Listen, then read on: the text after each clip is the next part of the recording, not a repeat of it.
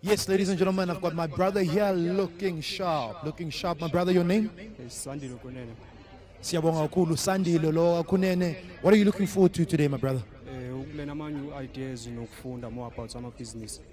He's here to learn about new ideas, learning about more businesses, interacting with other businesses. He's at the right place, ladies and gentlemen. This is the T Kasi Business Workshop right here in Mpumalanga. Thank you so much, my brother. Sure.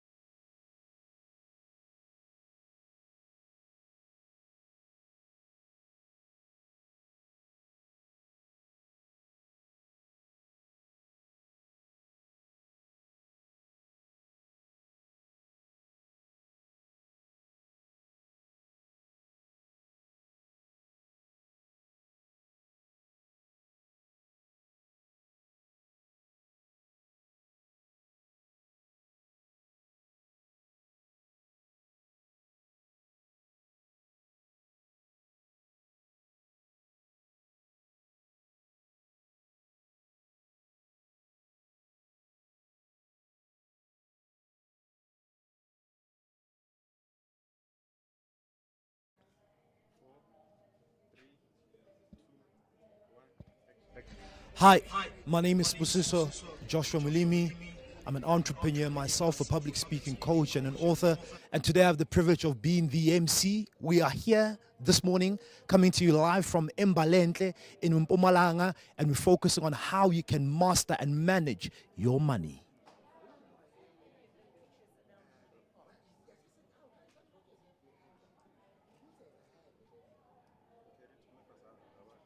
Are?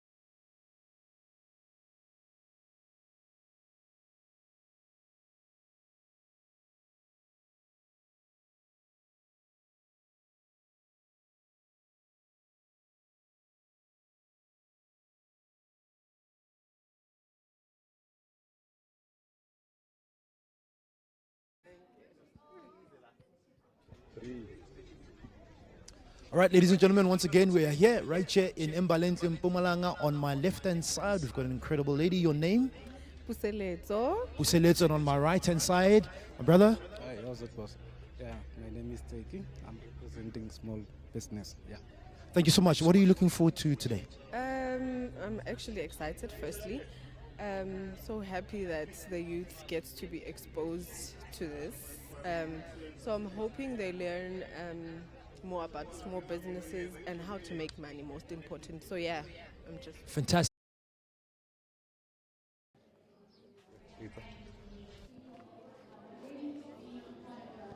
Nyatela works, my brother. Umnandi, are you well? I'm okay. Your name? Moses. Moses, thank you so much for joining us, man. I'm loving this. We talk about branding. How important is branding for young entrepreneurs? I think branding, it gives you that voice, so you don't need to say it sometimes, because branding helps you. It makes you stand out, so it's that inner voice for you. You don't need to say anything about it. So I think it helps you. My sister, don't be in such a rush. How are you? Fantastic. Your name? I'm Nomsa. And we'll catch you off guard. Ne? Namsana camera, speaking camera fast. Thank you so much for joining us. What are you looking forward to today? I'm not exposed to this. This is my first time, so I'm willing to learn. I can say. She's willing to learn. She's not exposed to this. This is the Tikasi Business Workshop. Thank you so much and enjoy. All right, thank you.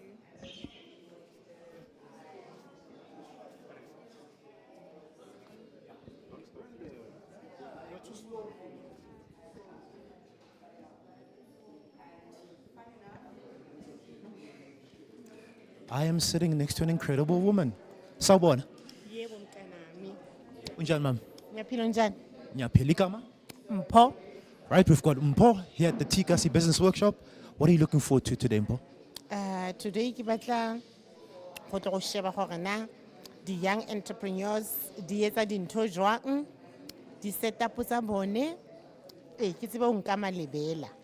Fantastic. Mpo is looking forward to today's session and learning from other entrepreneurs. Galebo Hulu, thank you for joining us.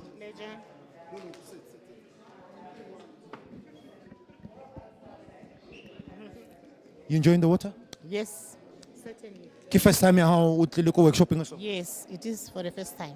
And do you have your own business that you're running? Yeah, mara ha iso be registered ko gone ke starta. No problem. Re jotsa ka yona. Oh, nna ke etsa disipa ne. Okay. Yeah, ke etsa disipa, ke etsa di oil. Fantastic. Soaps and oil. Mpo is your person. Thank you.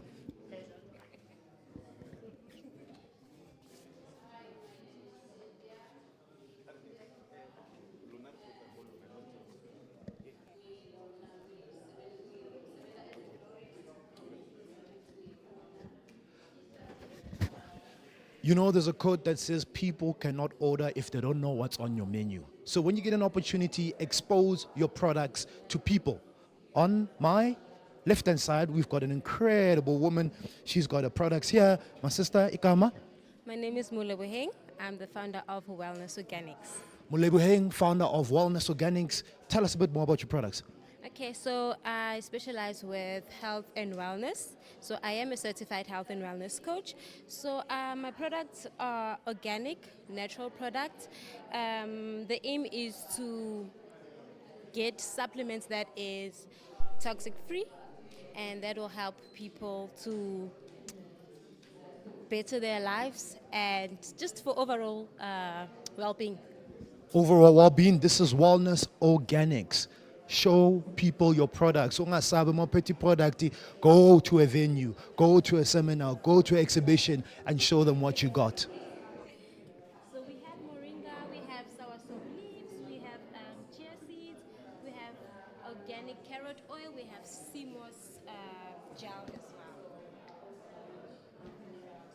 Oh, Yeah, but you can just do it again, but just okay, so we have soursop leaves. You can drink it as a tea. We have also chia seeds. We have moringa powder. We have carrot oil. You can use it for your skin. And then we have sea moss gel, which you can consume or use it on your skin as a face mask. Thank you so much.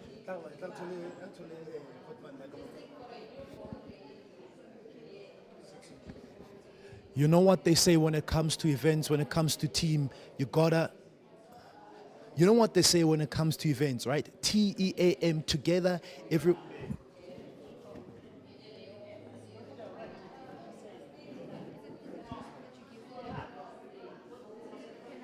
We must, sorry. Eh? All right, you know what they say about a team, right? TEAM, together, everyone achieves more. Behind every successful brand and product, there is someone behind the scenes, someone playing their part. Let's meet one of the team members. Let's go.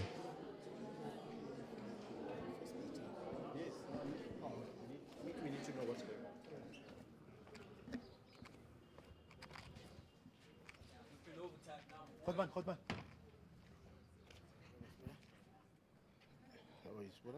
Together, everyone achieves more. This is a team effort.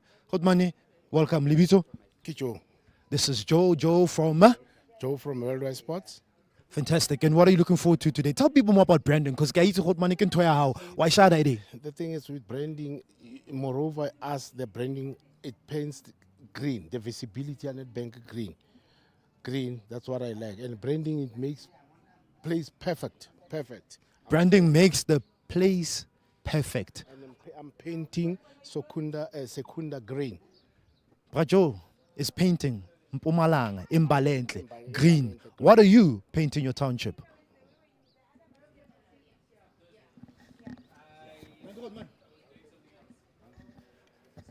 It's crazy. What time is it? 9:45, right? Entrepreneurs are coming in slowly but surely. You know, I know some of them are still making some money somewhere, but they'll come and join us. This is the Tikasi Business Workshop right here in Embalenhle in Mpumalanga. Let's go.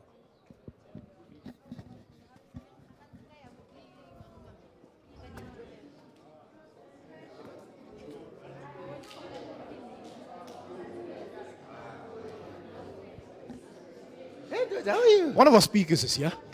A friend of T, a family member of T, Dr. Frank. Dr. Frank, welcome. I'm excited to be here. So happy. I'm really looking forward to the engagement this morning. And what can entrepreneurs look forward to today from your presentation? Yeah, I think today I'm going to focus on a common thing we often, don't spend a lot of time thinking about, the credit side of starting a business. So we're going to focus on, if you're an entrepreneur, how important is it for you, firstly, to have a good credit score as an individual, because your individual credit score also influences getting a loan, getting funding from a bank or any supplier of funding. Your credit score. Right? Credit, not bomashonis. No, proper. Credit. What is your credit score?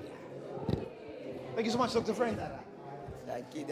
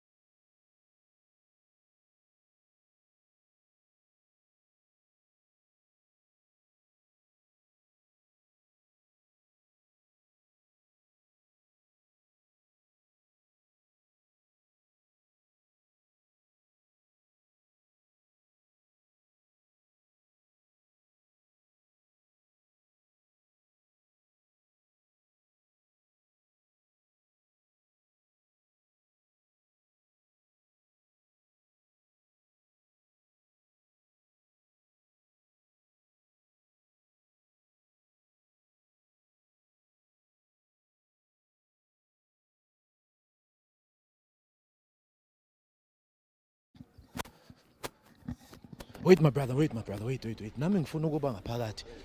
Yeah, ngibona esinye iskipha dithi sebenza ngicela sebenza. Sanibonani? Ninjani? Kaphela siswami igama? Ukwena. Let's do this while you're holding it like this. Okay. No, ungaphu. Igama? Ukwena. All right, we've got Kwena and then we've got Mamukit. Mama Kitty. Thank you so much for joining us. As you understand, skipper sako sebenza wona girl, which means work. Girl, work. What are you looking forward to today? Many more. Anything. I'm expecting anything, especially in business, marketing, finance. Yeah, everything actually. You're at the right place. And you, my sister? We're just learning about everything, really. Fantastic. Thank you so much for joining us. Learning, networking, marketing. This is the Tikasi Business Workshop. Let's go. We're starting in 3 minutes. One. Okay.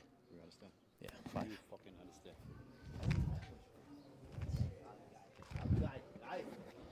Aye.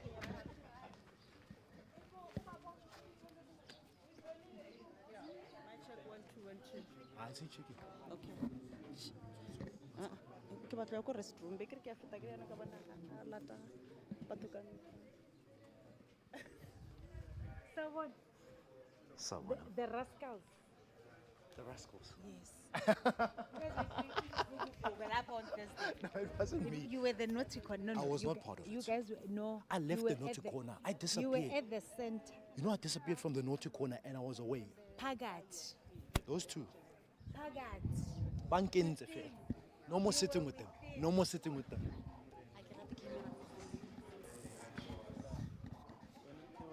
Nah.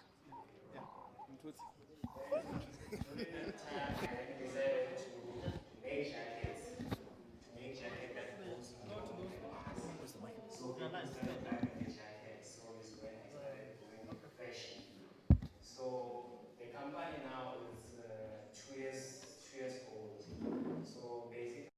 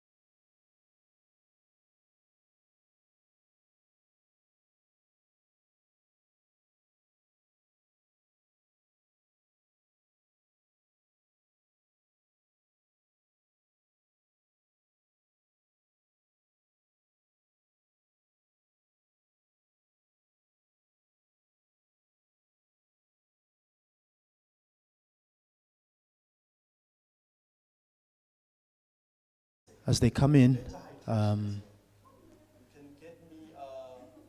So what I would like us to do is please can we fill in the seats now? The third row, please come to the front. I'm gonna slide in my seat now. Yeah. Gents, can we please fill in the seats? Nah? The seats that are in front of you. Let's be close. Let's be a family. I know we are in business and we're in competition, but let's be close.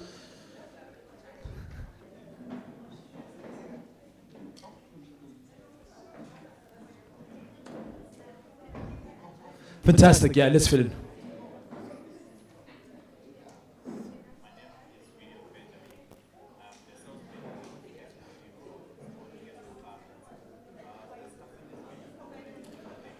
All right, fantastic.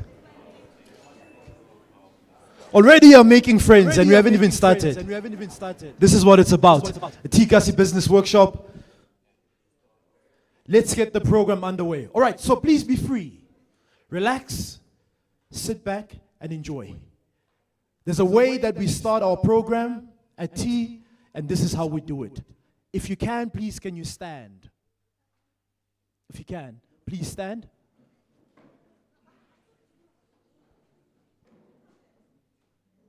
Feel free, guys.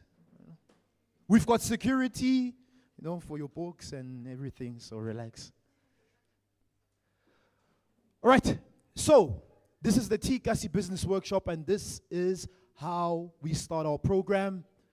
We're doing a countdown to get the energy up in this room. It's about energy. It's about? Please say energy with energy. It's about? Energy. That's what I'm talking about. So we'll go from 10. 9, 8, 7, 6, 5, 4, 3, 2, 1. When we get to 1, I say hashtag, you say. Who said join us for tea? I heard tea. Someone else said coffee and biscuits and what. So I say hashtag, you say join us for tea. And then I say hashtag again, you say together beke libeke. Yeah, together what? Together beke libeke. Are we together? Hashtag? Hashtag join us for tea, hashtag together beke libeke. That's it, right? And the rule is the program doesn't start until the energy's up in the room. Are we together? And some of you are no kitchen on the fitness. Let's go. And in. Come with me. That's why I said you must be free. I also need the hands. I need you to be free. Come on, let's go. Embalenhle, let's go. And in. 10, 9, 8, 7, 6, 5, 4, 3, 2, 1. It's okay. No, it's okay. It's fine. That was just a warm-up. That was a warm-up. Let's go. I can't hear you. Let's go. Embalenhle and in. 10, 9, 8, 7, 6, 5, 4, 3, 2, 1.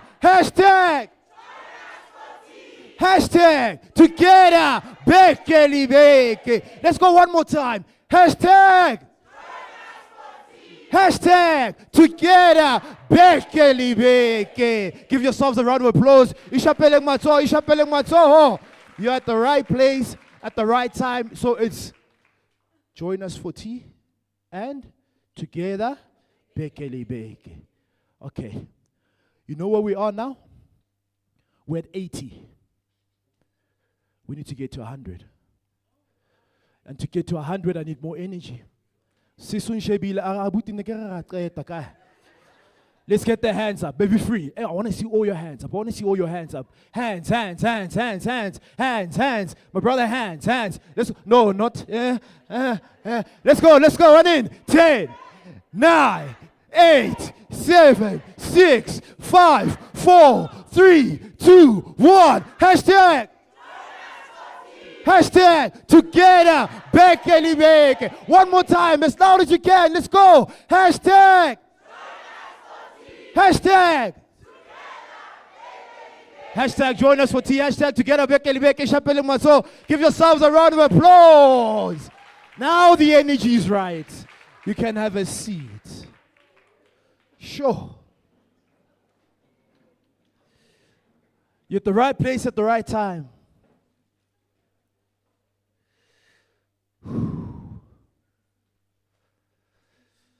Ladies and gentlemen, kings and queens, current and future millionaires and billionaires, job creators, entrepreneurs, welcome.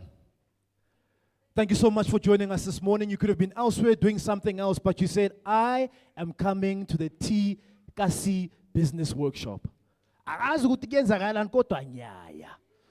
You are at the right place at the right time. Give yourselves a round of applause, please. This is a great investment that you have made. This is the T Kasi Business Workshop. And today, our focus is money management, money mastery. It's a sensitive topic. Angazi nibizan la lokshin. Zaga ne? What are some of the words that you use? I heard zaga, chelete, geld, nyugu, mula. Baba ring mula ki baba itwering he. Baba cheleta ba zamanyan. So we're going to be talking about the chankura, right? So expose HR how Jalema. Okay, we won't go any further. Money management. We all know money is the engine. Without the money, the car doesn't move forward. So today, we're going to share practical principles on how you can manage your money, how you can have a better relationship with your money. Because some of us, our relationship with money is toxic. Like toxic. So we're here to help you, right? We're coming to you live from Embalenhle in Mpumalanga. We've got our online audience. Let's give them a round of applause so that they feel our energy. Online audience, good morning, good afternoon, good evening. We don't know where you're coming from, where you are tuning in from, but thank you so much for joining us this morning. We are right here in the township, Embalenhle, Mpumalanga. Please, we ask you, join in, be part of us. Tell us who you are, tell us where you're joining in from, and you don't want to go anywhere. We've still got the pitching competition, we've got a masterclass, we've got networking. There is so much to look forward to. Are you excited? Are you ready? Look at the person on your left and on your right. Say to them, are you ready? Are you ready? Yeah. All right, so that now that we are ready and the energy is right, a couple of house rules. Please, let's listen. We are live streaming. Please make sure that your phones are on silent so that we can catch the audio and we don't miss a sound or a nugget. So make sure that your phones are on silent, number one. Number two, the bathrooms. If you need the bathrooms are on my right-hand side. Just in front of the banner, you'll see on my right, you'll see a sign, Abo Baba, and on the left, Abo Mam. Right? I saw some of you taking beautiful pictures. We're giving away a lot of prizes today. Don't look excited. Asking what prize is it? You know, you're never excited until you find out what the prize is, right? So we're humbly asking, Sancela, Real Copa. A lot of you have been sharing pictures. You're going to hear a lot of nuggets today. You want to share with people. Please use the two hashtags. When you're tweeting, when you're Instagramming, tag us so that we share and we spread the gospel. Are we together? Hashtag join us for tea and hashtag together, beke lebeke. All right, and then we have our exhibitors on my right-hand side. A mentor of mine once said to me, people cannot order if they don't know what's on your menu. Sometimes you tell people about a product, but they want to see it. They want to feel it. So we've got our exhibitors on the right-hand side. Let's show love to our exhibitors. Thank you so much. They've got their products with us. Later on, we're going to go and network with them, find out more about their products, share, buy, etc. All right? Good. Please do watch the screen. By a show of hands, once again, those of you who are here for the first time, this is the first time you hear about tea. We're here for the first time, okay? So you know that as an entrepreneur, you need a family, ne? Because it gets lonely, ne? Because in this cutting, and you just want to talk to someone about some of the things that you're going through, right? So if you're here for the first time, you are now part of the family. Welcome to the tea family. Isha Peling Maso, give yourselves a round of applause. And some of you came and said, no, I heard that there's a workshop. And you don't know who tea is about and what tea does and why we're here. So what I would like you to do is please watch the screen for a tea representative overview by Bulelani Balabala. Please watch the screen. Thank you so much for joining us for tea. My name is Bulelani Balabala. I'm the founder of Tea. And over the past 9 years now, going into our 9th year of Township Entrepreneurs Alliance, we've been able to directly impact over 65,000 township entrepreneurs. And the beautiful relationship that we've been able to form with Nedbank over the past 12 months has led us to unpack and unearth some of the most amazing talents from different parts of the country. It has seen over 100 small businesses exhibiting their brands. It has seen over 2,700 young entrepreneurs or young individuals attending these business workshops across the country. When we started Tea, over 9 years ago, 2015, it was with the sole purpose of, being able to impact small businesses, being able to impact township entrepreneurs. But the two main drivers then was to help township entrepreneurs to share information and network. And that being inspired on the backdrop of, an advert I had seen some time back that said that, it shows Sandton sort of coming together from being a bush, and it sort of sees it escalating its growth from being a bush into being the richest square mile in Africa. And I think it hit me at that particular point that in actual fact, you don't need to go to a particular place in order for you to build your own square mile. In actual fact, you can build your own richest square mile wherever you are. And that's the sole premise of Tea. The townships that have been looked down upon, the townships that are undermined, the township individuals that are undermined could actually build their next level of wealth right where they are. And that is the sole ethos of Tea. So joining us today, I'm going to encourage you, if you're watching online, if you're physically here at this particular workshop, the most important person in this room is the person next to you. Never undermine them. That's the person who's going to open up your network, because you must remember, we come into a township and we are going to leave. But the people that you then remain with are the people that you have here. And if you build a strong enough network, you might find, Wuti, there's someone here who supplies ice. There's someone here who's got a catering company. There's someone here who runs an events business. There's someone here who's got vans that are either in security or whatever, but they are lying idle. And you find that this is, if you're struggling with transport, maybe this is the person to talk to on the side. And that's how you build a formidable spiderweb economy. We've often heard of other races or other cultural groups building their own spiderweb economies. This is our opportunity now to build our own spiderweb economy. And then the biggest request from us as Tea is, if you're in this room right now, show us some love on Facebook, on Twitter, and most importantly, show our biggest brand and biggest supporter, Nedbank, love, because we are our sole aim, and what we are about is supporting brands that really support us. So from your pocket pause to your bank accounts to all your financial services, these are the guys to work with, and this is the bank that really cares about the township economy. Thank you so much. That was Bulelani Balabala giving a overview of what Tea is about, Township Entrepreneurs Alliance. And it's through our partnership with Nedbank that we've been able to impact 24,000 individuals globally. You can clap. Teamwork makes the dream work. 6,400 attended physically and the rest participated online. We are operating in the township, but we are global. And you too can be global. Next up, we have a video, so you'll watch your screen. This video is from Mr. Iko Thomas, Managing Executive for Retail and Business Banking at Nedbank. Please watch the screen.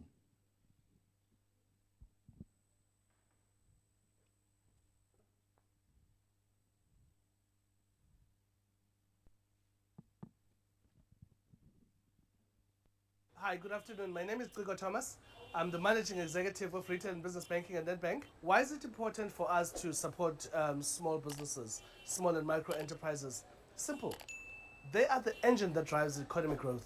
If you think about the situation we are in South Africa, where we haven't been able to generate GDP growth of more than 1.2% per annum over an extended period of time, a period that stretches more than 10 years now, where's the growth going to come from? The kind of growth that creates jobs, that generates economic activity, that drives tax collection. For us to invest in the things that the government needs to invest in, it's going to come from small businesses being born, being nurtured, being grown, being scaled, and hopefully they become big businesses that can operate at massive scale one day and even operate in international markets. So in many ways, our reason for supporting small business is our belief that the engine of economic growth is the nurturing and growth and partnering with businesses of this nature.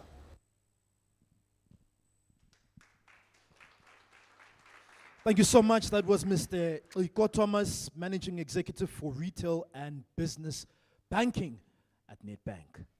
So, you got a tag, right, around your neck. And at the back of your tag is a QR code. Do you see it?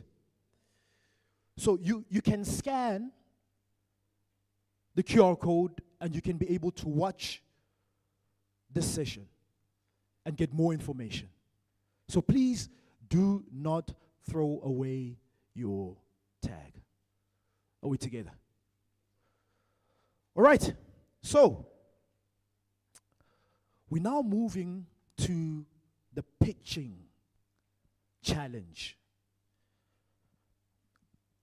So we've got our finalists here. They're looking at each other. Hey, man, are you ready? I read a quote, and please listen to this, entrepreneurs, because you have entrepreneurs that, no, minang sababantu mina. Oh, I'm an introvert. I can't speak in front of people.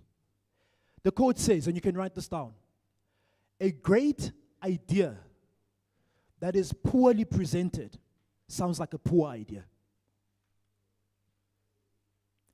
A great idea that is poorly presented sounds like a poor idea.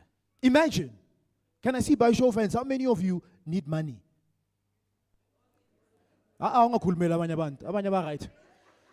You need money, ne?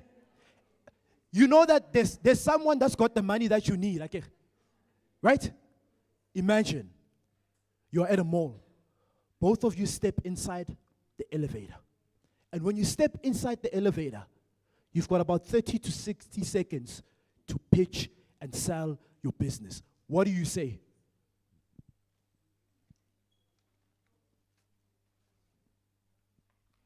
Sure, hot money. Hey man, hey, katulo zako man. Hey man, hey, you're looking nice. Hey, hot money yaknanya man. Hey. It's better to be prepared and not have the opportunity than to have the opportunity and not be prepared. Because sometimes the opportunity only comes once to pitch your business. Now, we're going to help you. When you have an opportunity to pitch your business, there are questions that you need to answer. Please write these questions down. There are many more, but today we're only giving you 4. 4 questions. Oh, so we are pitcher so many number number. Question number 1. What problem are you solving? What service are you offering? Question number 2.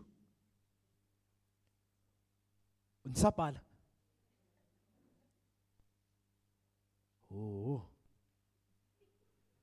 What problem are you solving? What service are you offering? Hi, my name is, this is the problem that I'm solving, this is the service that I'm offering. Question number 2. What is your USP, unique selling point? You are not the only one that is doing what you're doing. So you need to be clear on your unique selling point. I don't know why I mentioned Tamakwenya, maybe Langas. But at times, no, we're in manufacturing. Yeah, but we're also in manufacturing. So what sets you apart, my brother? What is your unique selling point? Is it the quality of your material? What sets you apart from your competitors? Is it price? What is it? Is it offering? You need to tell me so I know. Are we together? Question number 3. What is your story? I want to know your story. I keep saying there's a certain shoe brand. I'm not really into sneakers. I don't like sneakers really. But I buy their sneakers because I love their story. We buy into you because we love your story and what you're for. Right? Question number 4. The last one. What do you need? You've told me the problem that you're solving. You've told me what sets you apart. I love your story. So what do you need? And you need to be very clear. No, how much? For what? Are you with me, my brother? So we said question number 1. Let's say together, please. Question number 1. What problem are you solving? Ne? Question number 2. What's your unique selling point? What sets you apart? Ne? Question number 3. What's your story? Question number 4. What do you need? So even when you're by yourself and you're at home and you're not doing anything, you practice your pitch. So that when the opportunity comes, you take it. Be prepared. The last one. Feeling like Oprah today. Don't know. Entrepreneurs, please listen to me. I understand that we want to help people, like it, but you are in business to make money. So, question number 5 is, how do you make money? What is your business model? How do you make money?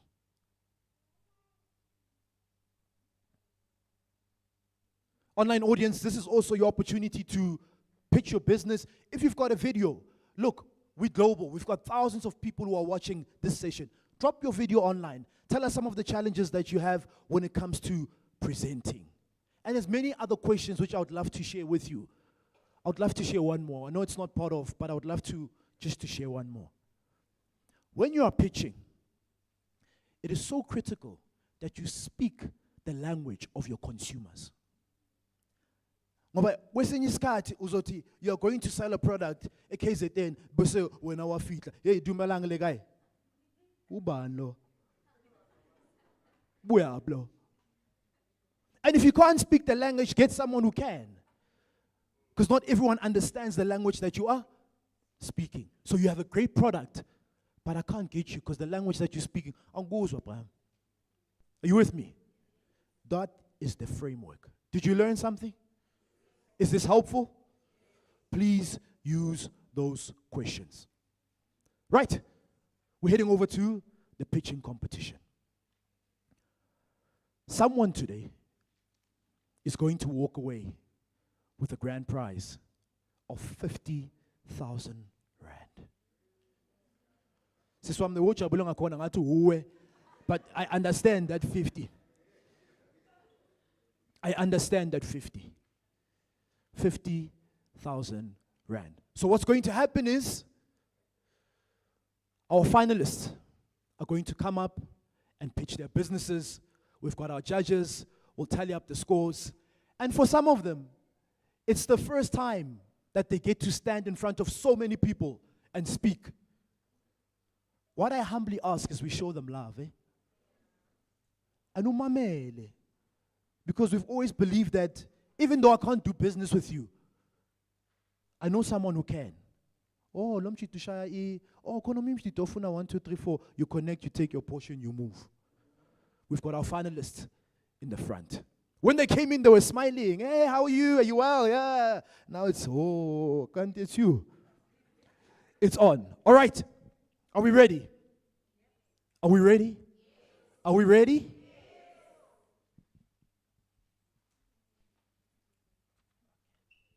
So, we have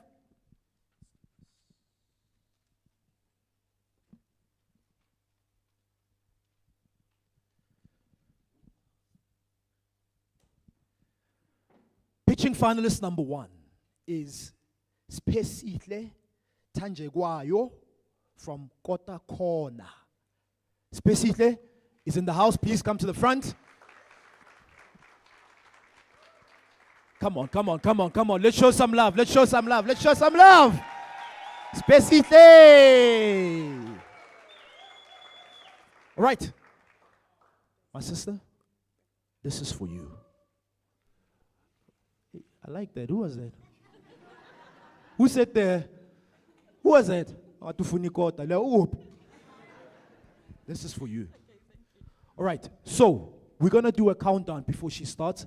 A 3, a 2, and a 1. And then you have 1 minute 30 seconds. When it gets to 1 minute 30 seconds, we cut you. Okay? Take center stage.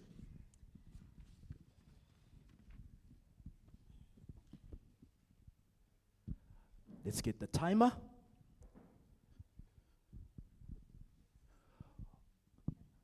You check. It's on? Testing.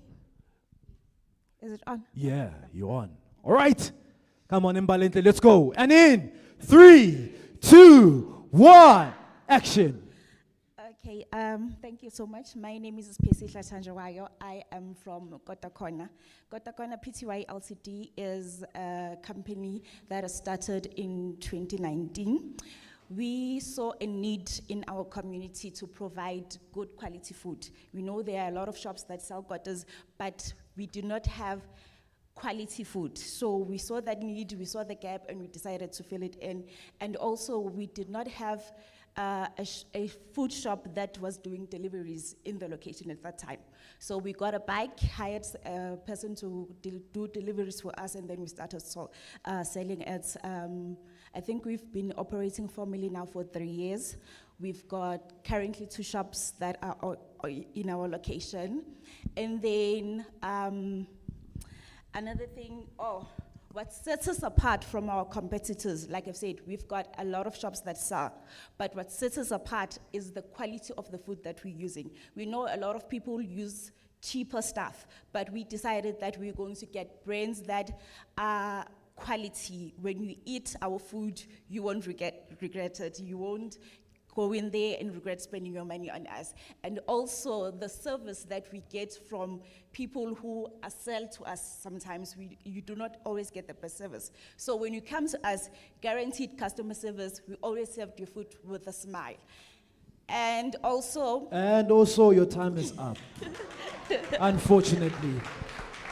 Ladies and gentlemen, please let's put our hands together for Spesihle. Come on, taram shapeleng matsoho. So next time you are looking for Ikota, where are you gonna go? Kota Corner. All right. Okay. That was finalist number 1.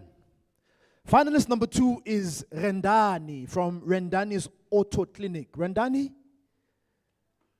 Please come to the stage, my brother. Please, let's put our hands together for Rendani. Come on. Embalenhle, let's put our hands. This is Rendani.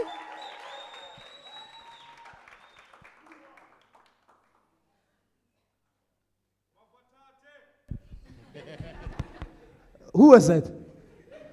No, who was that? I want to see you. Who was that? I love your energy, my brother. Is the business partner? No. Oh, okay. You know, for that kind of energy and that support, I really enjoy it. We're going to give you a t-shirt. A t-shirt there. Yeah. T-shirt for you. T-shirt for you. The ladies on the side are saying, yo, Chomelu are not too late, man. Wambona brothers. Brother, this is for you. Thank you. All right. So we'll count you down. Okay? Embalenhle, let's go, let's go, let's go, let's go. And in 3, 2, 1, action. Thank you. My name is Randani, and probably the only mechanic in the house, and not the only mechanic. I'm also the founder of Randani Soto Clinic, which is a 100% black-owned and managed company based in Mpumalanga. What we basically do is that we offer roadside assistance, vehicle maintenance, and also vehicle repairs. What inspired us to start this business is that as a dealership employee, I realized the kind of service that customers are getting from the dealership, which wasn't pleasant for smaller businesses, and then that's why Randani Soto Clinic was born.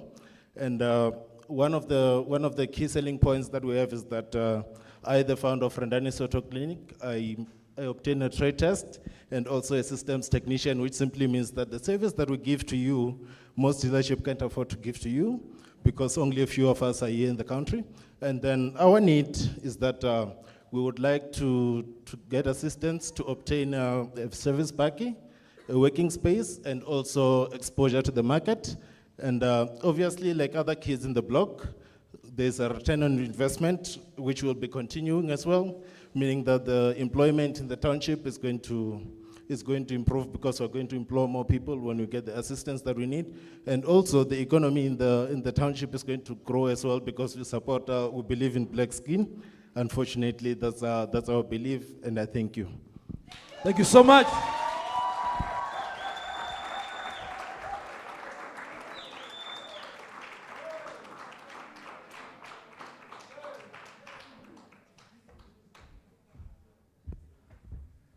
So that was Randani. Let's give him another round of applause. I always sit there and think, it's like people who wash shoes and people who fix cars. Like when they come into a venue like this, I'm sure, are they checking cars? Here's a potential customer. Yeah. I don't know. But there are many cars outside. Thank you so much, my brother. Yeah, it's hot. 2 down, 3 to go. We have Katleho Nkambule from New Choice. Katleho? Katleho is here, ladies and gentlemen. Please let's put our hands together for Katleho. Come through, my brother Nkambule from New Choice.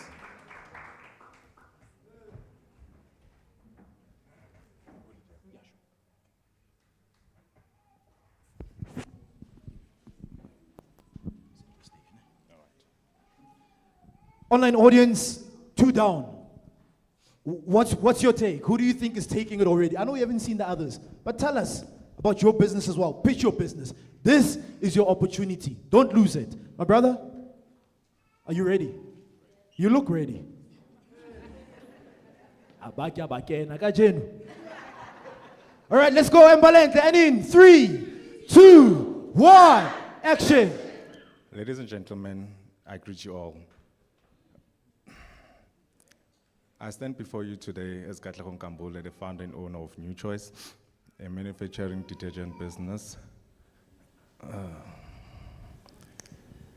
A youth-owned manufacturing detergent business with a mission to provide high-quality products to our community.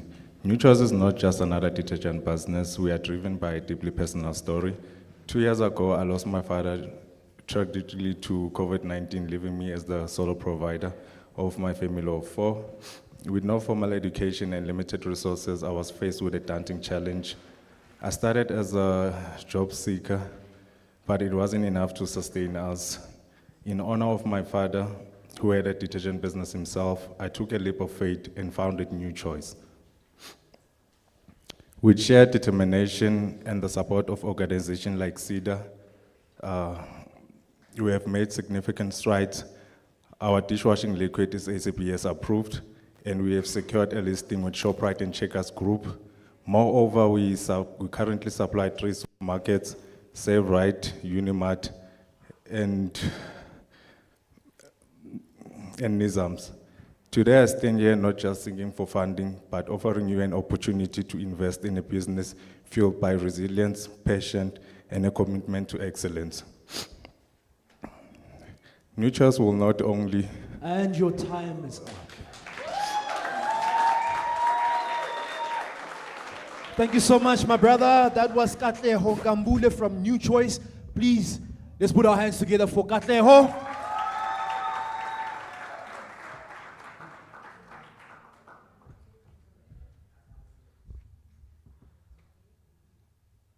Right in front of you is a very lovely t-shirt. It looks nice, ne? No, I agree, even if you just say it looks nice. I might give you one. So if you'd like to win one, I need some energy from you. Who would like to win one? Hey, my brother, come. Come, my brother, come. I'm shining his hand. He gets himself a t-shirt. That's for you, my brother. Yeah. That woo that you mentioned, I don't know where it came from, but I like the energy anyway. Three down, 2 to go.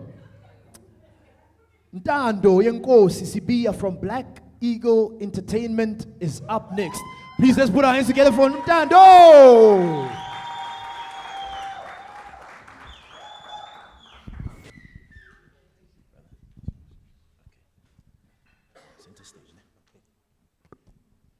Hello. Yeah. Hey, test. No. Okay.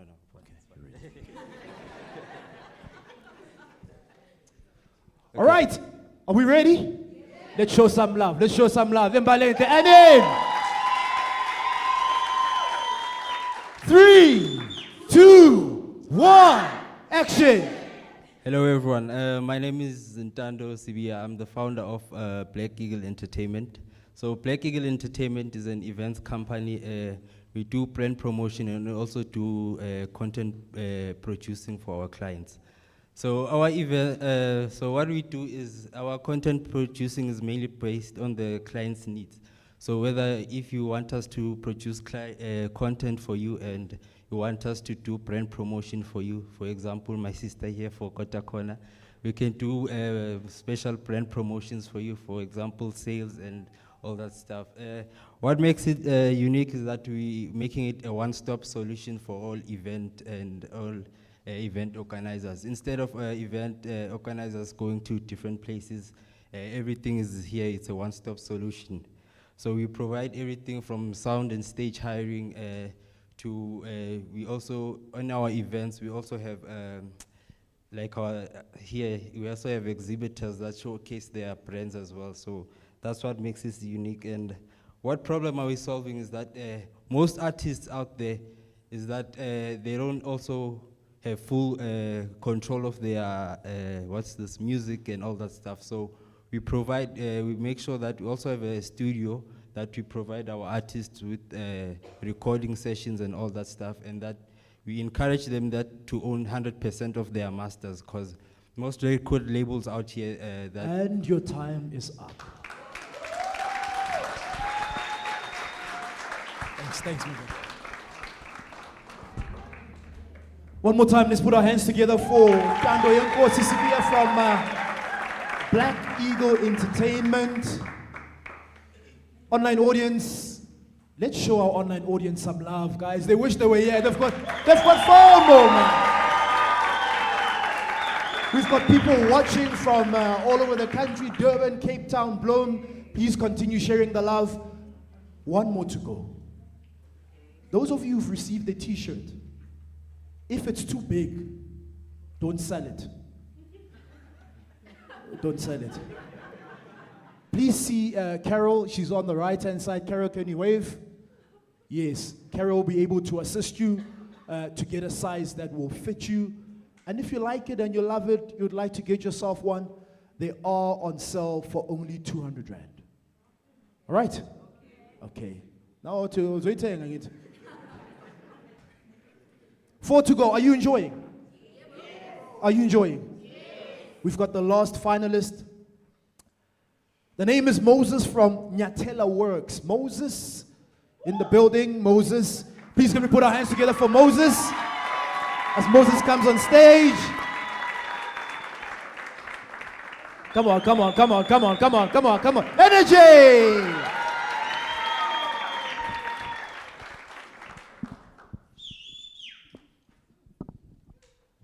Testing. Liska sheba ngabuti mamela ngo tlo reng. Hey mara le side le na man. Hey. All right, Embalenhle, let's go. And in 3, 2, 1, action. Morning, everyone. My name is Moses Manshianuke from a company called Nyatela Works. It's a company that seeks to do. It's a company that seeks to solve a problem that artists die without anything. We want to be one of the best companies that want to be a beacon of hope to performing artists. We offer nothing but one of the good services in terms of industrial theater. It's one of our major services. We're one of the best in terms of doing training and offering training to employees, training to anyone. What we do best is that we offer our clients nothing but the best services. What we need from now is that our company is slowly growing. We are seeing a growth in our entertainment services and also our events equipment hire. We are outsourcing 90% of our equipment that we are doing, so we are looking for a partnership that we can able to grow our sales by 30% this year.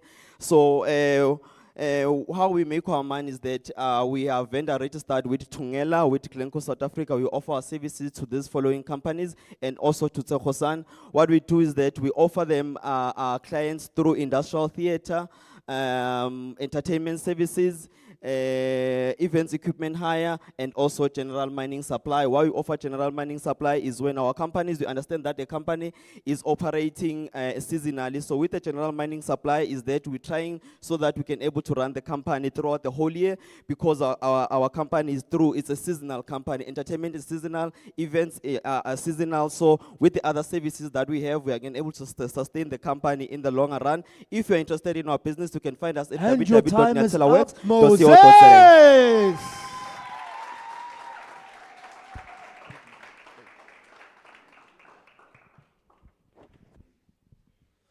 All right, ladies and gentlemen, please let's put our hands together one more time for Moses. Moses from Nyatela Works. Spesihle, Kotakona, Rendani Auto Clinic, Katleho New Choice, Ntandu Nkosi, Black Eagle Entertainment, and Moses Nyatela Works. Those were our pitching finalists. I think we can show them love one more time and put our hands together.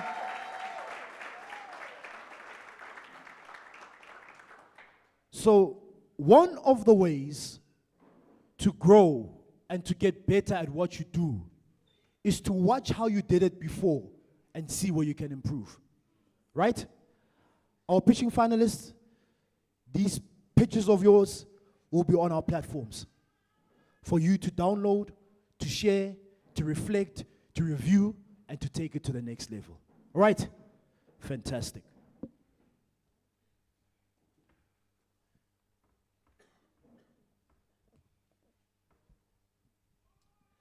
Let's move right along. Please, can you all take out your cell phones? I'd like to do a quick demonstration. I should have said, please take out your cell phones if you have data. Because the next thing requires you to have data. No, niko personal, shonje. It needs you to have data. If you don't have, no, I didn't say you don't have. But you know, if you don't have, ask the person next to you, please hotspot me. Ngizokubona nawe man, entrepreneur. You walk into a mall, hotspot. All right, and please go on Facebook. Please go on Facebook. And then go to the search button, where you type in the name of an individual or a group or whatever you're looking for. And at the search button, please type Township Entrepreneur Alliance. As soon as you say Township, it should pop up. I mean, it's T, man. And then scroll down to the feed. Yeah? What do you see? You see me? Who said I'm live? Where's that? You said, hey, my brother, your energy. I'm going to make a plan for you. Do you see me? Hello? Do you see me? Below me, you'll see a like, comment, and share, ne? Fantastic. How you are cooperating. You guys, we humbly ask, Siyancela, we want more and more people to know about what is happening here. Please, can you click on the share button? There's a button there titled share. Share. Please, can you click on that share button? Share your views, share how you're finding it, share it with your audience. And the powerful thing about sharing this is that it stays on your timeline. Yeah? Now sometimes see, there it is. You may not have data now, but we humbly ask you, Siyancela, when you get home later, you're in an area where there's data, continue to share the love, continue to share this session. Are we together? Thank you so much to every single one of you that has shared. All right. Now, I would like to give away a prize. Should I give away a prize? This prize, you know what it's for? Can anybody guess what it's for? It's yours. No, not who it's for, what it's for. Energy? No. Best dressed? When you say best dressed, what people? All right, so we're giving away a prize to the first person to arrive.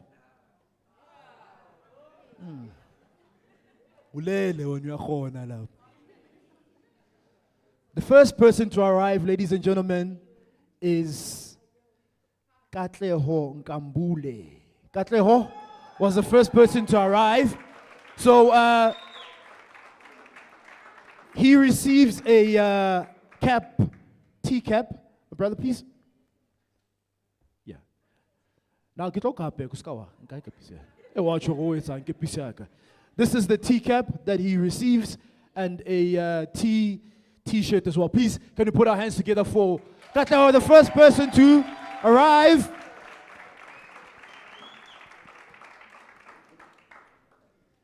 Come early. Because when you come early, you get a prize. But also when you come early, you get a nice spot to sit. And then when you come early, you get to see who's who. Come early. Next time, come early. Come early. Time, come early, brother. Time is money. All right, let's move right along. Are you enjoying? Yes. It's just the starter. We're going to get into the breakfast and the main course now. We just got started. Please, can you watch the screen? There is a video from Lizzie Mohale, Managing Executive for Insights and Advisory at Nedbank. Please watch the screen.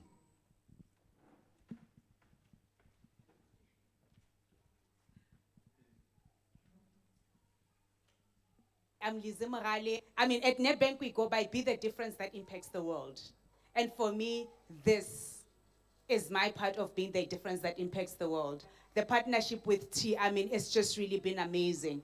One of the key things that we pride ourselves as a bank is that when we get into partnerships, we talk about triple benefit. What's the benefit for the client? That's what we ask ourselves. What's the benefit for the partner? And what's the benefit for Nedbank? And for us, this partnership was like marriage made in heaven. Because you sit and you're like, what's the benefit for the clients? It's you guys, people with ideas, people who are out there hustling, making money. You just listen to these pitches and you're like, oh my word, the future of South Africa is bright.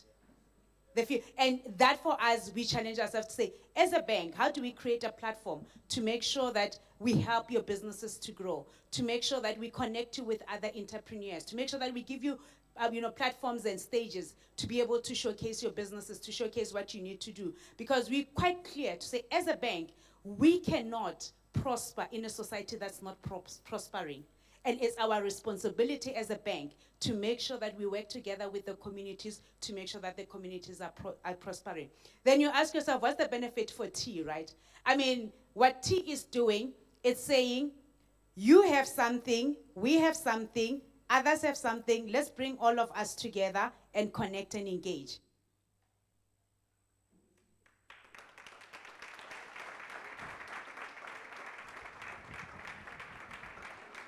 You have something, we have something. Let's come together and connect.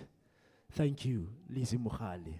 All right, we are talking about managing and mastering your. Managing and mastering your. Come on, I can't hear you. Managing and mastering your. Managing and mastering your money. So, we have a presentation from Dr. Frank. He's in the building to talk about financial literacy. Let me read his brief bio. Dr. Frank holds a PhD. Hulali. And make it Dr. Olewa, not Olewa.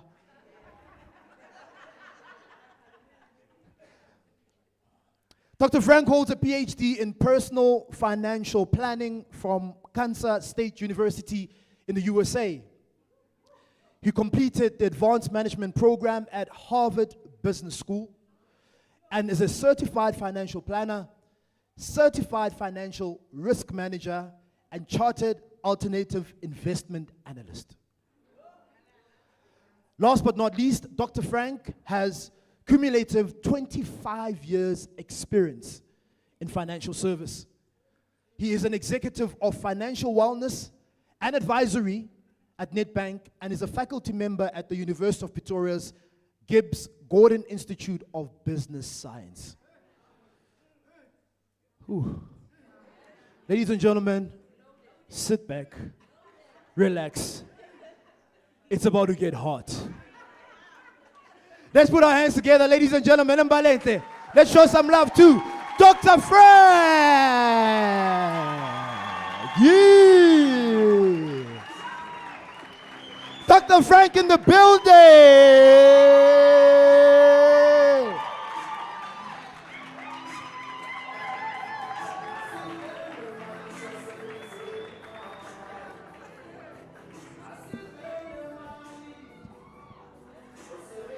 Let's go, let's go, let's go. Hey, any.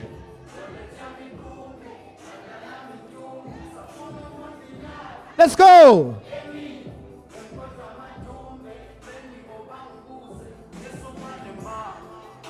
Any.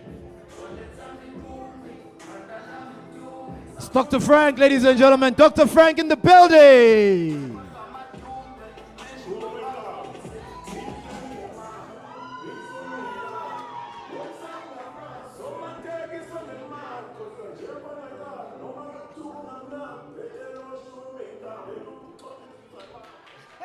Let's go! It's Dr. Frank, ladies and gentlemen.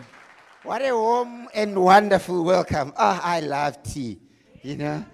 What an amazing opportunity. And for me, and really for us at Nedbank, as you heard from Lizzie on the video, really getting a sense of the impact business can do in communities, right? We are privileged to every day go to where we work as part of Nedbank and have this sense of, I'm doing something bigger than myself, right? I'm touching lives. And for me in particular, with the opportunity to talk about money, we know money is so central to our lives, right? And so to just say one or two things around money that help others just makes me feel, I am doing my little bit to make South Africa a better place that we all want it to be. So when you talk about money, for me, by the way, all that intro, what it tells you, say, ish, this guy's old. So with age comes wisdom. So when I talk to you about money, I'm not talking about money because I have a PhD or I've studied how and what people do with their money. Yes, that helps a little bit. But I'm really talking to you as a person like you who has engaged with this thing that we call money and has made mistakes. Who doesn't? Right? So one of the things that's so interesting, and I want you to reflect on it, is no one prepares us adequately to manage money. A lot of us, we get better from the school of hard knocks. Right? But it's also kind of weird, right? Money is so important, it's so central, yet we often don't get an opportunity to really formally learn how do you deal with money. So here's where I want to start. We had earlier, there are these 5 questions. In fact, there were 4, then they became 5, then they became 6. Did you see that? One of them was, what is your story? I'm just going to add one word. What is your money story? What is your money story? We all have a money story. And I want to say the following, that we may not know what that story is, but what I know for sure is the following. And my buddies helped me prepare. Yes, I'm very prepared. I've got a little bit of money here. In case you're wondering, the color is what's important. You know, we NetBank, so this is our color, right? And so I've got $20 here. I want to tell you, our relationship with money, it's not this. It's not the digits that we see in the bank account. I want to tell you, everyone has a money story because we all sit back and money means something. Not this that I'm touching here. It may mean power. It may mean freedom. It may mean security. It may mean status. Right? It may mean love. It means many things to us. So that's one thing I want to offer you to say. I want you to reflect on, what does money mean to me? What does it represent? Because when we spend time reflecting on what money represents, a number of things will follow. Right? And I want to illustrate this point, then I'll move. I mean, you can see, it's also green, but I think my sneakers are quite awesome. I mean, can you see them? It's Converse. Why is it Converse? Why is it no-name brand? Why is it no-name brand? Because I say to myself, you know what? I work hard for my money.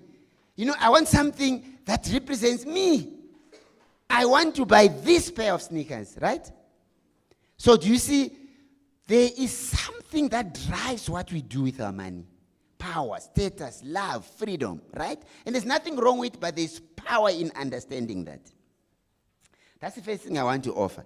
The second thing is, this thing called money, I don't know about you, it's full of emotions. I mean, good people, we cannot talk about money without talking about emotions. Sometimes we are stressed, we are worried, we are anxious, we are afraid. Right? Those are all emotions. By the way, negative emotions, right? So when you understand what's driving what you do with money, you realize, it might be this, or it might be in a bank account. But actually what's happening here, there's a lot around emotions that we're dealing with here. For entrepreneurs, am I going to sell my products and get enough revenue? If I sell on credit, am I going to be paid? If I want to grow my business, am I going to win the pitching competition so that I get 50,000 and grow my business? Do you see all the emotions that come with that, right? What's your money story? Do you understand money is about emotions? Let me unpack one of the biggest challenges in our lives that brings lots of emotions and has to do with money. Many years ago. Remember I told you, hey, all these things just tells you this guy's old. So, Bafouet. Yeah, no, everyone has a story. We all come far. You know, I'm thinking, many years ago, I had a small place there, Clifton Heights in Braamfontein. And I was drowning in debt. First job, just been working for a couple of years, supporting my family. And I ended up with so much. In other words, I owed banks quite a lot of money, given what I was earning at the time. And so, you know, the emotions that come when you owe, but you're struggling to pay. Right? Let me tell you the ones that used to come to me. Hey, ngimdala kangaka, I can't even manage money properly. Ngiyasebenza. It goes in, 2 days later it's gone. You judge yourself. You angry at yourself. You don't even know how did I end up here. Right? You feel ashamed that there's something wrong with what I'm doing with money, right? So I was in that space, and then I decided, no, let me solve the problem. I've done it. I don't know who hasn't done it yet, but I just saw my boss is here also. I hope I won't be in trouble. But you know, I didn't say during the interviews when they hired me a few years ago. I went, took my ID book, took my bank card, went to Jorison Street. There were people there who gave you money. We'll call them abomashonis. You know, the ones who take I've been there. They gave me 10,000. And sometimes you go from, you know, is it the frying pan into the fire? Things go to waste. And you know when you don't pay them, you know they threaten you, right? You feel like, hey, you might lose your life because of this 10,000, right?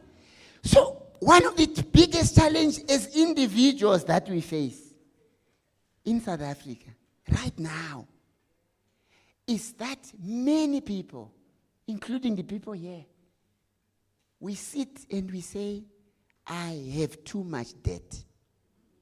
It's not me saying it. We did a survey last year, Netfin Health Monitor. 4 in 10 South Africans told us, not us telling them as a bank, they told us, I have too much debt.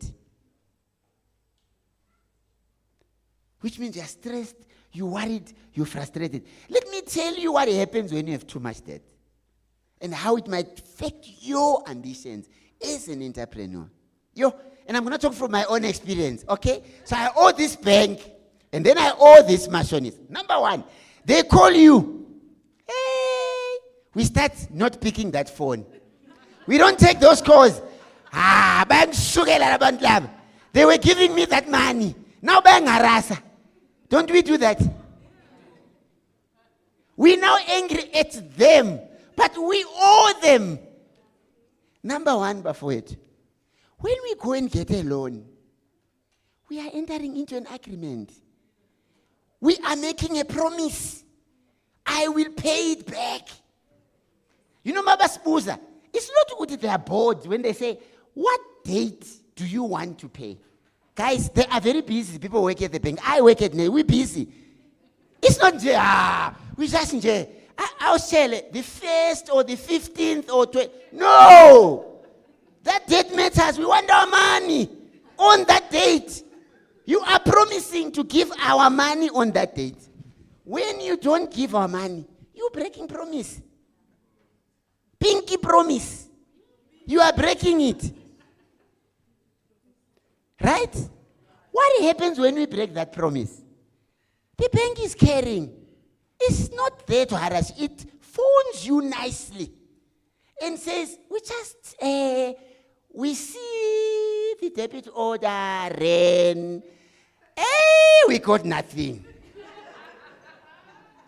Could you make a plan, please? That's what they're phoning to say. Then they call you again. And then we don't pick the calls. What happens? It's a transaction. You are not fulfilling your obligation. Now we say, no. We have to do something about it. And the sad part, what often happens is maybe the bank goes and now is going to repossess the car. Or if it's a personal loan, they are now going to report you to a credit bureau and you have a record that you borrowed money but you didn't pay. So what I'm illustrating is this. We often don't realize, by not picking that call, in fact, before you even pick that call, by not being proactive and going to the bank, you say, I have a few problems, Bafowethu. Things are not going well. I will not be able to pay you on time. What can you do for me? What arrangement can we come to?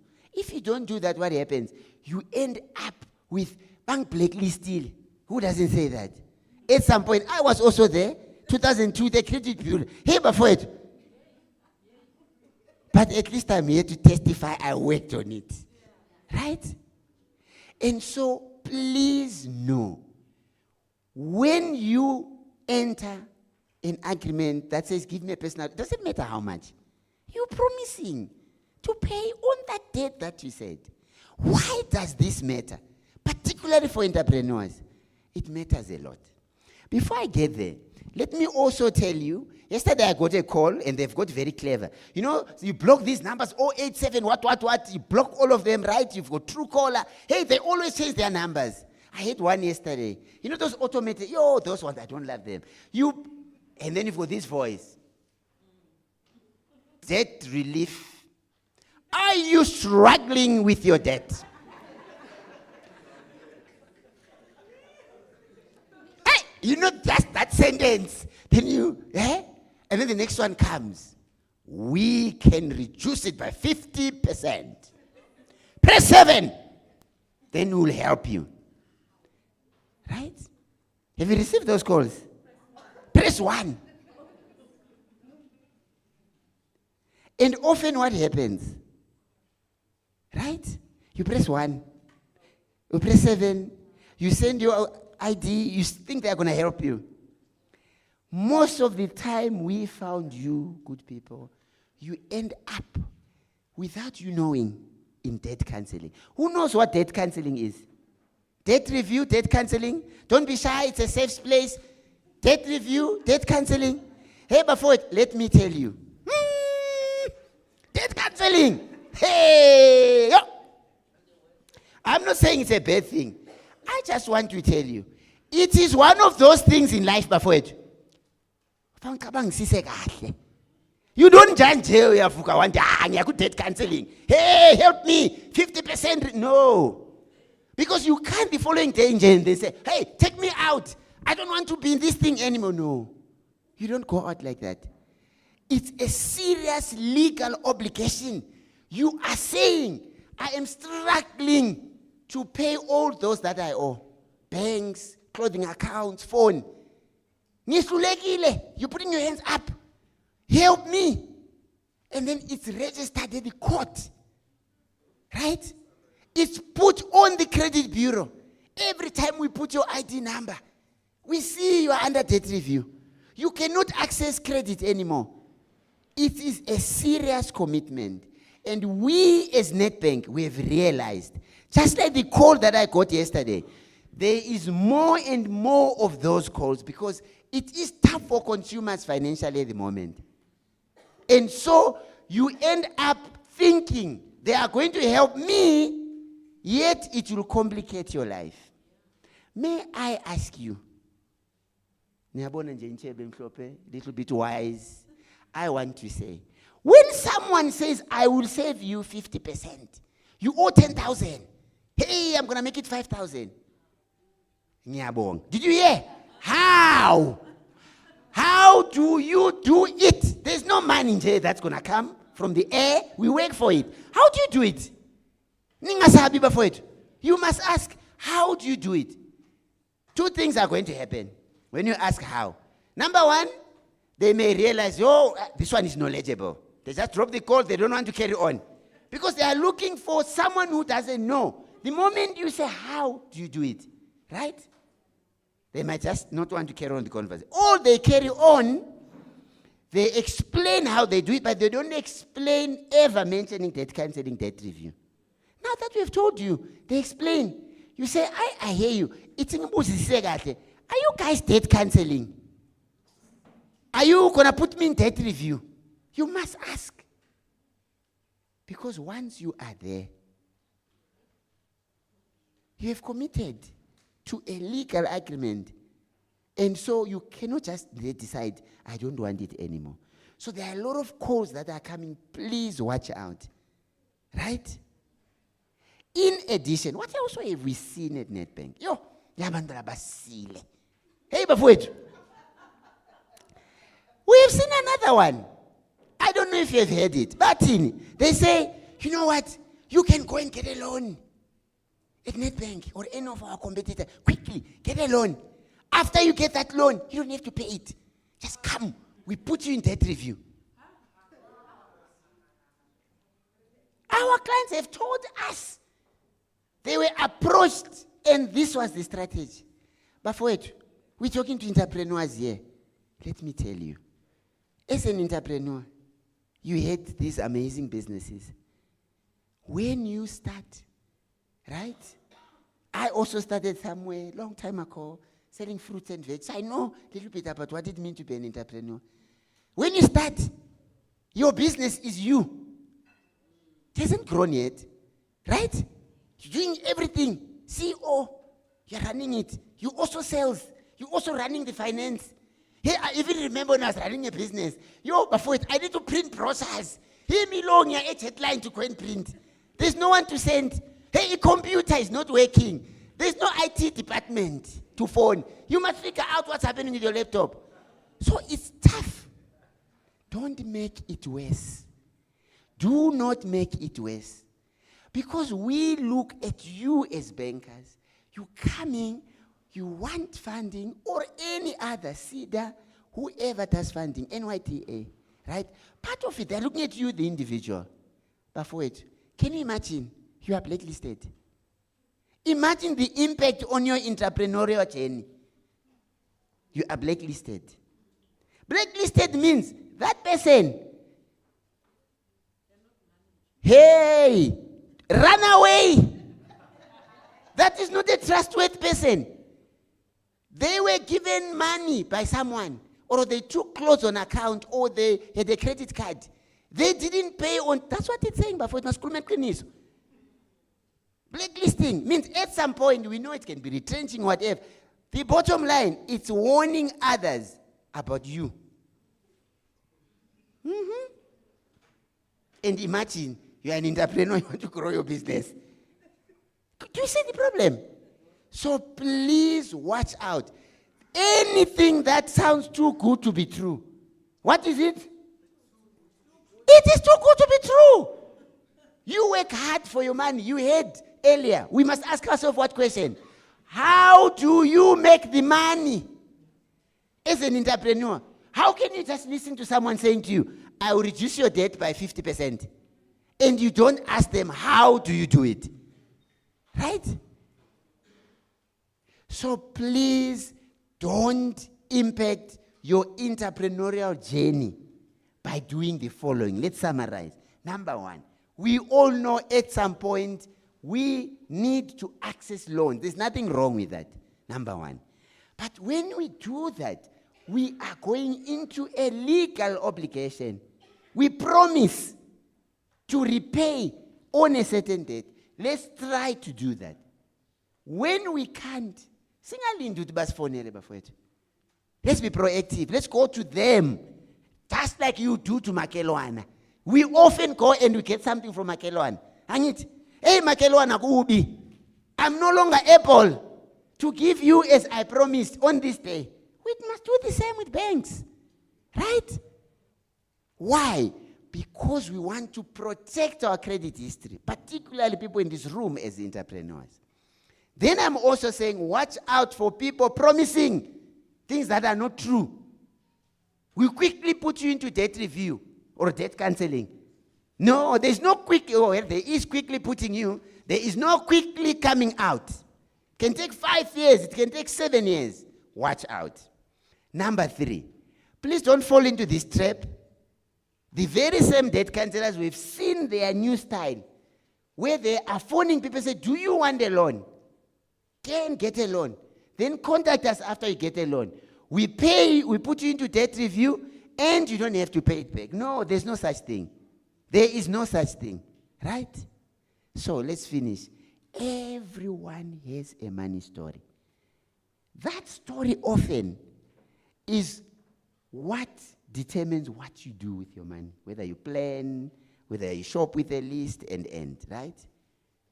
Understand that story. Understand the obligation with the financial institution. And most importantly, any entrepreneur, for them to succeed, evidence of managing money well is very important. Where do we get that evidence? We get it in your credit score. So let's finish off by encouraging every one of you, by show of hands, who has accessed their credit report before? It's out there in the big internet. As NetBank, we can give you, other banks can give you. Well done to those who have. If you haven't, please access your credit through your bank, through TransUnion, through Experience. There are so many ways, through ClearScore, to get your credit score. You want to run your business with confidence that if I ever need money, they can give me because my credit history or my credit record speaks for itself. So thank you for being here. It already shows you are interested in managing your money as well. I wish you success in your entrepreneurial journeys. And please remember, as NetBank, we are here for you to support you on that journey so that you don't fall into these common mistakes like being tricked by debt counselors. Thank you.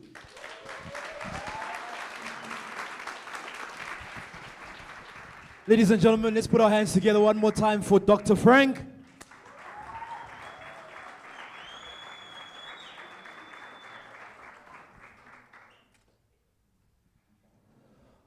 All right, did we? No, don't go. Oh.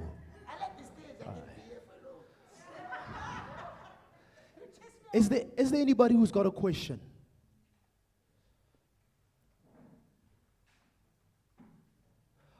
All right, so there's one.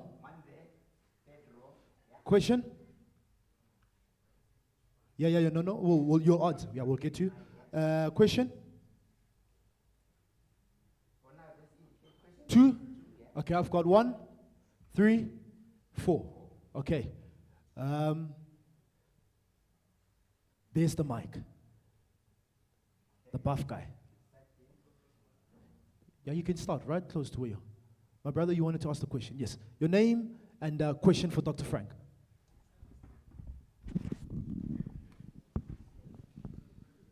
Okay, Sanbona. Hello. I'd like to ask the process of... Debza, how did you go to step? And could be close now? With a question now. Yeah.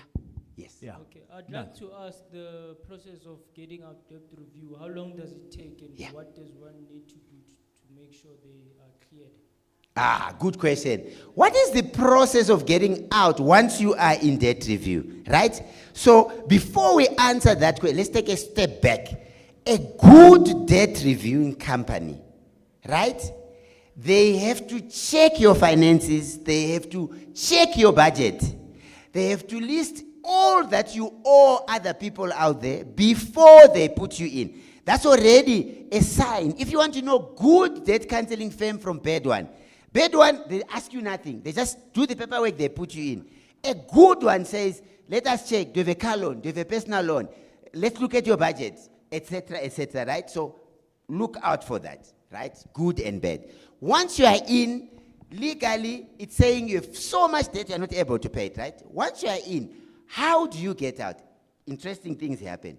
Number one, because it's a legal process that you have entered into, you only exit when you have paid every one of those you owe. Clothing account, a bank personal loan, a credit card, a car loan. The only thing that doesn't go into debt counseling is your home. Just the law doesn't allow the house or the home loan to be included there. So the only time you get out is when you have paid every single one. Not only that, but for you, what do you have? You have a settlement letter. That says you have paid everything. Your debt counselor takes all those settlement letters. He does a report on top of that, together with the settlement letters, goes to the magistrates' courts, they are happy with it, then sends to credit bureaus, then they can remove you. So, those lawyers, you know them. You know the ones that they say, 2.5, we will remove you from blacklisting. No one can do it. It's impossible Don't waste your money paying lawyers to remove you. No. Use that money to pay your creditors. How quickly can you get out? 3, 4, 5, sometimes 7 years. It depends on how much you are putting in to pay those that you owe. You only come out when you've paid everyone. So it's a good idea. If you have any extra money, put it in the debt review program so that you come out quicker. The good thing, when you come out, you're like starting from scratch. You don't have a bad credit record. No one stops giving you credit because you were once in debt review. So once you come out, you start afresh. So that's a good thing about it, yeah. Okay. Thank you so much. And then there was, yeah. My sister with the white. Yes. Okay, let's go to my brother. Let's go to number 2 there. Hello, sir. Yeah. Sir, can you explain more about the hedge fund? About the? Hedge fund. Hedge fund. Yes. Oh, that's a complex thing, right? So hedge funds. I think with the time we have, what we can tell you is the following. You know, when we put money in a savings account, what are we doing? Kind of the name tells us, because sometimes we lose it, right? Saving. Saving. We are putting money aside, right? So that when we need it in future, we'll tap into it. Sometimes we call it emergency funds. We call it rainy day money.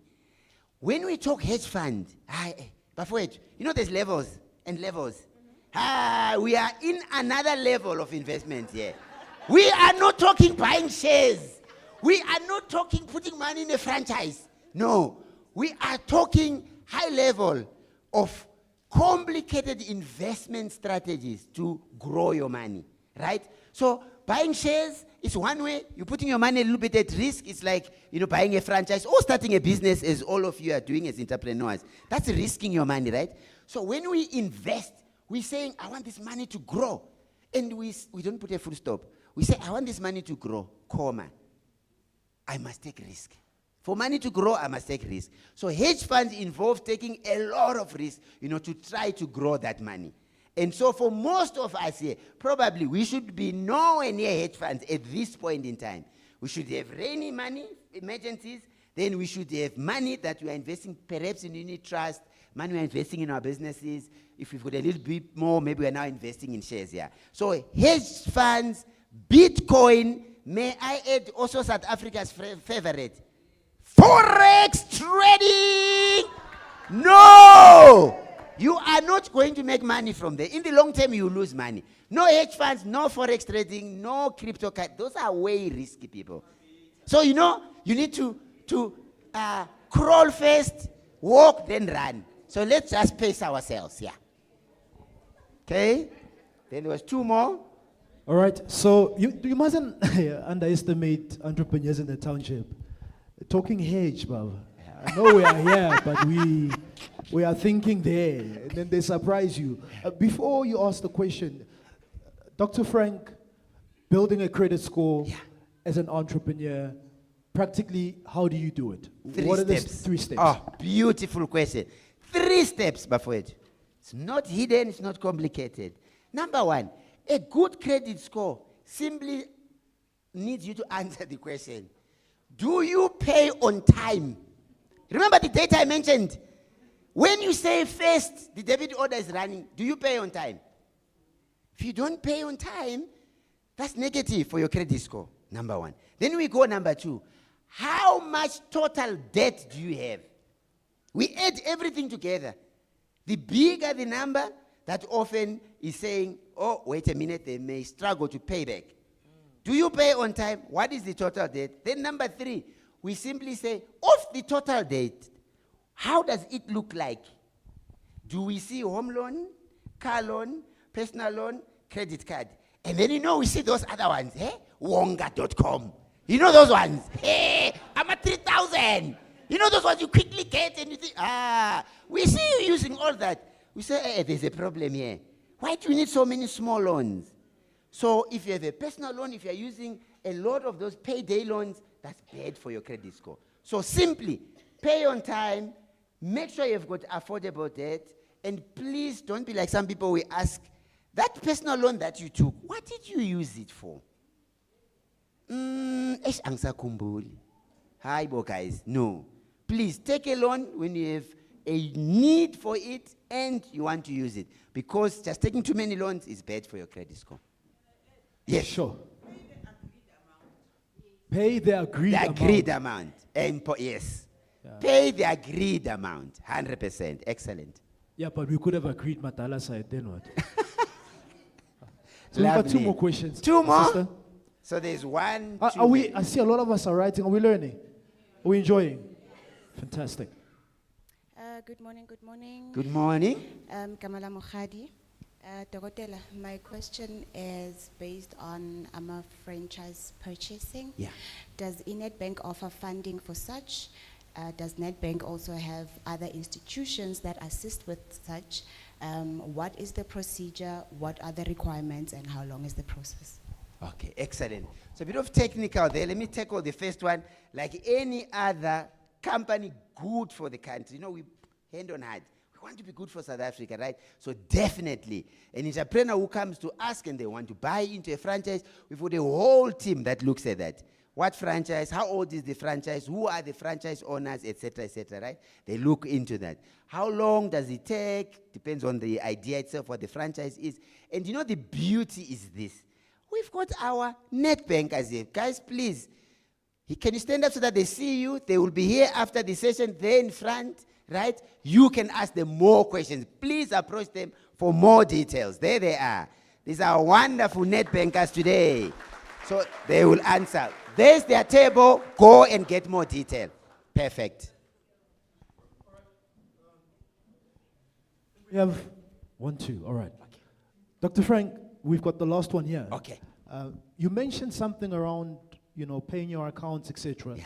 But then you have entrepreneurs that go to the bank to apply for a loan. Yes. And then they denied. Yes. Because they don't have accounts. Yeah.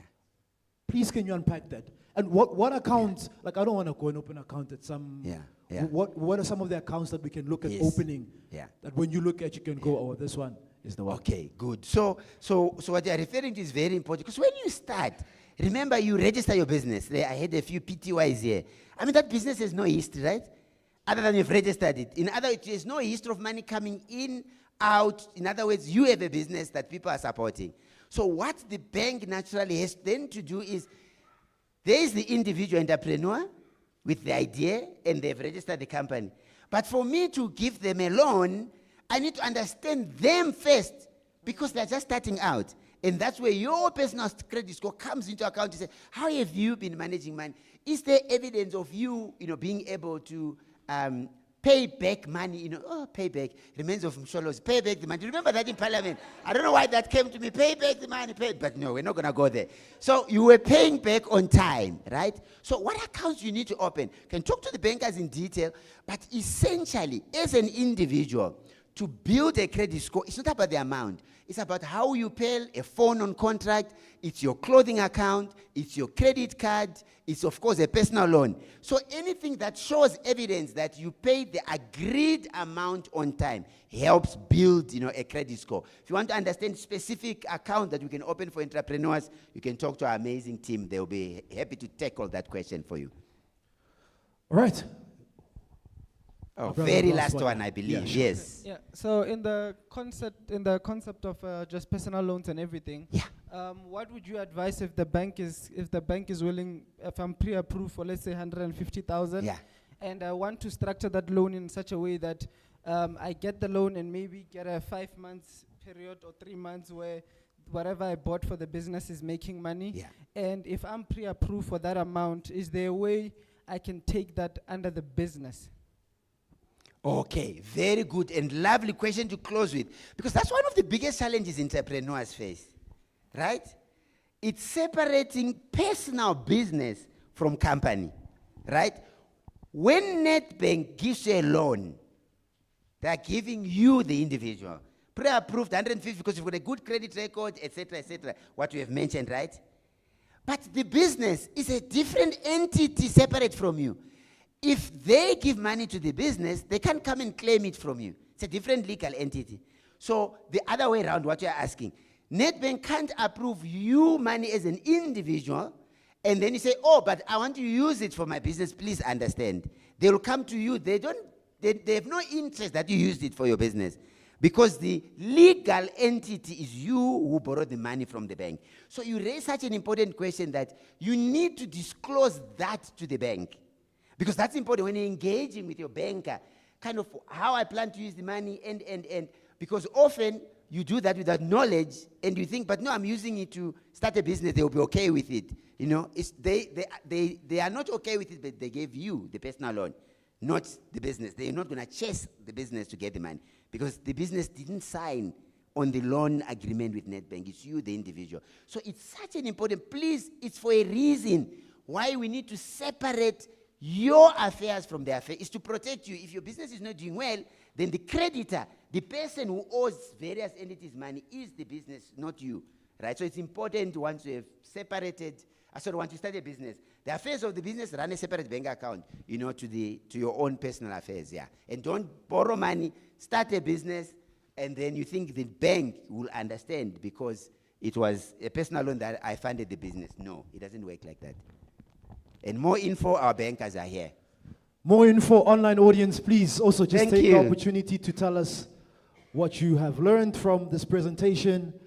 I think there needs to be like some masterclass on this, separating the two accounts. Yeah, critical. 'Cause it's so critical to the growth of where we take our businesses. Yeah. And I'll share a little bit after on how, yes, you can separate the accounts, but then you don't have an accountability partner because you're the one that's always got the business card. Correct. And then you're like, but I'm the business. It's my money. It's my money. Yeah. You know what I mean? Any more? We've just got time for 2 more. Okay. Question? 2 more questions? Yes, my brother. Question. Can we get them the mic? Good morning, guys. Good morning. My name is Rise. My question is, I want to ask if maybe as an entrepreneur, I have a bad credit score. Will I able to access funding? Yeah, so the question is, if I, as an entrepreneur, I've got a bad credit score.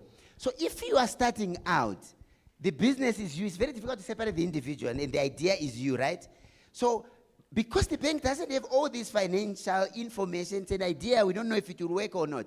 There is definitely, you know, a need for them to look a little bit at how you have been managing your, you know, affairs as the entrepreneur, the person, you know, with the business. So generally, if you've got a very bad credit score, or you are in debt review, or you have a garnishee order, you know, all those various things that make our score lower, it might be difficult, you know, to get funding. Having said that, it doesn't mean don't try, because you can't hide it away. The moment they put your ID number, they'll be able to know kind of what sort of credit score do you have. And then you can engage, and so I don't want to come as Nedbank. We're not saying, you know, don't even think about it. The worst that they can say is no, but a general answer without knowing your specific situation is definitely that at the beginning of a startup, there's a little bit of looking at the individual, and if that individual is a record of not managing their finance well, doesn't matter what happened, through a low credit score, that can also, you know, impact you accessing money to fund your business. Yeah. Sure. All right, one last question. The at last the back. one there. No, Dr. Frank, you're not going anywhere, right? It looks like, yeah. Yeah. But it's okay, I'm enjoying it. I am Dr. Frank enjoying is it. Dr. Frank is part of the family. Dr. Frank loves it. I'm My not in sister a at the back. hurry. I'm not in a hurry. Carrie, can we get the mic to her? Let's have one last one. Yeah, we must Yes, carry on with our program. Last question, yeah. Is it? Oh, sorry. Yeah. So I'm here, guys. If your hand, you were not selected, happy to engage and take questions. We're all here with my Nedbank crew, yeah. Thank you but so that much. is the last question. We're not running away. You can still come and pose the questions. Okay, morning, doctor. Okay, my question is, I would like to ask, what's the best credit score that one should have? And on the second question So what's the best way to? What's the best credit score? Oh, okay, good. Yes, and then on the second question is, let's say on your business, then you've got your profit. What is the best way to manage your money? Should you save or should you invest? Okay, good. All good questions. So let's quickly do the individual. So a credit score, typically in South Africa, they calculate them differently, but generally they are out of 1,000, right? So the closer to 1,000, the better. The higher the number, the better. Like 622, 705, 6, those are all good scores. Whereas 322, 425, you know, those are low numbers. So the lower, it depends where you're getting the credit score, right? They use slightly different range of numbers, but the principles are the same. So the higher the number, the better, closer to 1,000, right? It simply tells them you're paying on time, you've got a good mix, and you've got a good history, as we have explained earlier. They lower the number. The beauty is this. You can have an action plan to improve your score. Within a month, 2, 3, you can actually see it improving. You start paying on time, you reduce a little bit of the debt, even something people don't know. Before it, as bankers, right? I'm calling myself a banker today. As bankers, right? I've just thought about it. I don't often say that. We give you a credit card. It's got a limit. Guys, the limit is not a target. It's not a target. That's bad for your credit score. Yo, they gave me one with 5,000. Let me max it out. No. When we look at you, I say, oh, my goodness, credit card. They're using all the available limits. Hey, this is not good. So using your full limit as an example, that lowers your credit score. If you've got 5,000 limit, say, and you're using 3,000, we say, yeah, no, they don't seem desperate. Look at that. I mean, there's 1,000 available. They're not even using it. So please, the limit is not a target. I've made that mistake. Please, it's not a target. Okay. Sure. And then the last question, savings and investment, the foundation first as an individual. We want you to have money for emergencies, right? So almost like you have the idea that if something happens, I won't need to go and get a loan. So I've got a little bit of money that I can draw, and use, that I can use for my emergencies. So we want you to have perhaps 3 to 6 months of your take-home pay, just as a guideline of money for emergencies. Then we move to investing. Remember I said investing means I want to grow my money, I must take risk. Therefore, you have a 2-year horizon, 3-year horizon, where we are saying, this money, I don't need it now. I want to expose it to grow through my business, to grow through a franchise, or to investing it in the stock exchange. There's so many products. Even we have tons of them as Nedbank. So please just understand the different reasons. Saving, you're not really exposing your money to a lot of risk, whereas the moment you say invest, you want to grow it, and therefore have a period of time that makes sense, 2 to 3 years. And I must close with this. This is complex, guys.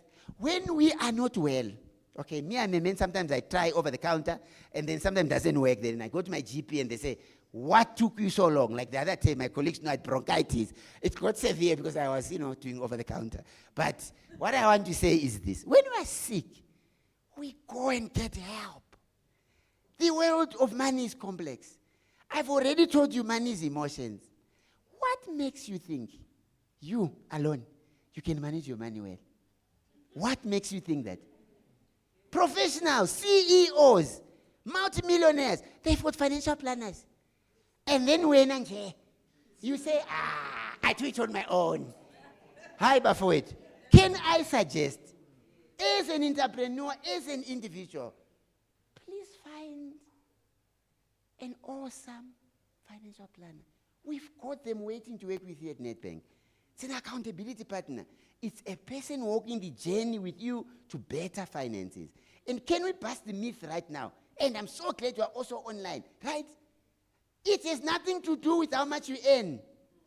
There is no, I'm too poor to have a financial advice. I don't earn enough. No. Please get yourself help. Top athletes have coaches side by side with them. What about us mere mortals, Buffett? What about us? So I'm challenging you to say, if your money story says, I don't have enough to work with a financial advisor, I hope we've busted that myth. As Nedbank, we've got wonderful financial planners. Put them to the test, and you see, they will work with you. For your business, you get a banker, and for your financial planning needs, an individual can help you. Get someone to help you to better financial health. Thank you. Thank you so much, Dr. Frank. Nice. Thank you. We have a gift for you. No, don't go. There's no money in here. Really. So the gift that Dr. Frank is receiving has got products which we have bought from our exhibitors who are here today. So we're very intentional about the fact that the money must stay here. We must support our own here. Dr. Frank, we're gonna, but you know the drill. I'll hold this for you, ne? While I hold that for you, please look straight into the camera so we get. Yeah, sure.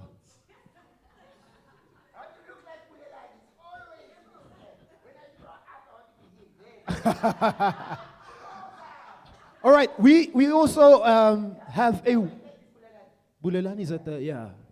When you grow up, it'll be like Bulelani. We've got an Instagram winner, QT Sense. QT Sense, please come. QT Sense. He's going to give her a round of applause. Yeah, you'll get a gift. QT Sense has been Instagramming and tagging us the whole week, sharing so much love. So get you a gift. The team will get you a gift. Now. Thank you.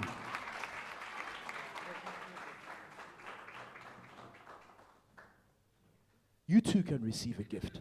And everyone who asked the question got a gift, right? Can I see? They're smiling. Wave, hey.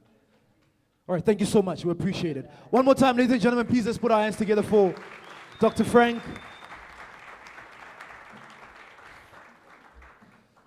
To our online audience, take an opportunity to share what you have learned.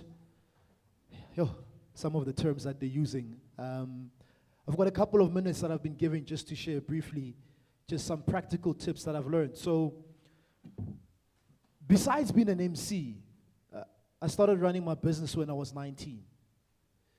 And I've been running this business for the last 12 years. And I'll share with you some of the mistakes that I've made when it comes to money.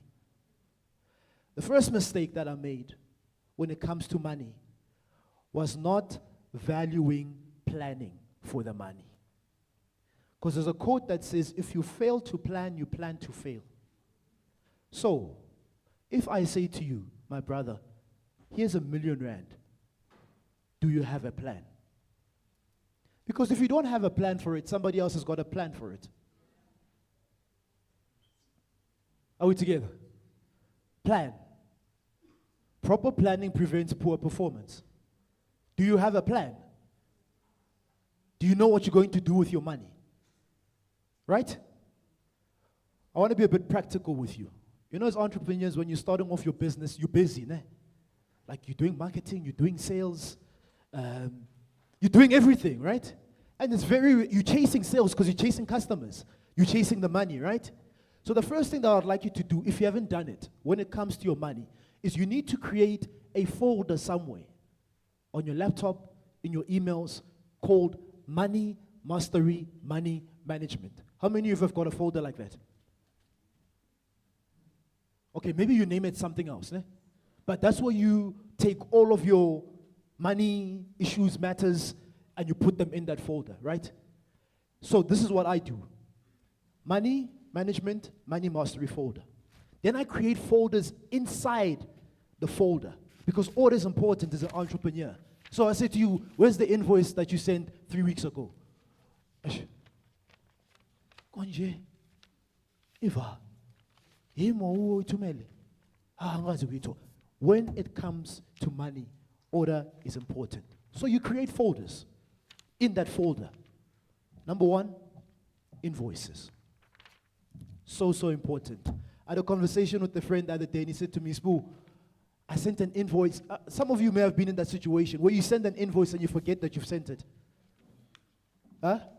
You know what I'm talking about? So you've sent it, but you forgot because you're chasing other things. So you've got a folder that's got invoices. You've got a folder that's got debt.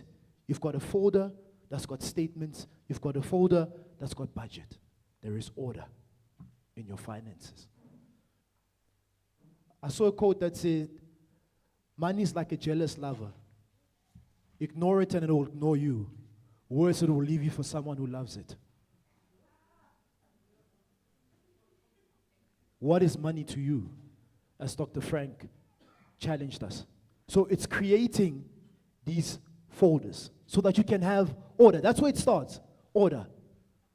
You want to go and look at your invoices, you know, money management, money mastery folder, invoices, there they are.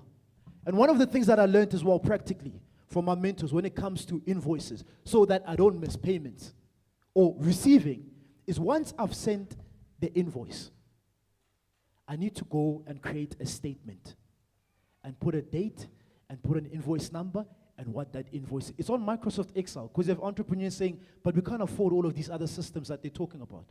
But you've got Excel. Invoice, statement, date, invoice number, is it paid, how much was it? Because you can track. You can't manage what you can't measure. Are you with me? My last point. You schedule, ne? As I said to you, you get busy, guys. It gets hectic. Some of us as entrepreneurs, we actually need to go and look at our personal statements and actually print them out.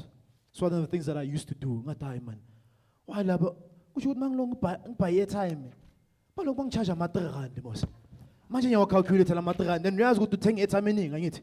So when you're calculating, you're thinking, how do you increase income, decrease costs? Increase income, decrease costs. How would you know if you don't look at your bank statements? I know sometimes it's scary. You're like, you, minus. And then the minus becomes a minus on top of the minus. Because it was a minus that you didn't pay, now they're minusing because you owe them more. Right? Very, very important. We're going to move right along.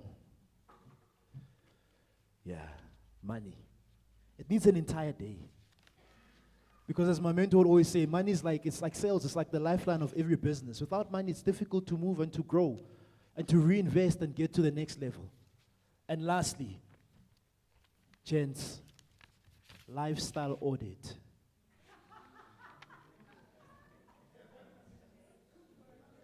Ladies, lifestyle audit. As one of the challenges that I, not a challenge, one of the mistakes that I made was in starting to build the business, I lived like I was an employee. So you've got friends that are working that are doing a 9 to 5. Whether by a span or by a span,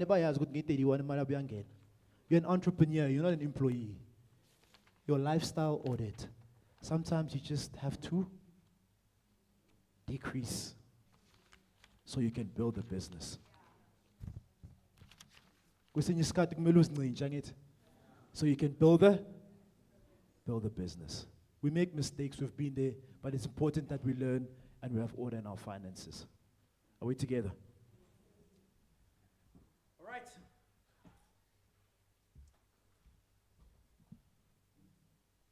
Please watch the screen. There is a video that's going to play. By show of hands, how many of you enjoyed Dr. Frank's presentation? Dr. Frank, don't look back. You know, sometimes you listen to something, you enjoy it, but you need to watch it again. But we pay to understand and go deeper into it. Ne? So, if you go onto our YouTube channel, Township Entrepreneurs Alliance YouTube channel, the presentation will be uploaded. You can download and watch it again. And it's very important that you also subscribe. Because people are like, yeah, but we don't know where you guys are going next. We don't know other videos that you have. Hey, maybe the challenges that you have is not money. It's sales. Maybe it's not sales. It's mentorship. We've got an entire masterclass on our YouTube channel. Is it ready, gents? YouTuber. So there it is. Township Entrepreneurs Alliance Mastering the Money Workshop. Subscribe. Click the subscription button. Okay. The team is tallying up the scores. So very soon we'll know who's walking away with the grand prize. Sure. Pray for your brothers and sisters. Can I see by a show of hands, how many of you have been in a position where you went somewhere, wanted to buy something, but the only thing that you had was a card? and the person who was selling didn't have the. How did you feel? So you go somewhere, man, you see a nice turkey, you want to buy something. I want cash. You've got a card. But whoever you want to buy from doesn't have the thing to make the things happen. Can I see by show of hands? How did you feel? I'm hearing bored, disappointed, angry, sad. Or maybe it was you that they came to you and you didn't have the thing, that the things must be done. And your customers never come back. So you never want to miss such an opportunity again, right? Carol, please can I have, the green.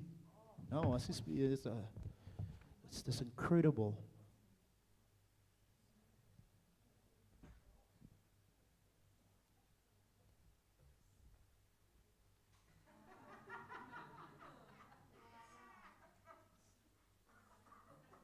Anya bangena ngale.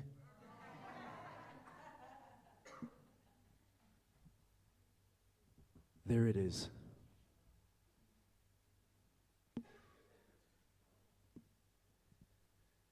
Do you need the right tool to run your business?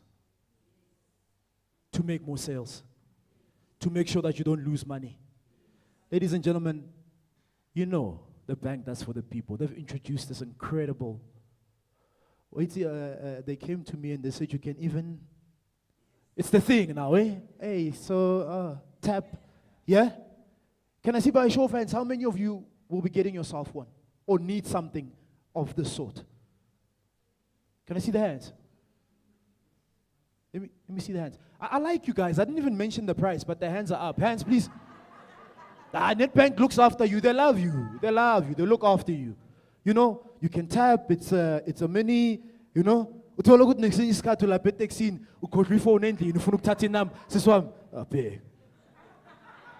the camera at the back. It's got a lot for you, right?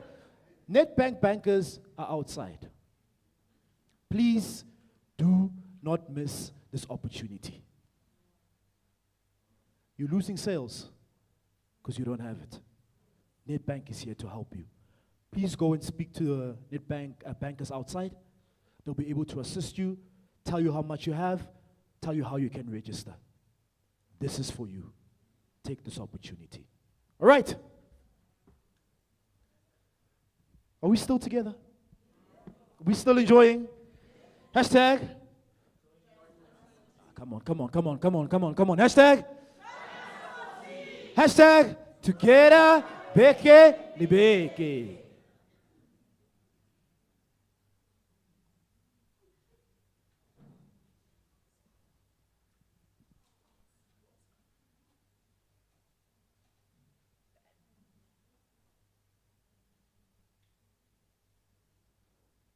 All right.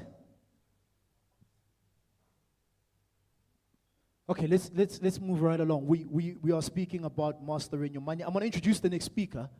Sfiso Mdaga. Sfiso is in the building. My brother, welcome. Sfiso is the founder and CEO of Creative and Conceptual.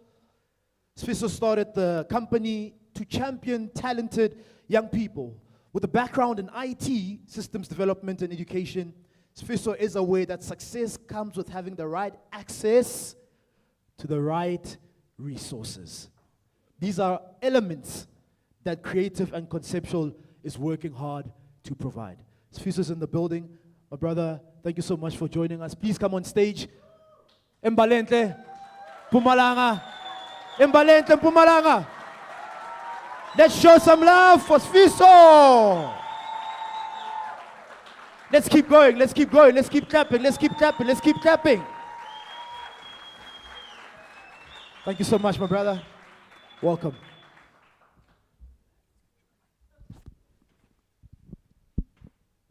Greetings. Greetings, everyone. They've already mentioned my name. Sfiso, Emmanuel Mdaga. I was expecting the same song, Fusubani Man. So I thought it's gonna I think the silence all along. So I was just expecting, the same energy. So yeah, there's just so much to say. The first thing I want to say is I am grateful to T for this opportunity to come and share about my journey and also the mastering your money point that we have today. So I just want to get through and be as quick as possible about my point. So this is my presentation that I have. The first part means money mistakes and lessons, personal and in business. The first part, it's the mindset. I remember 2015, I used to work for the DCSR company, the Department of Culture, Sports and Recreation. We did facilitation and also IT for them. So I think before the end of 2015, the company retrenched us from the government. So we were like cut. And then when we talk about money, I used to spend at that time. So when I was working, I didn't have savings. I was like, I find that next month I'm getting paid. So I would just chow money, unaware that one day I'm gonna lose. And then when the company decided to cut me out, I was broke. I was like seriously broke. So the buddies that we have, Vasekasi, that we enjoy things with, they started distancing themselves, like, Fitch, you're not contributing. No, we are out. So that was the first challenge that I faced. And I remember at school, I used to be very good in maths, very good in English. So my next door neighbor had a child, a little boy who was struggling in maths.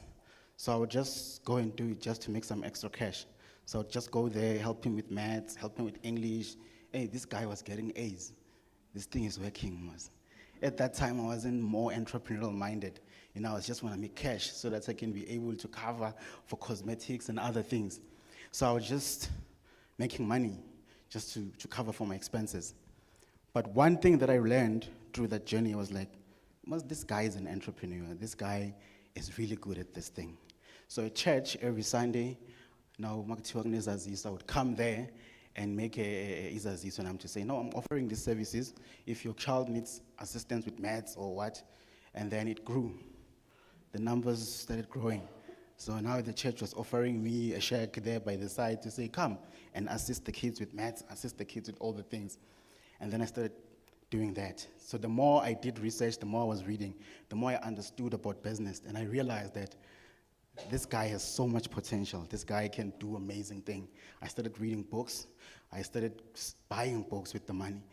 Business book, entrepreneurial books, I would go and buy. I remember the first book I bought was by David. It was N.J. DeMarco. It's called The Fast Lane Millionaire. That's the first book I bought. And then I started reading. This guy is not smart. This guy is doing amazing things. This guy is achieving big goals. Then how is it that this guy is so rich? And then in that book, there's one quote that I remember he mentioned. He said, it is not only smart people that change the world. It's people with the direction that make a difference. For me, it didn't make much sense, so I just went back on reading the books. Cut it short on the first point of mindset. I had to change the way I think. Especially in townships, we live in a life where we're not taught about financial literacy. There's nothing. They're just standing, talking about girls, talking about spending money. Hey, in fact, I've got this new thing, I'm gonna buy a new polo. So all the time, it's all about spend.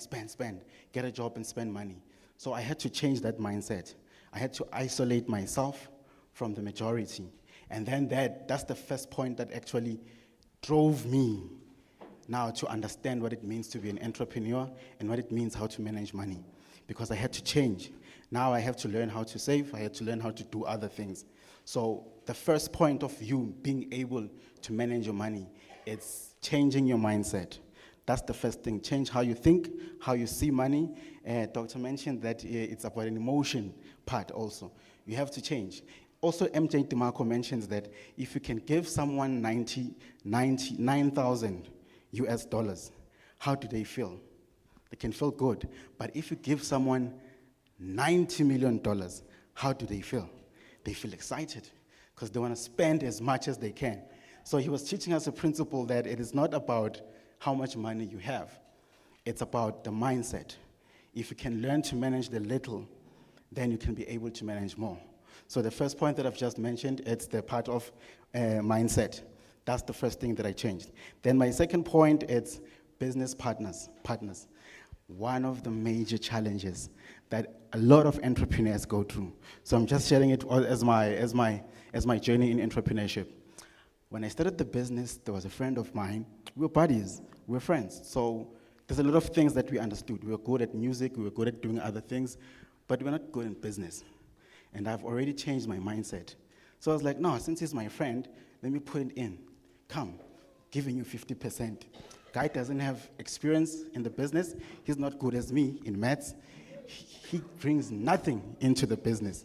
Took him, out to Embalenhle, we're going to run the business, we're going to make a lot of money. Brought him through. When we started, now we have the same oomph, the same energy. We want to run the business, we want to be successful. So what happened was money started coming in. And we would do extra services. We did the tutoring business, but on the side, we were doing a car wash. We were also baking muffins early in the morning, go and sell them by the taxi rank. Then we made a lot of money. Things were coming in, numbers were good, but now we didn't have a record of all the capital that we were making there. So Ntambama would say, how many muffins did you buy? Did you bake? But we had about 5 pence or something. Yeah, but it was that. But how much money we have? Today we made 3,000. Oh, that's a lot of money. But hey, man, I have a problem. Like, there's a challenge. My mom needs something, man. Can the business just borrow me 1.5? I'll see when we make money. So we started spending that money. And now, on my end, I remember I was reading the books now. This guy was informed about money. I was like, dude, we can't just spend so much money, and at the end of the day, we don't have income for the business or to grow the business, because now we have an opportunity to make money, but we don't know how to sustain it and how to grow it. But we're able to make it. That was the first challenge we had. So we had a disagreement when it came to that. That was the first mistake. So the more we run the business, the money that he makes on the side, when I'm not available, he chows it. Then the money that I have to come with and say, this is the amount that we make, we have to put in the bank. So now the record system was already messed up. Now the friendship was affected. That's the other part I want to mention about money. It's choose the right partner to do business with. Choose the right partner, because you choose wrong, you will pay. I remember 2020 before COVID, and my mentor is here. She remembers the situation. 2020, I had to give him half of the business money. That was my partner. I had to pay half of the money. He had to go, send it out. My friend, a friend that we understood a lot of things, but we didn't understand each other when it came to money. So I lost a friend because we didn't categorize our friendships. I don't know if there's such a thing. There are friends that we can communicate with, do other things, but when it comes to business, you don't put your friends in business. So I lost a lot of money there. I had to pay him. So with the way I was doing things, I was just wanted to just solve the problem and just give him what is his, and then continue running the business. But by the grace, and it takes me to my next point. By the grace, it happened that I joined a program, an incubation program from Race Corp. So Race Corp, they taught me more about business to even grow further. Now I was taking my business knowledge to another level. So Race Corp, they assisted me to understand what it really means to be an entrepreneur, how to invest, how to grow money, how to sustain money, how to do all these other things. And then from there, I became so effective as an entrepreneur to a point that there was a pitching program that we got into from UNYDP, the United Nations Youth Development Program. It was a pitch deck program. And also, I remember my mentor is here. So she was the one who directed me now to say, you know what it means for you is that you win this competition. So I worked very hard. I worked so hard every day. Now remember, I lost half of the business. I'm broke and COVID is close by. I have employees that I need to pay. It was the roughest year for me. But that opportunity came, and I would do pitching every day. I would do it in my sleep. I would do it when I wake up. Remember, we were closed in our homes. That opportunity gave me the understanding what it really means to be an entrepreneur. Because when I won that money, they didn't do a quotation and then we'll give you, and then we just do the payments. No, they directly sent the money to my account, and it wasn't dollars. So they never asked for something like, can we ask for your bank account? No, what is your SWIFT code? That's the first time I knew about the SWIFT code. Oh, yeah, SWIFT code, what is that? Then I went back to my bank and checked, what is the SWIFT code? And then when it got through the money, it comes to the point of planning also. Because remember, I was in a very difficult state. Now I had so much plans to improve my business. From then, I started planning. When the money came, I think within a week, I already knew what items to buy, what assets to invest in, and what business to diversify in. Because my tutorial business, remember when we were in COVID, it was not operational. So we were only supposed to be operational online. That opened a door for me. We took our business to online, the tutoring, started getting clients from afar. Now we started doing recordings, videos. My employees now started getting paid. And I remember with the good credit, is it a good credit or good financial management system? If you have that in your business, good financial management system also assisted me to get the disaster fund because my finances were in place. So it also assisted me that NYDA injected some income for me to be able to pay my employees and other expenses in the business, and that also helped me to grow. Can you just take me to the next point? Yes. The last point, strategic life plan. There's a book by David Lenz called The Wealth of Nations. It's a very powerful book. I was watching a video by Bishop Bismarck? Yes, he mentioned the book, and I went through and I read the book. There's something powerful that, I don't know if you know about the Rockefeller family. It's one of the richest families in the world. So they do a study about that family in the book called The Wealth of Nations. So David Rockefeller was like the genius of the family, but he had a concern about the family's wealth. So they created something called the Strategic Life Plan. So with this Strategic Life Plan, what they did, they created a financial system to say, for the next generations, 300 years to come, 400 years to come, they created a strategic life plan for their family. So it means the 5th, 6th, 7th generation will never experience what we call poverty. So they will grow the family's wealth to a point that the next generations to come will still be so wealthy. So what I would advise to all entrepreneurs is go and check out this book called The Wealth of Nations. It's a very powerful book. When we plan our financial plan, we mostly think 10 years, 20 years, and when you're gone, your family is left with nothing. But what these guys did, the Rockefeller family, they created a wealth that a newborn baby is worth 50 billion that just got born in the family. Just imagine how powerful is that. So finance is very important as an entrepreneur. So with that, and with that information that I read, I started getting in my strategic life plan. If you get the book, they also give you the strategies of how to do it for yourself, for your business, and personally. Which takes me to the next point. The next slide. Sorry. Yes, there's one point that I've missed. The give, save, invest, and spend. I don't know if we have studied the culture of the Jewish people, why they're so ahead.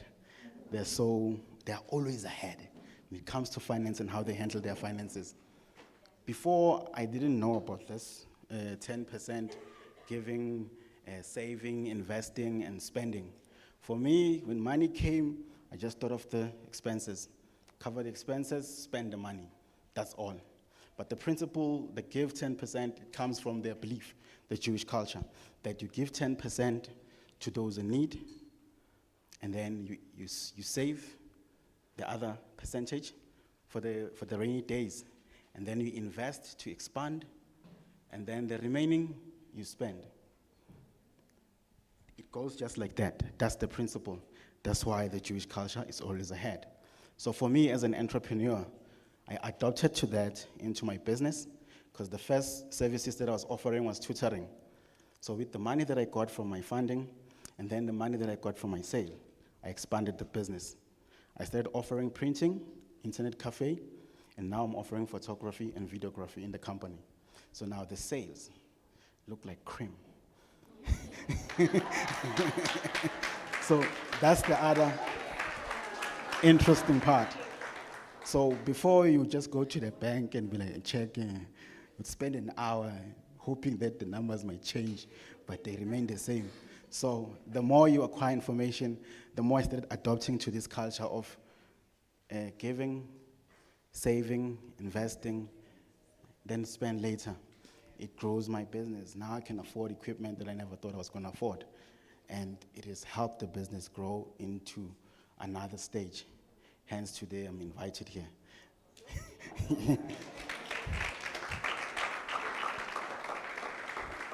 Which will take me to my next slide. I'll try to be as quick as possible on this slide.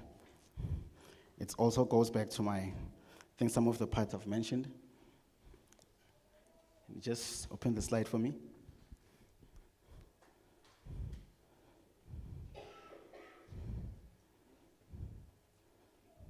Yes, so this is about my story. I think I've also shared some of the points from that part. And then in 2016, we started the tutoring business. We registered it. We got all the paper. In 2016, sorry, we started offering the tutoring service to learners. It was not registered and everything. So in 2017, we registered the business. And 2018, I started the program from Race Corp. I also forgot to mention another important program that I was part of. It's this SAB Tolowana Foundation program, a very powerful program for entrepreneurs. It's an 18-month program. That's where I met my mentor, Embalenhle, which I'll also go back to her. I met her there.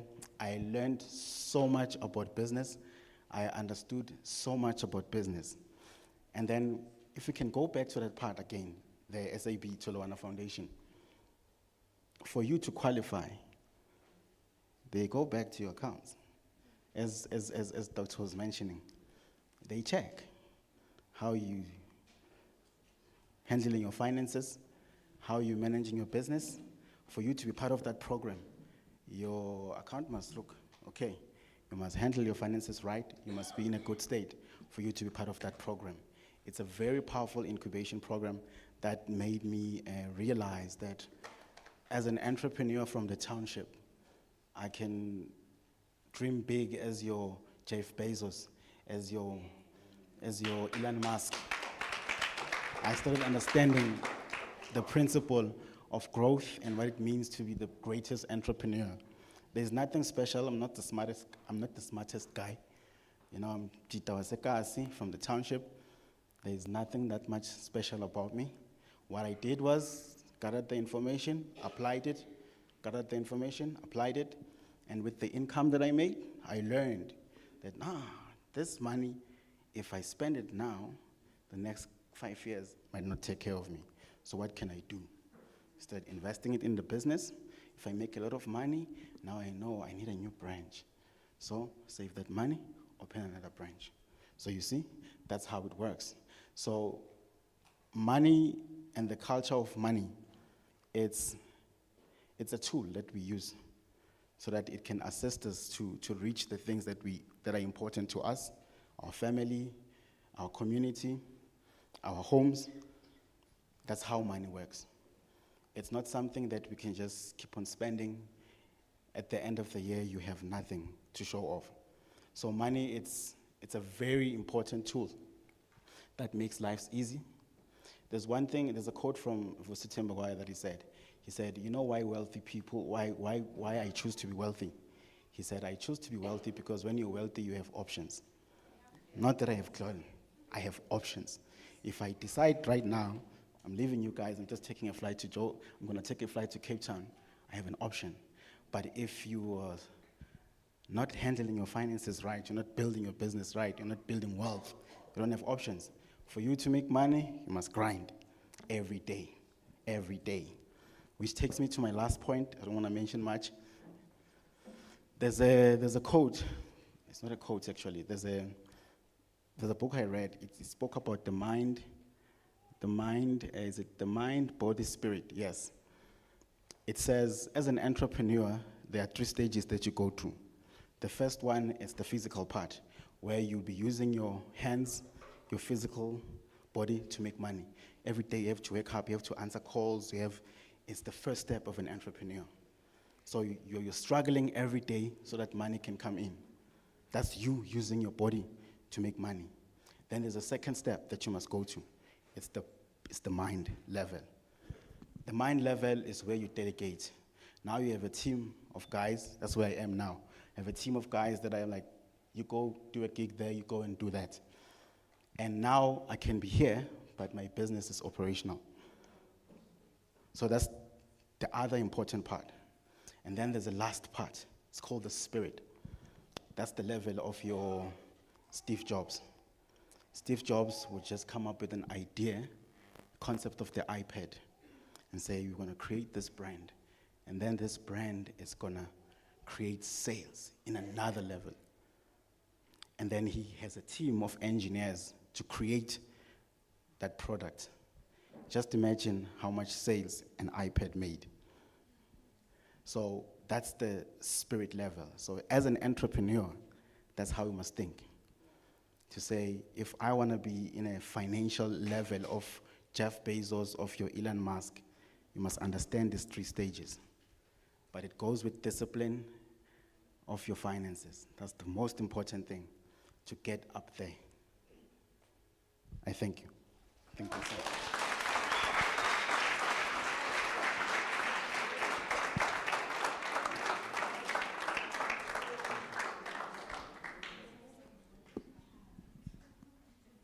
Ladies and gentlemen, one more time, please, let's put our hands together for Sfiso Mtaka.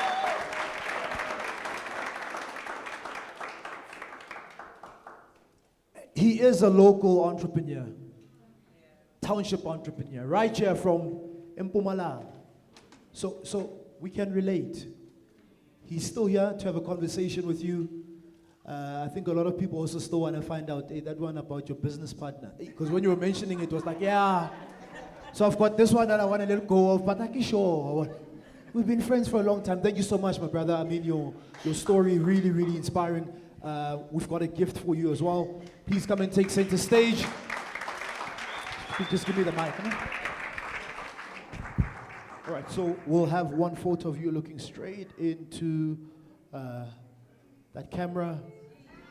You know, you must give the smile when you're at that spirit level. One more time, ladies and gentlemen, the last one. Round of applause for Sfiso. Appreciate it, my brother. Sfiso, bro, come through. We didn't introduce you the right way. Maybe there's something that you wanted to do, right? DJ, let's do the right thing. This is your song, bro. I think you and Dr. Frank can have a dance off.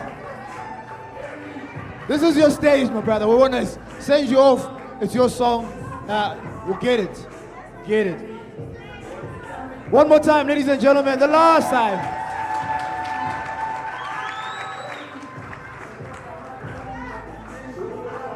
Yeah. Incredible. They should have some kind of dance off. Dr. Frank and them. And see. All right, so our exhibitors, please can you come to the front stage? While our exhibitors are coming to the front stage, please can you glue your eyes to the screen? Please watch the screen. Exhibitors.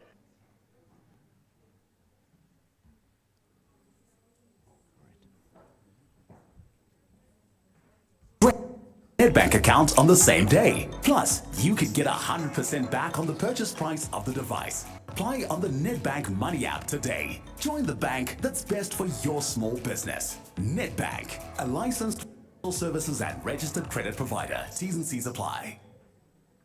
Need the right tools to run your small business? With Net 48 hours. Enjoy getting your payments straight into your Nedbank account on the same day. Plus, you could get 100% back on the purchase price of the device. Apply on the Nedbank Money app today. Join the bank that's best for your small business. Nedbank, a licensed financial services and registered credit provider. T's and Bantwini but njengoba sekuzoba ne-tap ngikhe ikhava uyathepha kungabi neyitori but ngiyabonga kakhulu ngiyabonga.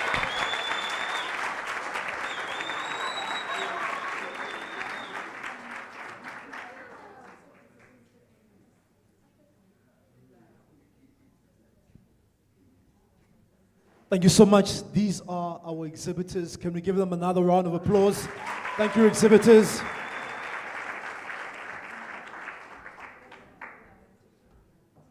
Thank you so much.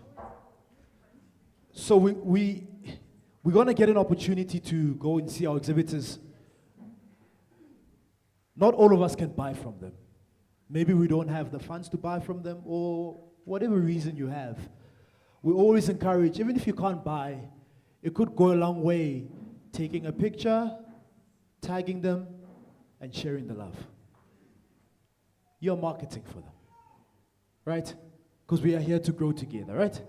And before they came on stage, there was an ad. I see you were quite fidgeting, and you don't know what was going on. And does anybody know what that ad was about? The ad that played before the exhibitors came on stage? It was about? About what? I see speed point. Pocket pause. It's the Nedbank pocket pause. But brother, your love, your energy, I'm loving it. You were there, but we have to use the right, let's give the brother a t-shirt, man. Let's give the brother a t-shirt. Nah? But yeah, again, I'm up.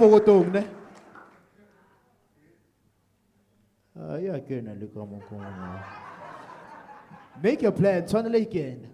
So, if he's there,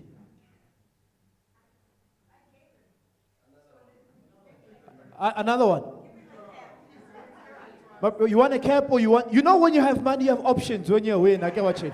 So when you are winning, you have options. Do you want a t-shirt or you want a cap? A cap, okay. A cap. So, it was about the Nedbank Pocket Pause. This is truly a game-changing product by Nedbank for entrepreneurs. Now, I don't know if you heard, you could stand a chance. So you purchase it, and as you transact, you could stand a chance, the opportunity of getting the money back that you paid for this. Huh? Eh? Where have you heard or seen that? So you purchase it, you transact on it, and you stand the opportunity of getting that money back that you paid for it. How? Terms and conditions apply. Please go and see Nedbank. Now I want to be clear. I don't want to, but you said, now you're phoning me. Nedbank is outside. They will explain for you. But please, this is for us. Let's take this opportunity. Okay?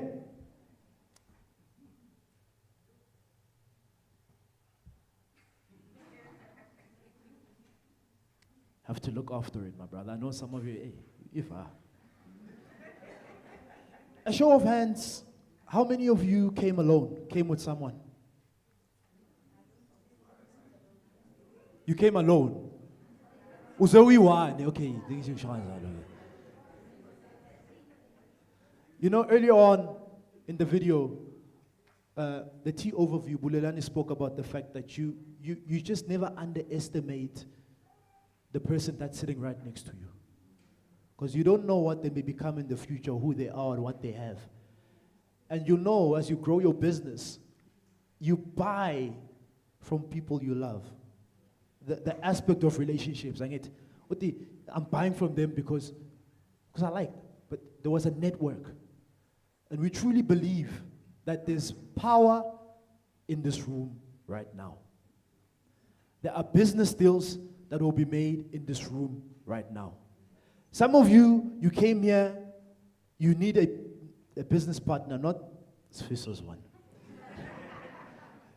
But you need a business partner. There is something that you need, whether it's branding services, marketing, finances. There is something that your business needs to get to the next level.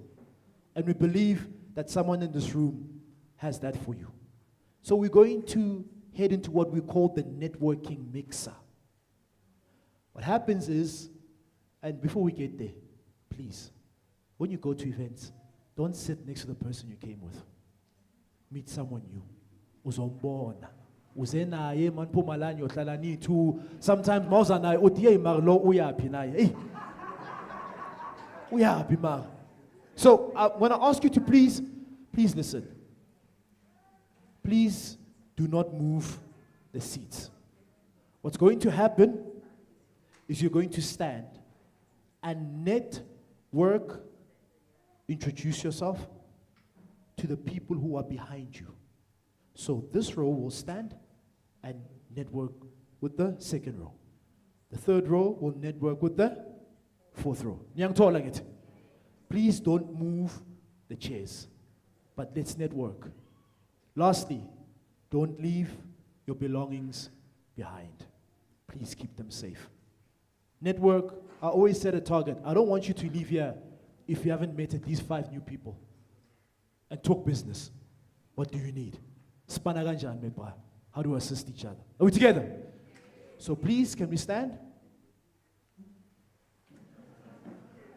Face the group that you are networking with.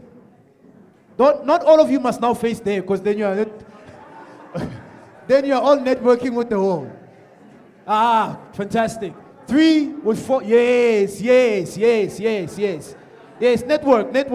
Introduce. Who are you? What do you do? What's your business about?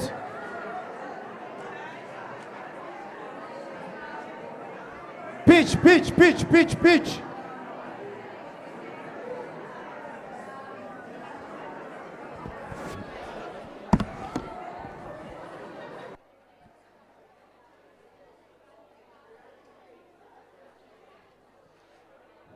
Let's network. We're networking.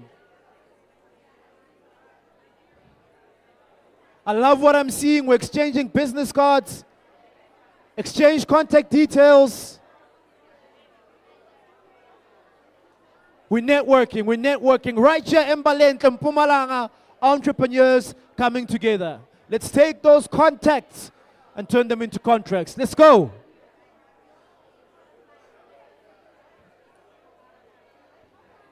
14 minutes to go, 1 minute down. Let's go.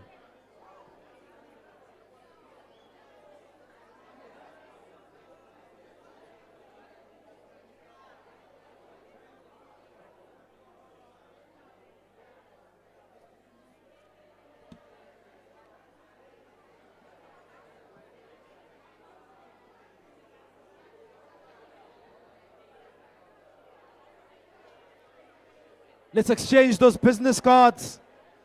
Let's change the number. Let's exchange numbers. Numbers.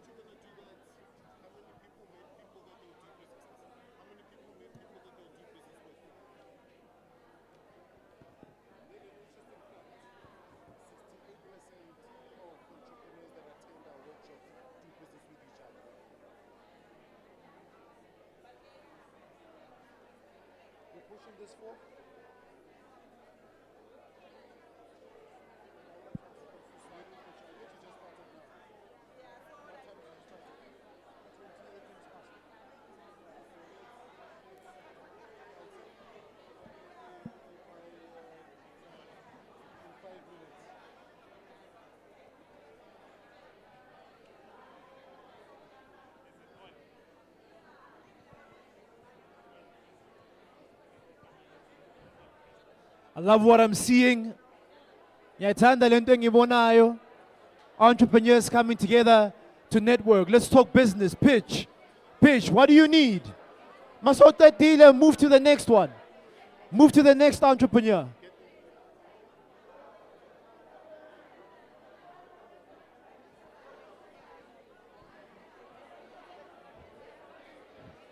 "30 more seconds with that entrepreneur. 30 more seconds. We're going to move very soon. We're going to move very soon."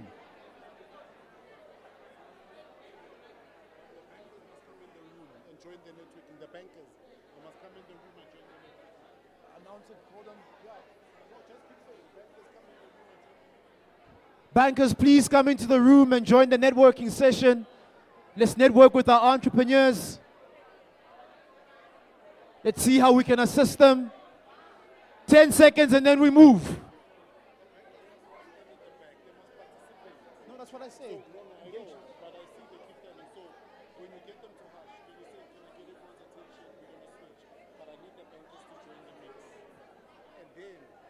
Find someone else.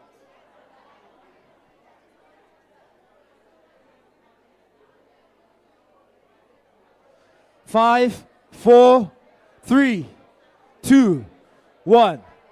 All right, can I get everyone's attention? Shh. Can I get everyone's attention quickly? Ooh, this side. Hello.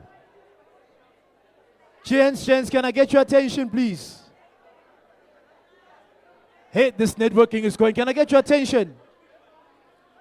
Oh. Aye.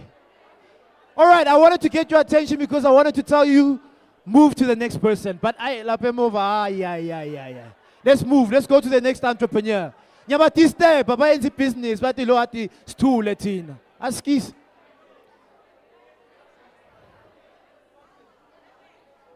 Move. Next entrepreneur. Next one.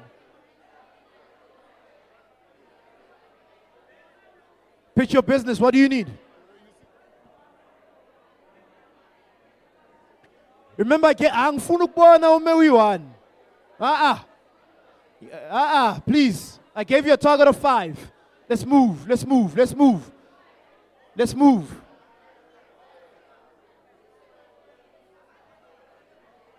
You can use those 4 questions I gave you earlier on as well. But get to know the person. Hashtag join us for tea. Hashtag together Beke. We're networking. Let's network. Clarity banengi.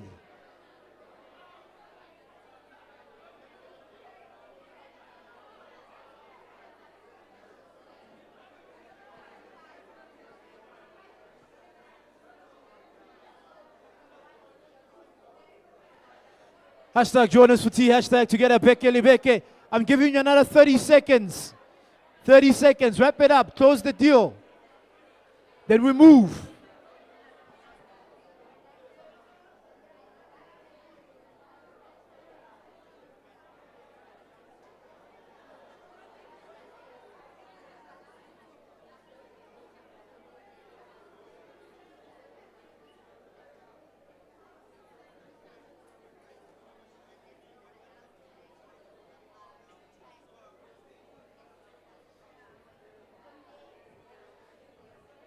I love what I'm seeing. Let's continue networking. Once you're done, you move to another one.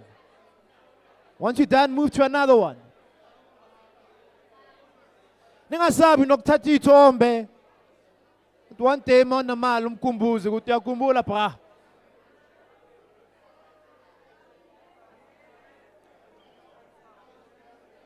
Hashtag join us for tea. Hashtag together Beke. We're networking. Let's go. Business. Make that contact. Sell that business.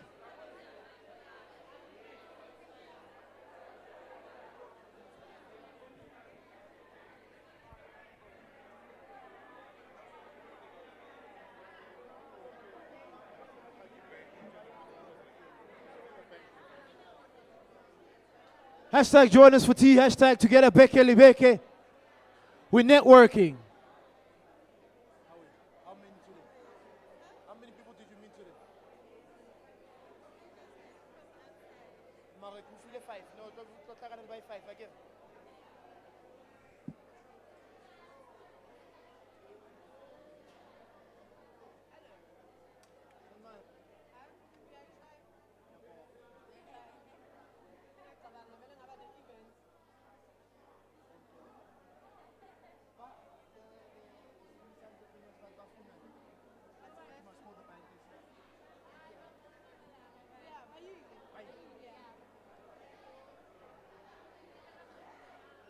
Don't forget, Nedbank bankers in the room.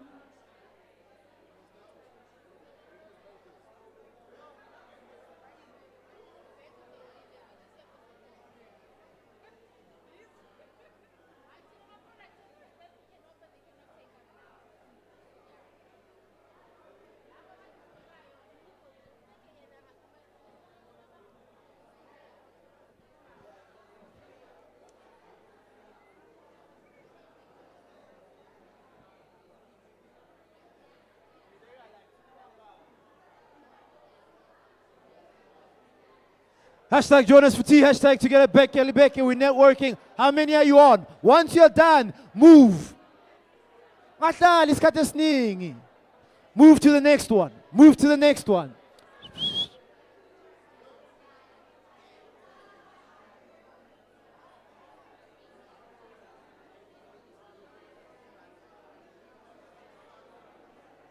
Go and see our exhibitors. Go and see what they have for you.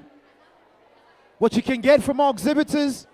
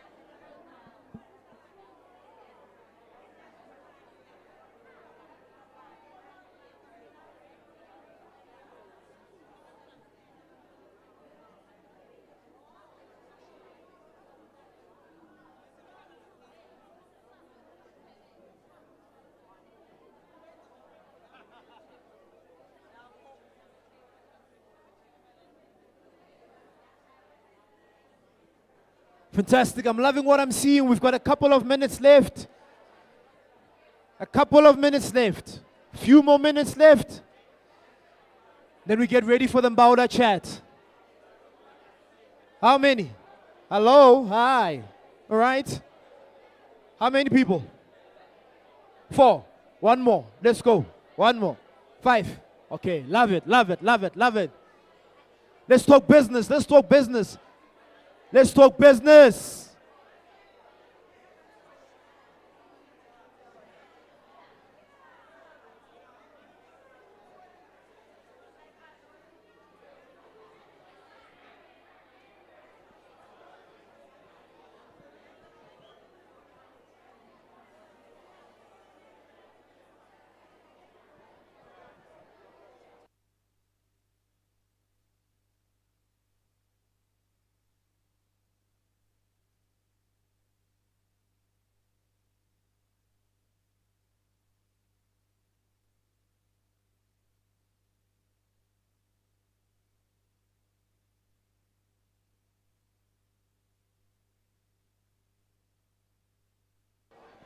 A few more minutes left.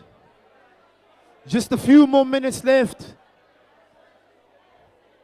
Ungambheki kuqala before decide ukuthi nyaya kuwe utale. Ay. Let's network. Join us for tea hashtag together Beke Libeke. Online audience, we're networking. Meeting new people. Meeting new entrepreneurs. Meeting future business partners.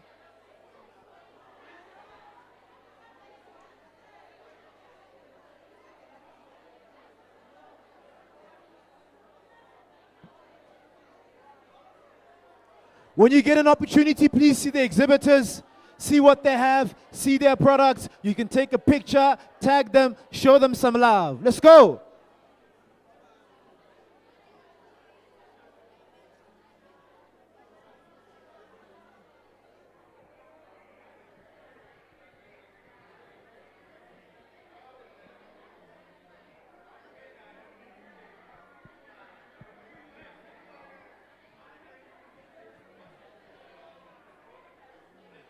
A few more minutes left.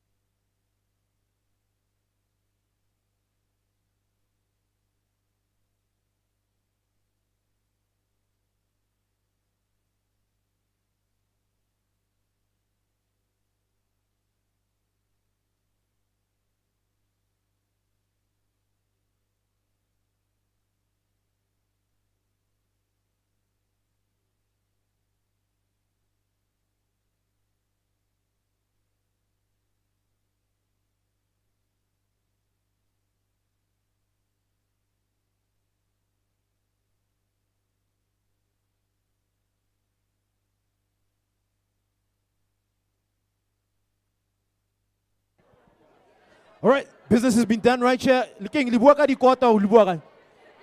Oh, rekisa dikota, o tlo supply dishwasher. Ah, this is what I'm talking about. Did you enjoy the networking session? I did. How many people did you meet? So far, I think 4. 4. One more to go. My brother, did you enjoy? Yes, I did. Potential business partners? 2. This is what I'm talking about.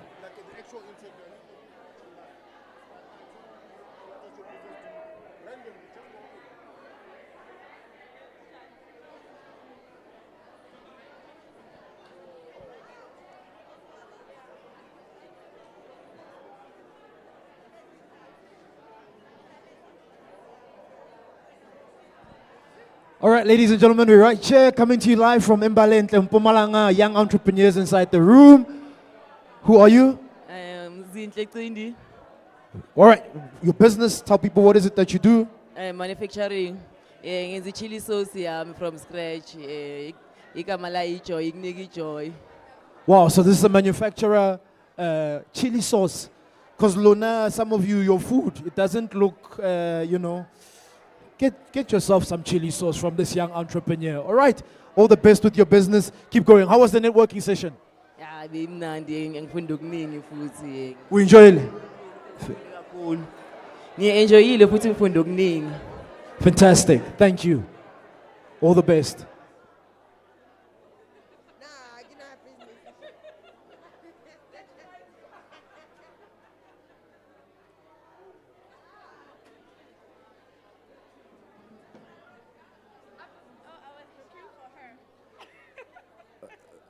I've got an entrepreneur with me right here. As I said, we are in Embalenhle, Mpumalanga. My sister, your name? My name is Fiona. Fiona. Welcome. Tell us a bit more about you and your business. So I own a company called Infinite Concepts where we deal with deco and event management. So we are the people that do your weddings, your baby showers, your bridal showers. We also have a division where we do gifting. So if you want to gift your girlfriend with a bouquet of flowers, you call me and I come to the rescue. And then I also have a division of training where I train other event planners on how to plan their events. So basically how to plan your event from start to finish, how to manage your money as you plan your events. Yeah. That is fantastic. So, flowers, bouquet events. Fiona is the go-to person for you. Weddings, baby showers, kaufela. How did you find the networking session? It was very, very informative. I think as event planners, we struggle a lot with managing our finances, especially when it comes to if you're a full-time event planner and you don't have a 9 to 5, it's very difficult to separate the two. And so, yeah, it becomes a challenge to grow your business because you manage your lifestyle, you're also managing the business. So it's very informative in terms of how to like separate your finances, and in terms of when you're looking for financing, where can you go? So yeah, it was pretty informative and inspirational. That's the word. You two are very inspirational. That is Fiona. Thank you so much.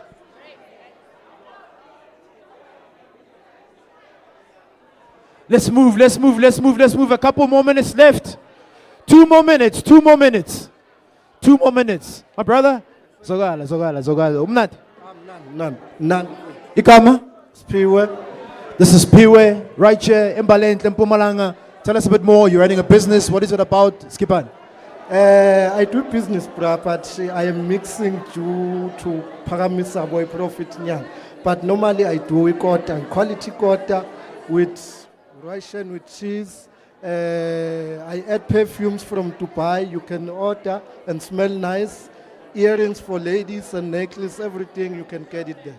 Fantastic. This is a hustler. You know, sometimes, I mean, you must sell. I mean, you gotta sell some perfume sometimes. This is what Fiso's doing. He's hustling. He's putting in the work. Thank you so much, my brother, and all the best with your business. Number one. 1 more minute left.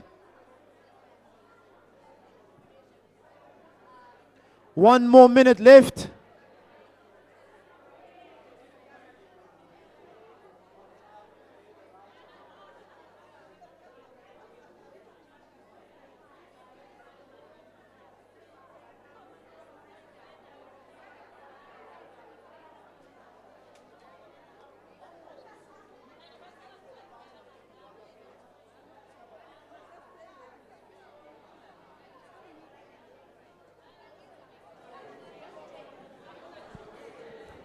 Thirty more seconds.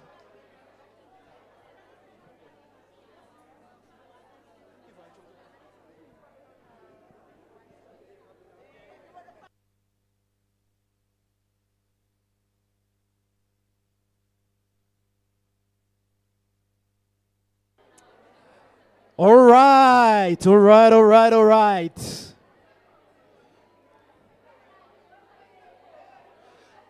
Ladies and gentlemen, please can we take our seats? Please can we sit down? We'll have time afterwards to network. As we get ready for the Mbaula chat, please take your seats. Don't take them, but I mean, sit on them, don't take them.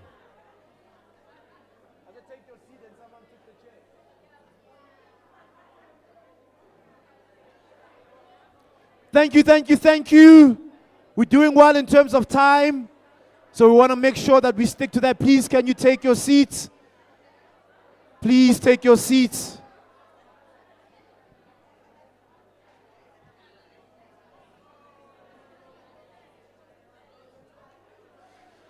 Thank you so much. Siyabonga.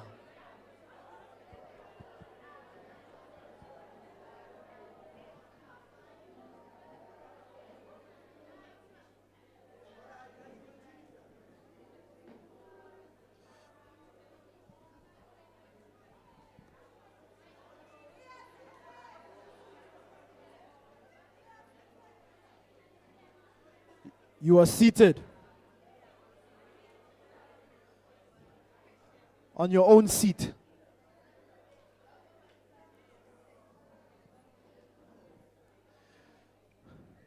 Thank you. Thank you.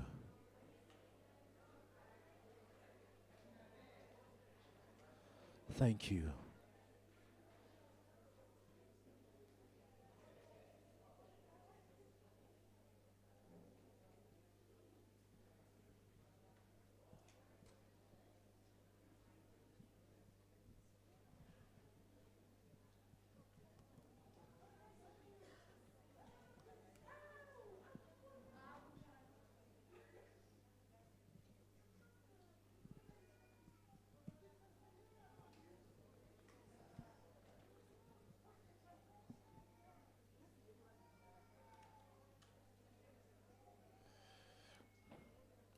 The baby also wants to network.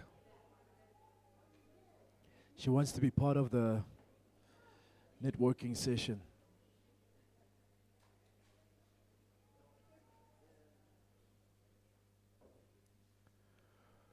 Sure. Did you enjoy it? Did you enjoy it? Did you meet someone new? Huh?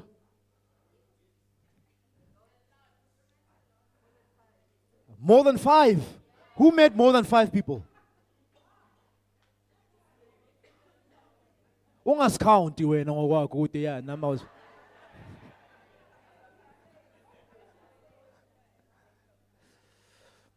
All right. Can I see by a show of hands how many people found people that they are going to work with?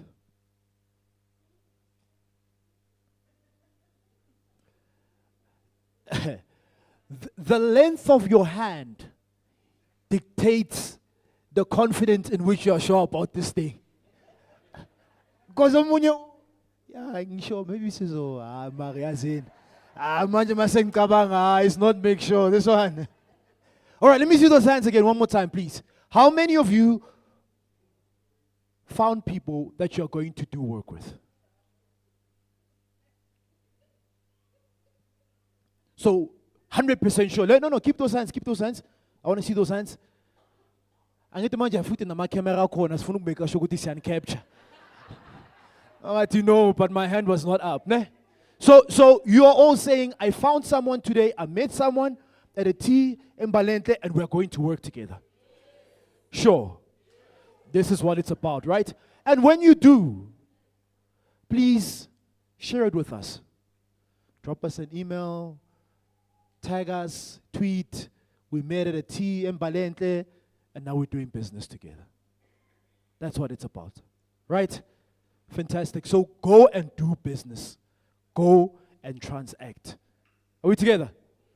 All right. Give yourselves a round of applause. You've been incredible, man.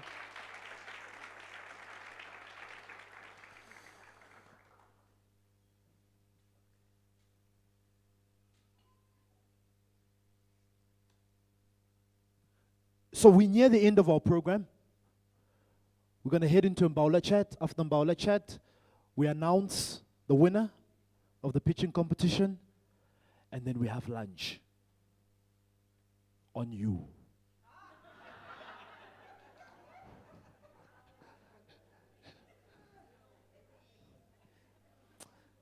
No, I'm joking. Let's head over to the Mbaula Chat, which will be facilitated by Bulelani, but I'd like to introduce the guest. Family, you family now. You are family, you are one of us now.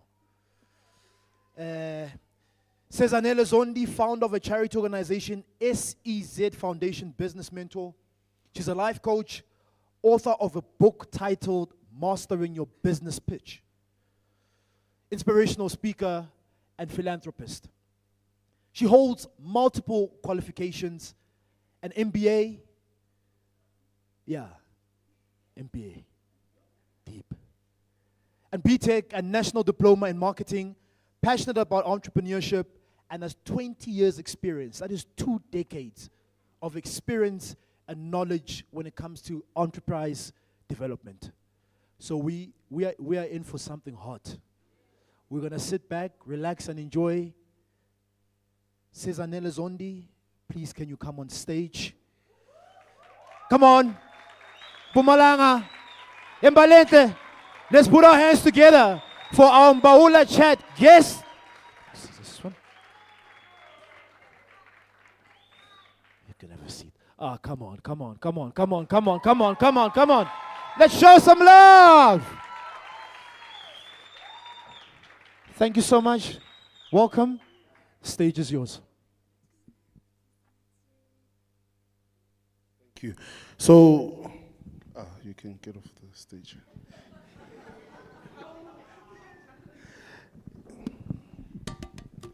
Yeah, this is my moment to shine. I'm kidding. No, man, guys, this is our Mbaula Chat. And I guess in the concept of Imbawula Chat, this is where we talk to a very seasoned individual, entrepreneur, pioneer, needle shifter, who's done very well for themselves, and who does impactful work in various ways, And I guess this then becomes, and the whole concept of Imbawula Chat, fireside chat, sitting around the fire, just sharing nuggets.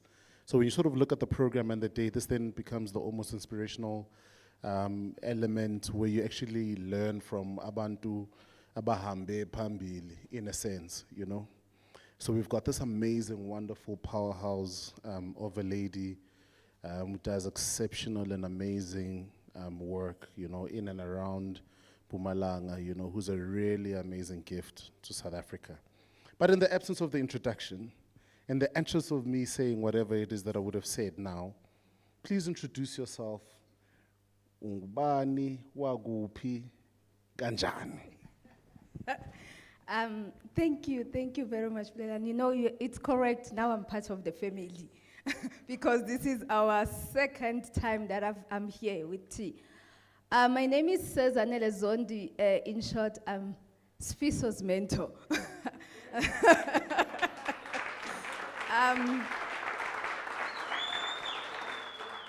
I come from Nelspruit, but my hometown is Mayflower. So this is my district municipality, so I'm home, I must say. I think, every time when one reads your bio, just like Doctor said, sometimes you sit back and like, oh, that's me. In a nutshell, Cezanele is someone who's passionate about entrepreneurship. When you follow me, I love small business. When you're in business, you're my best friend. I love serving people, and I work, I have an 8 to 4, my employer of choice. That's where I work, but I am an entrepreneur, and I'm also married to an entrepreneur. I'm a mother, a wife, and yeah, I think that's in short.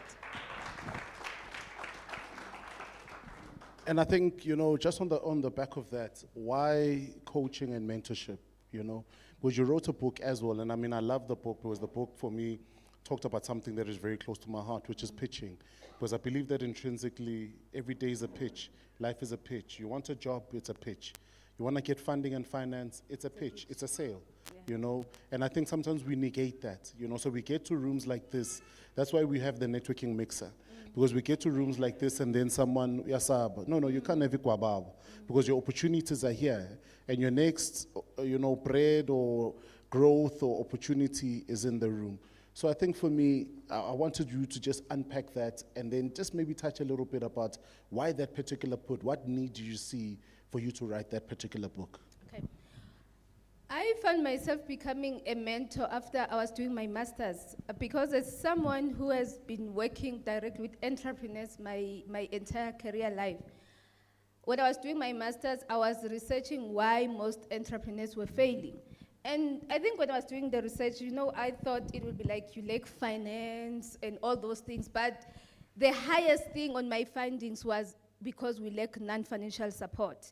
At that particular time, they were rare to have platforms such as this. So, and then I took it upon myself because it would not have served any purpose if I did the research and I was able to find out where was the gap, why was, especially people that I've always been working with. So I started my journey being a mentor for free for NYDA. I said, let me raise my hand. This is a new environment. This is something that I don't know much about it. So after that's how I found myself becoming a mentor. To date, I'm a mentor for several organizations, some even outside South Africa. When it comes to the book, I've always been a panelist. So whenever you are on the receiving end, today we were sitting here, the 5 people were pitching, and I was like, I wish they had a copy of my book before they came to pitch. I saw the need. And I also understood that being an entrepreneur, you don't have information. Actually, some of you are hearing the concept of pitching for the first time if you are not following T. So then you are finding yourself, they say, there's a prize, 50,000, you are going to win, but you must pitch. And you're like, what am I supposed to do? So I then decided to write an easy-to-read handbook. If you get a copy of the book, you can read it today and go and pitch tomorrow. Because it also have a practical pitch One of them, of the people that when I was writing the book, was Fiso. I said, because we went through the journey of you pitching, write your pitch so that the next person can be able to read and be able to understand the concept of pitching. So I was just inspired, and I wanted to close a gap and make sure that the entrepreneurial journey for each and every person is easy.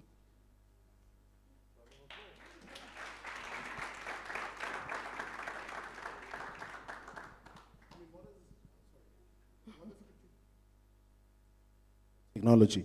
What has kept you going all of these years? I mean, entrepreneurship has got its ups and its downs, you know, and then over and above the ups and the downs, which are driven by a myriad of different things, there's rejection that comes as a consequence to action, you know.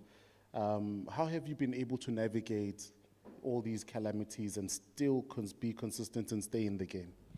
Hearing a story such as Fiso, it keeps you moving, and you believe definitely you are making an impact. I was through his journey when his business partnership went sour. I'm not sure how many times we could engage and we'll talk, how do I get myself out of that? So what drives one, I honestly believe, is that if you are doing something that you like and you are doing something that you are passionate about, regardless of the rejection, regardless of the difficulties, that keeps you going. So hearing the success story, I always say I'm the richest person in the whole world because of so many millionaires that throw my little hands, and I always look at like, you are doing so well, and it makes me proud as a mentor. Round of applause. But you know, just off the back of that, because you know, when Isfiso mentioned that, and I think also Sbu alluded to it, there was a lot of inquisitive gestures that went in the room. And I think when we hosted our last workshop in Mabopane, you know, that's one of the biggest things that sort of came out from that legal workshop. What, especially the partnership part, right? What do you think for you becomes the right makeup of partnership? Because sometimes, you know, that's how we start. You know, umchita, lady, or guy, or whatever the gender makeup is, we sit there and then we think, no, Mfana, but we can start this internet cafe or this photography business. Then we start it. Is that the right way to start, or what are some of the things that we need to consider? Should we consider going into partnerships? I think the first thing is to be in a partnership with someone who also shares the same vision. Our issue is we just mix business with pleasure. I always say don't be emotional when you go into business. It's money. And doctor said money is all about emotions. So if I want to start a business, I've been an entrepreneur throughout my journey, but I don't remember any day going to my siblings and say, please come, I want you now to sell my books or to manage me wherever I go to speak. Because I definitely understand business has nothing to do with anyone. And the second one, we never really have the conversation of saying, why must I partner with you? What is it that you are bringing on board? Because if Sfiso was able to ask the partner that, he would have said, no, this one is not the correct partner for me. And then the third one, we don't have a clear roles and responsibilities, so there's no delegation. If I'm relaxed, I'm sleeping, you go and work, we never said who must do what. And it's very important that before we sign the agreement, let's sit down and say, you will be in marketing, you will handle our finances, and at the end of the day, let us be accountable, both be accountable to each, to the both of us. So we use emotions, we use friendship, we use relationships, and at the end of the day, it becomes sour and we hate each other. Just now, I think Sfiso with his former partner, they can't even meet and greet, because they went into a sour relationship. So ask someone, what is it that you are bringing on board? And also check the personality of the people. Not everyone is called for business. And we really need to accept that and respect that. You cannot force me today to say, go and sell fat cakes. I don't know anything about selling. I'm not even interested in selling anything. So find out what are the personalities. Can we really work together before we even go into business? I really like that because it touches on the values, the character traits. And I think, you know, I love the fact that it was mentioned earlier on. I mean, we've got an amazing glossary on YouTube of this content. Because if you wanted to know the legal structure that was shared, for instance, if you go into a partnership with someone, you need to have a partnership agreement. Yes.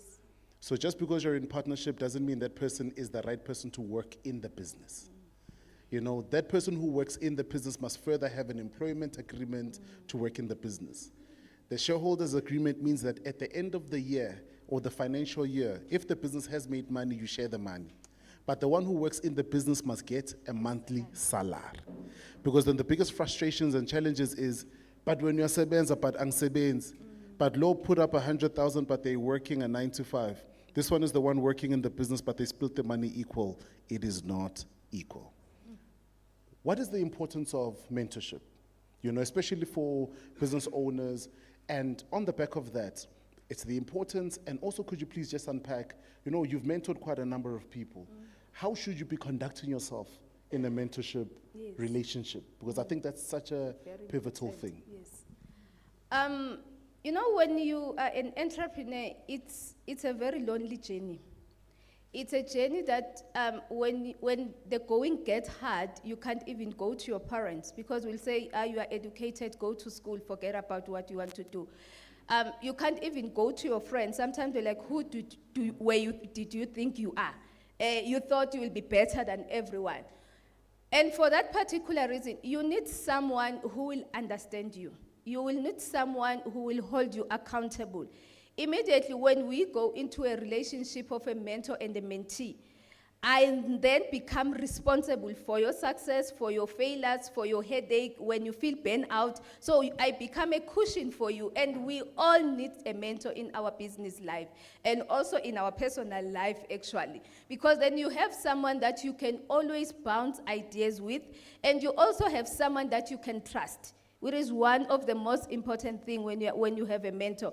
If you are looking for a mentor and you can see, I cannot trust this person. And also as a mentor, when I meet a mentee and I can see that you are not trusting the process, you are looking for a miracle, I cannot pray for you overnight and you become a millionaire. So it's all about one, being willing to trust the process and also to trust you as a mentor and understanding that they are going to lean on you and you are not going to do it for them. I don't even remember one day Fiso saying, hey, my mentor, go and get a client for me. I don't do it for you. I walk beside you. So I show you the door. And most of the time, before even the relation starts, we say, what is it that you want to do?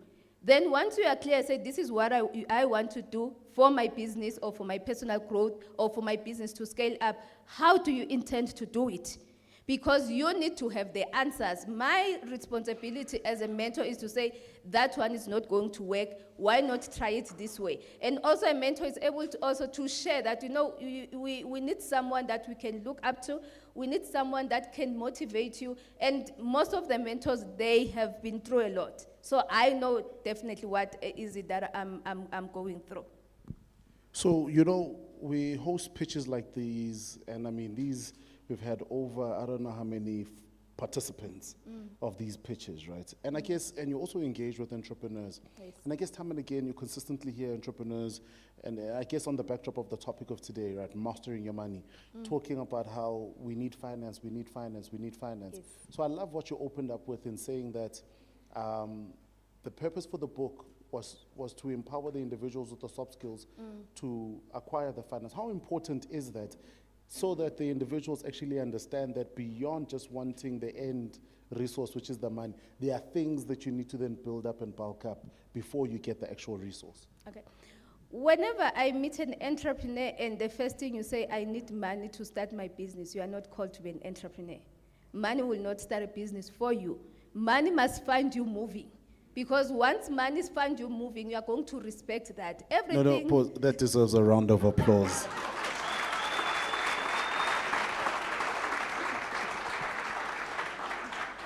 I'm sorry if I cut your flow, but those chest pains, please continue. So I've met people, you know, some were students in academic institution. They started their business with NSFAS money. I know a lot of entrepreneurs, when it was lockdown, there were those 350. People started business with that 350. Hence, I'm saying you don't need money to start a business. I had a privilege, my employer of choice, it's Mega, we're working with funding businesses. And most of the people, when they do a business plan, they think, you know what, I'm gonna knock at this door, they're going to give me money. At most of the time, 99%, your application is declined. Because now, as an entrepreneur, it's an idea, and an idea that has not been tested. I think what Doctor was touching on, when you're approaching like a government agency like ours, we don't even focus much on whether you blacklisted or not, because we are government. It's only when it's a judgment, it's a serious crime. We won't even touch you. But we are always saying, would you put your money in your business? If you were on the other side of the table. If your answer is no, no one is willing to bet on you. It means you don't even trust your business idea enough to put your own money. So why would you knock at Nedbank and say, Nedbank, fund my idea, if yourself you are not willing to do that? So I think it always starts like that. Yourself, believing in your idea, work hard, look for money, hustle. You know, an entrepreneur is one person who always hustle. They make way, those people. I always say when I meet you, you cannot allow any door to be shut. Knock that door down. I met someone while we were networking, I'm like, have you been to NYDA? He's like, yeah, I've completed the form. They have not called me back. I said, have you been to NYDA yourself? Because sometimes we expect that there'll be a miracle. NYDA will call you, says, Anele, please come and see us. We've seen, sometimes go there and force those doors to open because you believe in what you want to do. Thank you so much.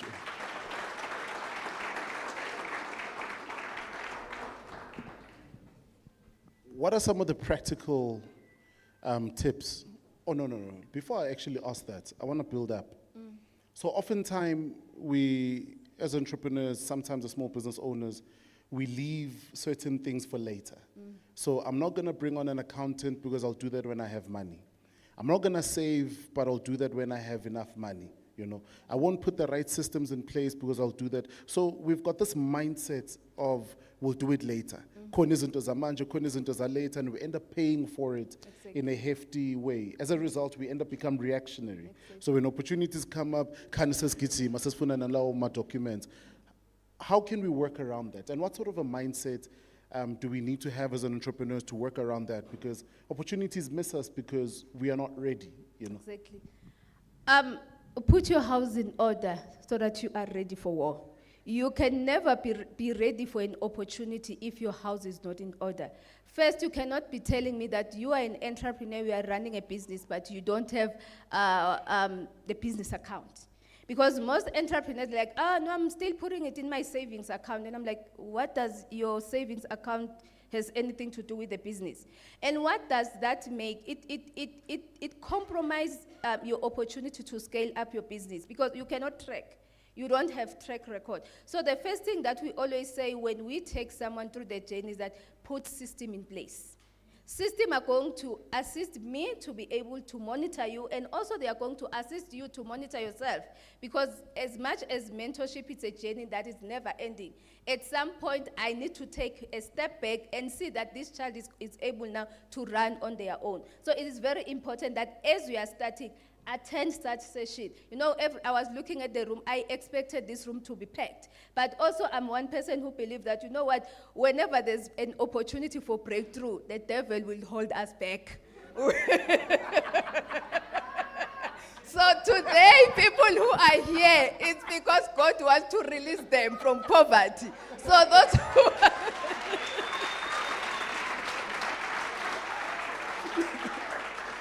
So I just want to make a joke. So, yeah, no, I don't want to make it. we might call an altar call and start praying for people. But it's true, because we want to be successful, but we do not want to put in the work. It's free to be here. We did not pay anything to be here. But the information, the network that we are going to live with, it's going to impact the next generation. I'm one person who believes that if you do things right now, you are going to impact, you are building a legacy. When you look at our lives as black people, we always struggle with the first. You cannot then sit here as a young person and expect your children to be the first. What is it that are you going to start? Because if you are starting correctly now, building a foundation for them, you are making it easy for them to scale up and have the branches of your business internationally. because now we've got that opportunity to trade anywhere.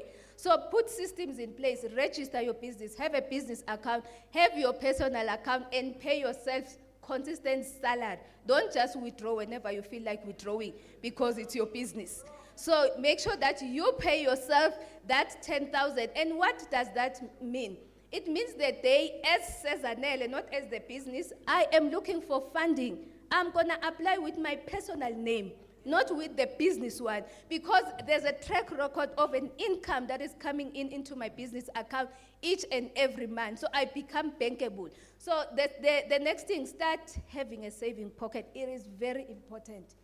You know, during lockdown, that's when we've learned the importance of saving as an entrepreneur, because there was no business and you still had to live, continue living. So it is very imperative that as a business person, when a millions clock in, a percentage needs to go to a savings account, a percentage can be spent. Don't just spend money because you got a million, then you must go and buy a car today. It's not your money yet.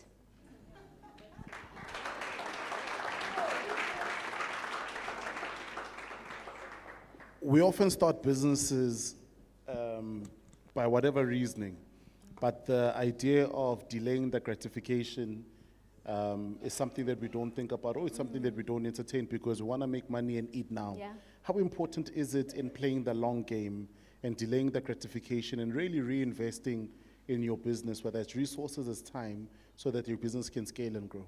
Okay. I think, as I was saying, you know, when you teach yourself financial discipline early in life, it becomes easy for you to scale up on your own. When you are looking for funding, the paper trail, it's a headache. The requirements are a headache. We may be sitting here and say, come tomorrow. When you go there, we send you back and forth, back and forth, back and forth, until you lose an opportunity. When you're in business, an opportunity comes once in a lifetime.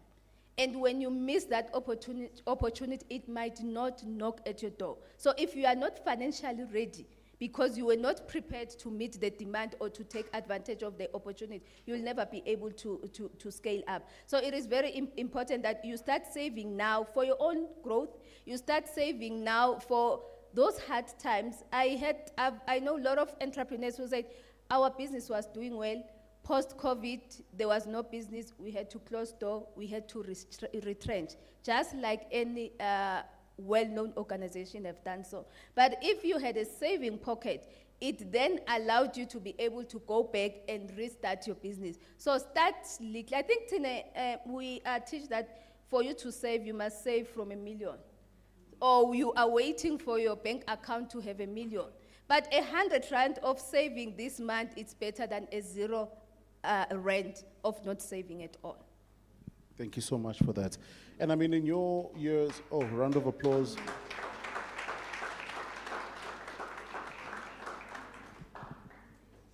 So when a business says that they've got a cash flow problem, is that a sales problem to you, or is that a management problem? It's both. Why am I'm saying it's both? Your cash flow as an entrepreneur, as a jockey, as someone who's running the business, and you are not financially disciplined, it will affect the business cash flow. Because you are going to withdraw money and forget that at the end of the month, you have overheads that you need to pay. So you start as a business owner and say, oh, I got a tender, or I've made a deal, I've made so much, let me go out with my family to the Bahamas and spend. But month end, Bahamas, you must come back and pay and pay your debt. So it is very important that then you understand as an entrepreneur that what does it mean for me to understand financial discipline.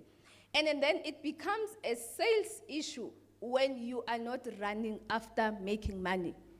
When we are in business, we always say you must breathe your business. It means if you don't believe in it, if you do not market it, definitely you won't have sales. It means you won't have turnover. It means you will have a shortfall at the end of the month. You won't be able to pay your overheads. Then it becomes a sales issue, and that's the responsibility of the owner and also of yourself of not doing things correctly. And another aspect is that sometimes we believe that when you are starting a business, I don't even have to understand what does break even mean. I don't even have to understand having an accountant. I don't even have to comply with SARS. And those things, they catch up with you later. And I know one entrepreneur who came to my office, she literally broke down and say, I was told to register for VAT, only to find out nobody told me that I must pay something back. So for me, I was like, I've delivered this goods, claim back from SARS, but the conversation ended there. SARS came back knocking. Now she cannot trade anymore. Yeah, VAT. Yeah, it's a real thing. Yeah, that threw me aback. I lost my train of thought there, but just to sort of recenter and realign my thinking, right? What are some of the biggest challenges in the years that you've worked with entrepreneurs that are sort of common challenges, especially around management and finances, and how can entrepreneurs really work around those very basic challenges? I always say, be faithful with the little. That's a Bible quote. You do not expect anyone to trust you with millions if with the 100 rand that you make today for selling the car holders are there, you cannot account for it. So one, have an accountant early when you're starting a business so that compliance is in place. And most of the entrepreneurs, they always think it is expensive, I can't afford, but the price you pay is 5 times more than what you would have negotiated at that time. Accountants are also business people. You need to sit down and negotiate. I'm a startup, I cannot afford to pay you whatever rent amount, but I need to have compliance in place. So you have your books at an early, and you understand them. Because I've met so many people that will come and say, we are looking for funding, we are making a loss in our business. Because sometimes as professionals, we like, so that you dodge SARS, you are making a loss. And it does catch up with you. Because when you come to a financial institution, they're like, you are making loss, how can you afford a new debt? So you have to ask questions and understand exactly what does that mean for me as an entrepreneur. So you have to understand your finances as a business person. That's the biggest mistake that we make. The second one, we don't separate our business from our own personal lives. So I live in my business means when we are applying for finance, we ask for a business bank statement.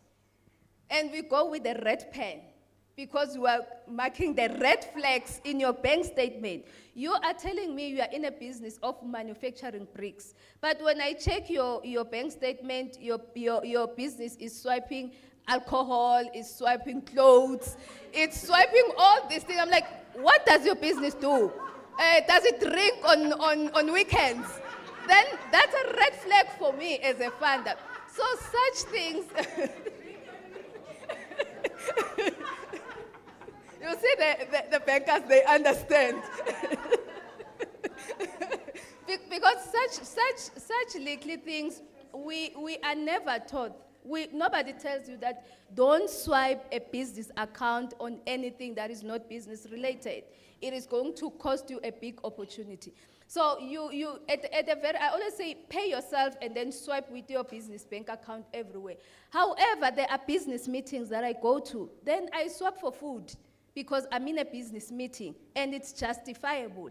But it's a problem when your business, every time it's dressing up in a high-end shop, and there's nowhere where your business account is swiping where you buy your uniform.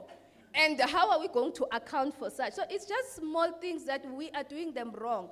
And sometimes I don't blame people whenever I meet them, because nobody hosts such sessions. Nobody really does that and take us through a reality check and say, what are the implications of you not separating yourself from the from your business? And I think just on the back of that, right, because I guess that's the action.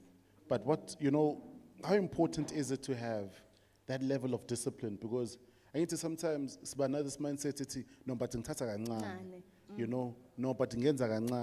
no, and even with family, you run a business, you run a business, whether it's from home, but they know ukuthi uyagereza, and then bathi no, sicela ukuboleka, you pay us back or whatsoever the case. And sometimes and I love what Dr. Frank was talking about, that it's the emotions sometimes that let us down because you become emotionally entangled, you know.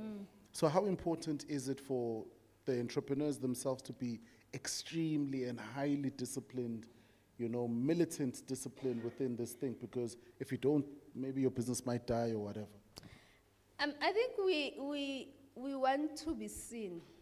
That's our problem as entrepreneurs. When I arrive home, because now I have money, I want to be the one who's spending. And every family member, whenever there's something, they call me and says, Anele, deposit. They forget, what do I deposit for? Because I'm earning a salary also, just like yourself. So it starts there, learning to say no. Because once you become too much someone who's a giver, and you are expecting that you are going to get a breakthrough from somewhere, you are going to drown. And when you are drowning, there'll be no one who's going to be there to lift you up. You're going to drown on your own, and you are going to just step on you and then move on with life. So by just learning to say, no, I don't have. It's not an embarrassment. I don't have. I'm an entrepreneur. The money for the business is made up for the business. And then it allows me to be able to scale up and to fit into the business. So if we teach ourselves the importance of saying no, and secondly, the lifestyle audit, doing a lifestyle audit, it took me years to even buy a new car, because when we started the business with my husband, unfortunately, no one was going to fund us because we were starting it in rural area.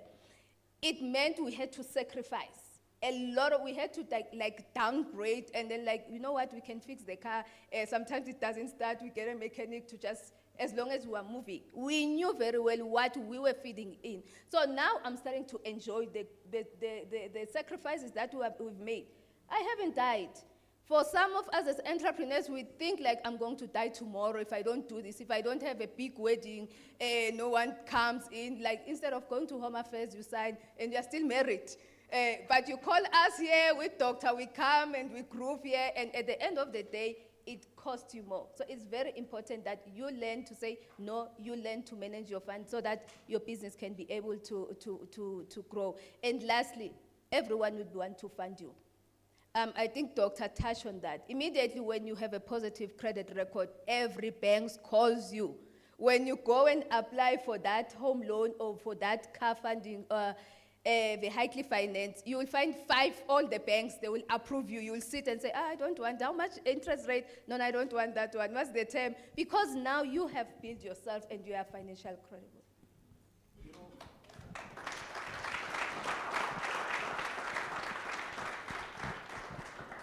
So time and again, you know, you talk to entrepreneurs, and this entrepreneur shares his or her story about how I've just won a 10 million rand contract, whatever the rand value, but I just realized at the end of this contract that I'm actually not going to make any money, you know. So that then becomes a costing challenge, and it happens all the time to us as entrepreneurs, because when you cost it wrong, there are cash flow issues. Cash flow issues, you might fall into debt, you know.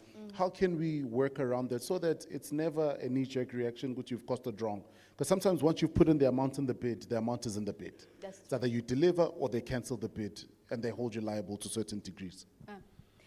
Get actual quotations, because most of the time we think if I'm cheaper, they are going to appoint me to go and do catering for tea.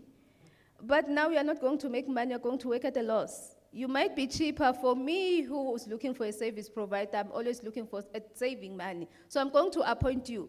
Of how you take care of the shortfall, it has nothing to do with me, because I expect you to deliver at the end of the day. Get actual quotation. I always say, you cannot say your strategy of starting a business and also of attracting new customers, you are going to sell your products cheaper than your competitors. Then you are in the wrong business. You are going to close shop because you do not factor in your cost. And your cost is what determines how much am I supposed to price my product. So it is very important that you get quotation.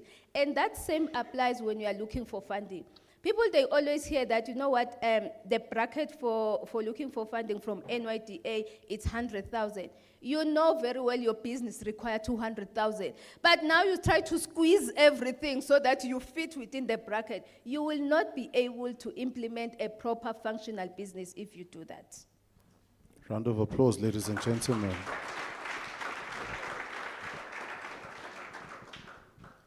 So I like the fact that you sort of touched on the tax issue, you know. How important is it? Because compliance will always remain, you know, the bedrock and the pinnacle at which our businesses grow, they fall, and the sort. How important is it for us, you know, to manage compliance? And what does that look like? You know, because sometimes what we do is that we abdicate responsibility. So I finally do afford to pay that accountant, saying it's no msebenzi wakho. Then when there's an opportunity, it's I need a tax clearance. No, but where the documents, no, just file zeros.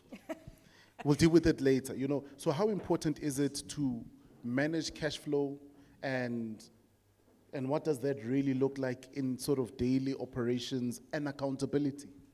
We always think being entrepreneurs in South Africa, it's difficult because we've got so many compliance rather than a foreigner running a spaza shop, not banking, not paying tax, not being accountable to anyone. The benefits are if you really have a dream of dealing with corporate, they check your SARS status.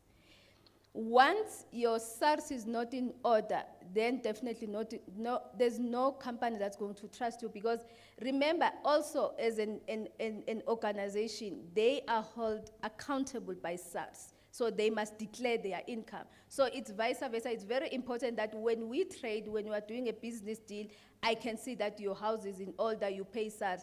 And I've recently learned that, you know, we run away from SARS, but SARS is one of the best friends, if you understand SARS. But we think, when I go to SARS, when I declare, they're going to take all my money. It's a misinformation. We need to be informed. And SARS, you can call them. You don't sometimes even need an accountant, a professional. If your returns was zero, you registered the company, you didn't trade, you submit your zeros. SARS is not going to run after you. You'll get your tax pin. It's available. You can also call and have a session. They also have even online sessions. You can book to attend that. So it's very important that we understand what does it mean for me, and which doors I won't be able to open if my SARS is not in order. So it does affect you, especially when you want to trade. So I've got one last question, then I'll take questions from the floor. But, you know, on the back of this, you know, I learned a valuable thing years ago, that, you know, as a small business owner, if you are planning to succeed, you can't plan to succeed, much like what Sbu said earlier on.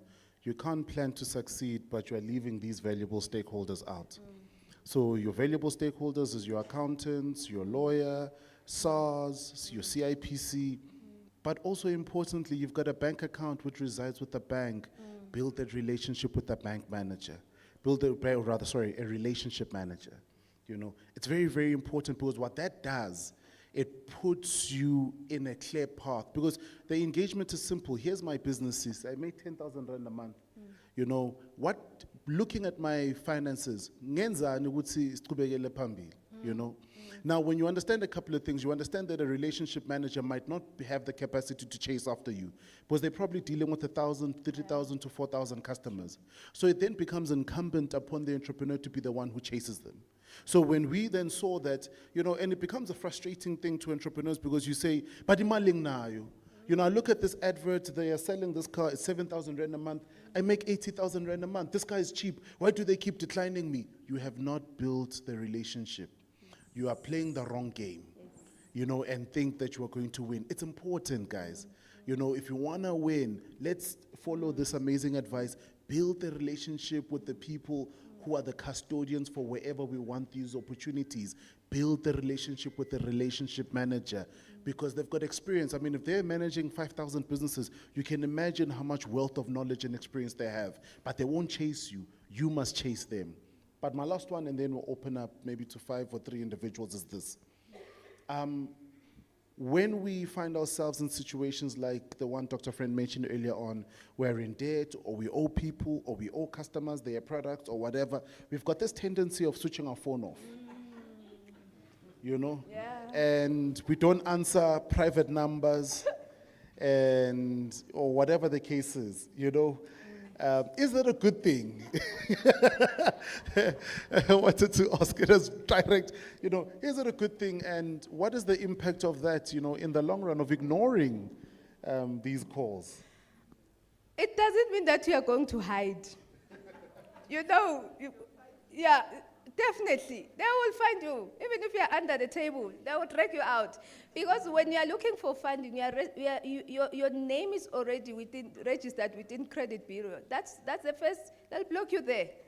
You go to the next door, like now, when you go to each and every development funding institution in South Africa, we go on credit bureau because we know entrepreneurs, they'll go and borrow everywhere and not pay. So we go there, we're like, you are red flag by this institution. Why didn't you pay there? And even if you think I'm gonna change and register a new company, we go to CIPC. We can know you were a director of this company. What happened? So you definitely cannot run away. It always catch up with you because of this technology that we have. Answer the phones. I said, you know what, you can't run away from SARS. Go and have a conversation. Sit down and say, you know what, I've made a mistake. Because that entrepreneur who had an issue with VET, she said, if only I asked for advice, maybe I would have negotiated. Instead, she thought I'll register another company and move on. Because we always think that, they won't find me, this is a new PTY LTD. But now you are the business owner. When we red flag your company, unfortunately, we red flag yourself too. Because at the end of the day, as much as it's two different legal entities, you are the company. If you collapse and die, we lose our investment. Hence, it's always important that we back a jockey, that they have a bigger vision, they have a succession plan in place. They are building a team. Because you cannot trust someone who doesn't have a team. Because when you are seated here, my business is closed, and then what about my investment? So always switch on your phone, explain yourself, make arrangement. If you've borrowed money from anywhere, pay the 100 rand. When you're looking for funding where I work, we always say, okay, you had a clothing account. What have you done? Go and make arrangement. We are holding you accountable. Go and make arrangement with them. Bring a letter that says you've made an arrangement. This is how much you are going to pay. Then we are going to monitor. Are you servicing that debt? We cannot trust you because it means you are going to run away from us too. Ladies and gentlemen, wow. Wow. Very, very amazing. You're amazing. But I'm now going to open up 3 questions. Anyone who's got a question, X marks the spot right here. The guys will bring the mic. Yeah, please just come, sir. I'll get the first one. This gentleman, that gentleman over there at the back, and the lady for now. Let's see how it goes. Ne? Just this gentleman, the one in the gray shirt, and then the lady in the white t-shirt. Sir, the mic is coming now. Okay, you can have this mic. Thank you. Mine, I've got 2 questions.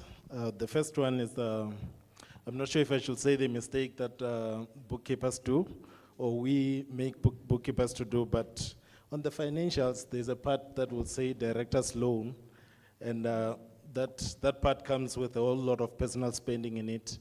So my question is, according to you, what are the dangers that we, besides ourselves, gatekeeping ourselves outside the opportunities, what are other negatives that can come to? And then the second one is, when it comes to scaling up the business, what role does delegating do to our subordinates? Those are my questions. Thank you, sir. The first one, when yes, our company is owing me a lot of money, our family business. Remember, I'm working, so it's easy for me to access credit, as I said. Hence, I was unable to do certain things because of that. The issue is, if you cannot account that director's loan, you've been spending the company money and you are saying, I borrowed the company money. Every time when we need to scale up in our business, I deposit the lump sum, it will go through the business account as a loan from SC Zoned. it's accountable, there's paper trail. When the business pays me back, it will say loan repayment as Sizondi. When you are putting your books, it does balance. It's not skewed to say, I know you are paying back, but when did that money comes in? So we don't understand what does owner's equity means. There's some money that we've invested in our business, we'll never get it back. It's your own business at the end of the day. You are going to enjoy the dividends. It's your baby. So why then are you stealing from yourself?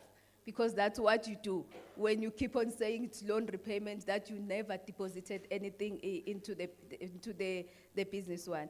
And the second question was? Delegation. The How delegation important part. is it? You need to multiply. Whenever someone is pitching, if we had an opportunity to ask questions to each and everyone who was pitching, I was going to say, you are silent about your team. For me as an investor, that's a red flag, because it means you don't have a succession plan in place. It means you are not multiplying yourself. It means you are not even training your team to know how to be yourself. We've started building a succession plan in our own business because it's an ICE business. December, it's our peak. Our children are working there and they get paid. We are building a succession plan. We do not want our business to die with us. We want them to start understanding. They need to know our customers, they need to know quantities, they need to know how to pack ice as cold as it is. We are building, we are multiplying, because one of the mistakes with us as business people, we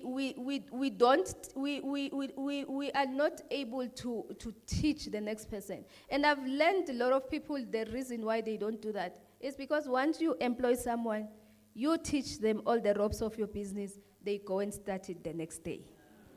And do you know why they started? You don't have system in place. You don't sign a disclosure agreement. You don't sign a contract.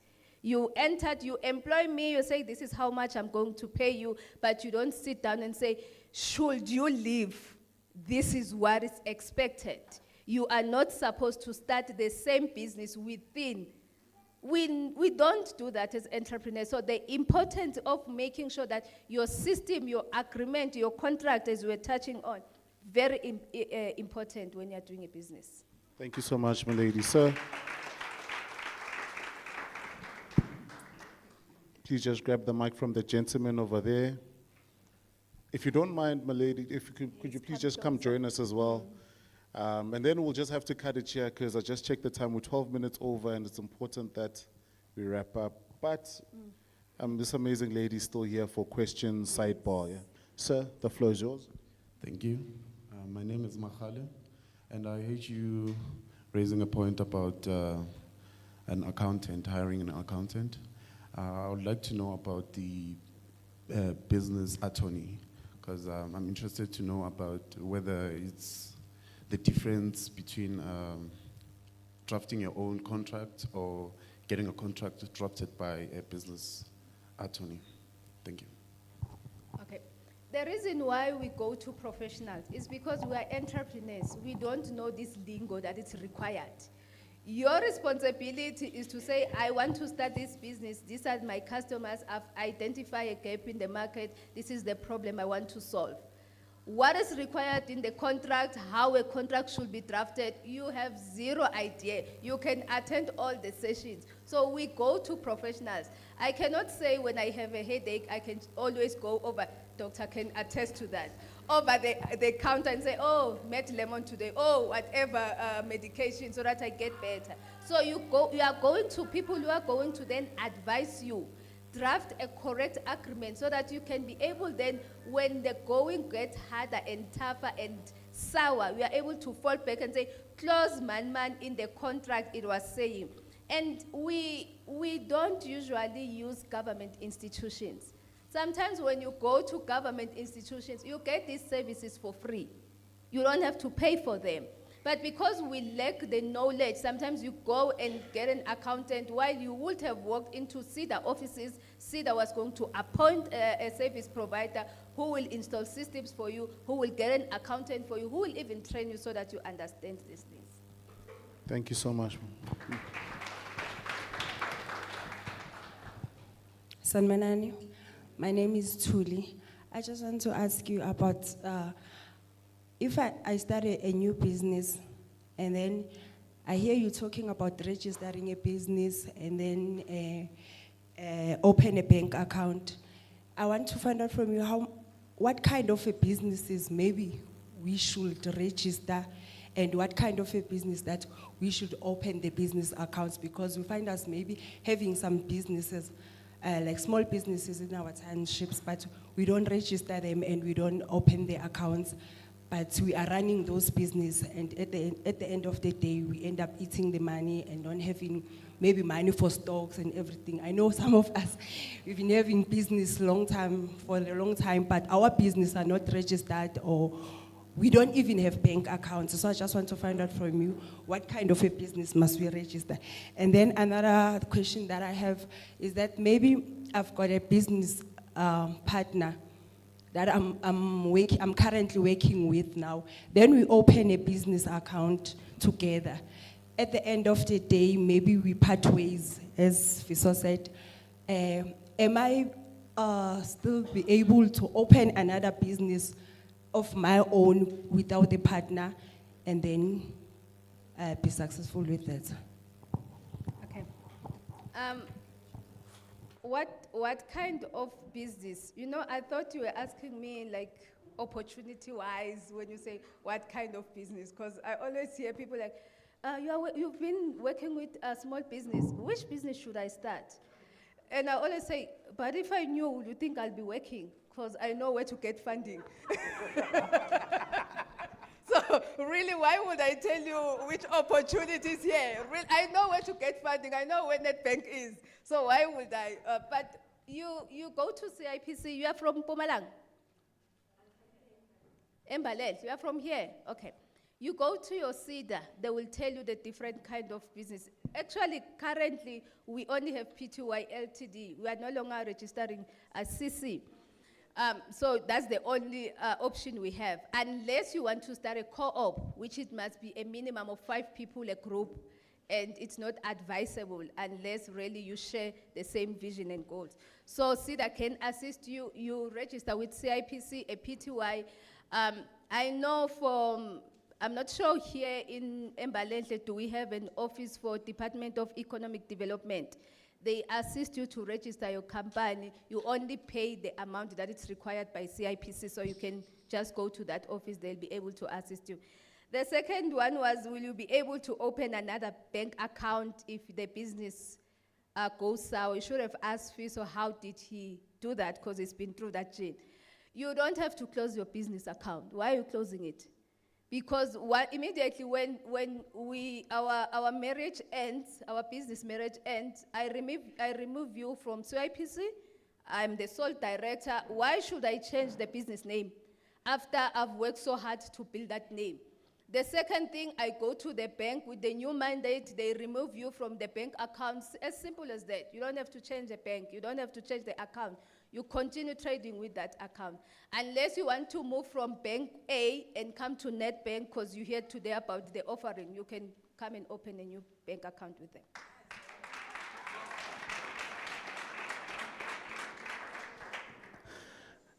them. Ladies and gentlemen, there you have it. Thank you so much. Let's give this amazing lady a big round of applause. We are done. So we've got a gift for you, but you know, when I ask you to just stare at that camera there, take a picture, give us that beautiful smile. You're already posing. Okay, he'll cue us. And then here's a nice gift here. Thank you so much. Ladies and gentlemen, let's give it up for Sezanele Zondi. And thank you so much for being patient with us. This is the last part of the program. Then we eat and we close. Smooth.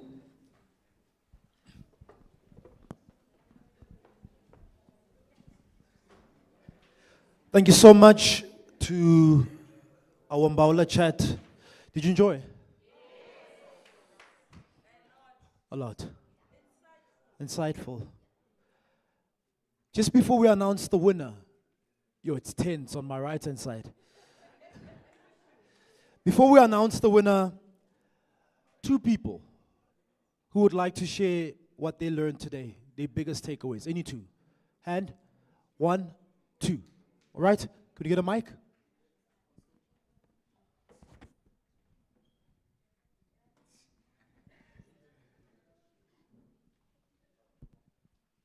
Sanbonani. My name is Connie. Today I've learned a lot. I've learned that actually I was doing everything wrong.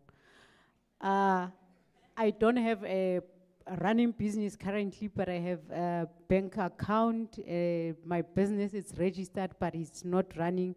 What I did when the doctor was talking about emotions, I was tired of poverty and struggling. Then I just went and buy the equipment and everything, but I didn't have a plan. So now I can't execute anything. So I've learned a lot. Thank you so much. I thank my friend for inviting me here. Thank you to your friend. Yeah. Can we get a shirt? You came with your friend, so you can share the shirt as well. There was a hand. Yes, my brother there. Yeah. Thank you for your honesty. Yo, everything I was doing is wrong. Wow. Thank you for your honesty. Yes, my brother. Greetings again. My name is Rice. I too, I got help because one thing that my brother says is Fiso about partner, that you must be careful about the partner that you are engaged with in the business. So, hey, I'm a partner. You woke up early, working alone. At the end of the day, you want to get something. And then, but if we say no, maybe saying that we are having a share certificate, you say 50% is mine, 50% is yours. And again, Doctor he spoke about money, that money is emotions. When it comes to money, hey, you even change. Even your friends is changing. So I've learned a lot that when it comes to money, we have to be money-wise. How do you spend your money? How do you invest your money? How do you save your money? As a business, it says that it's not every money that gets in the business which you have to spend it. Some of it you have to save, some of it you have to check if maybe there is any equipment that you need, whereby you can save up until you get another equipment. And there's one other thing that he said, Zondi, yes. He said that if you are starting a business, it's not money which will make you to start a business. Yeah, you can have money, but if you don't have a vision or an idea of a business, you can't move your business. So I have learned a lot that firstly, before I say I have a business, I have to have a vision, I have to have an idea of a business so that I can run my business. Thank you. Thank you so much, Vice. Please do go on our social media. We'll post a question in the next day or two on how you found your experience, how it was, what is it that you learned. Would really, really appreciate your feedback. All right, we've come to that part of the program where we announce the pitch winner.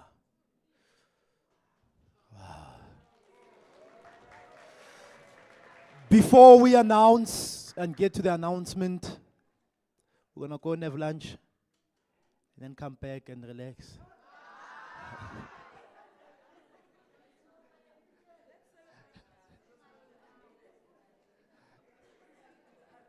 You know, before they announce the winner, they say, we'll be back after the break. And you're like, no more coming back. All right. So, Lizzie, please, can you come on stage?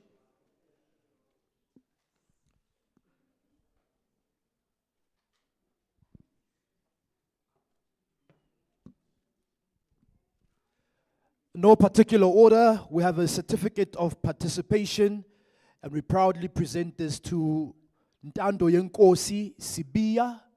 Ntando Yenkosi, please come on stage.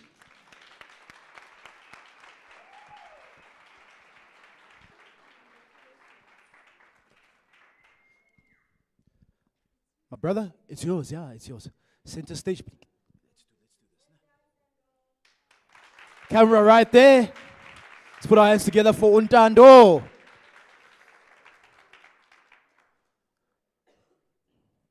Fantastic.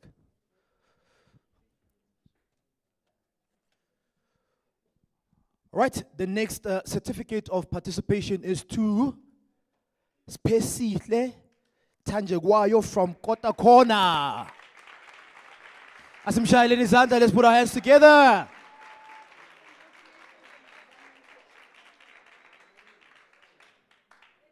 Center stage. Right there.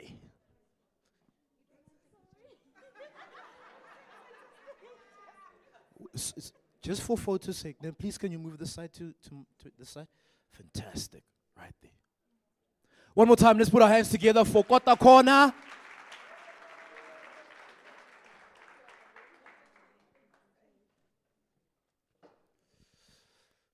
The next certificate of participation we proudly present to Katleho Nkambule from New Choice. Congratulations.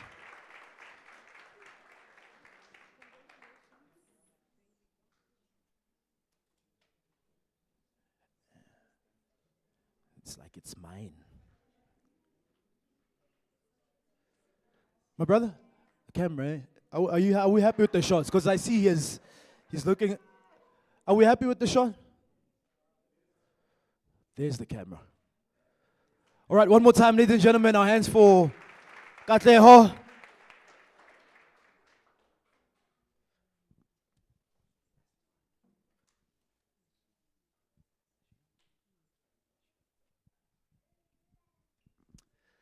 The next certificate of participation is to Moses Mashianoke from Nyatela Works.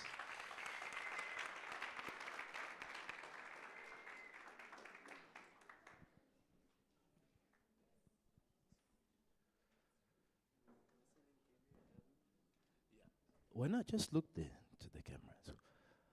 One more time, let's put our hands together for Moses Mashianoke from Nyatela Works. All right.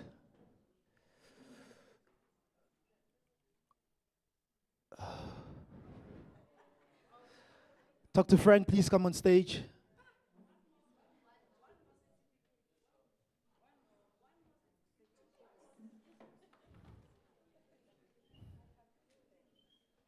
All our speakers and judges, please come on stage.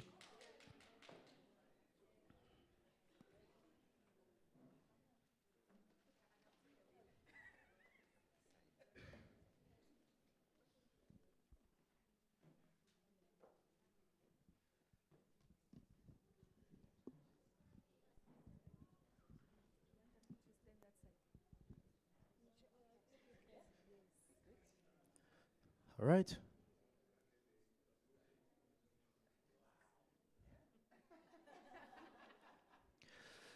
Ladies and gentlemen, I am going to need the biggest drum roll that you have ever given in your life as we go on and announce the winner of the pitching competition. This winner walks away with the grand prize of 50,000 Rand. The pitching winner of the competition right here, Embalenhle. Ladies and gentlemen, let's put our hands together. Let's get the drum roll going. Let's get the drum roll going. And the winner is Rendani Marilonga from Rendani's Auto Clinic.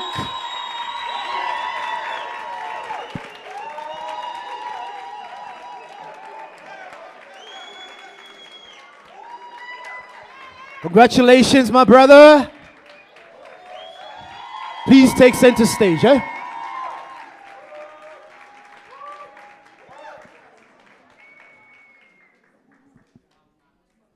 All right, so yeah, let's hold this, the book.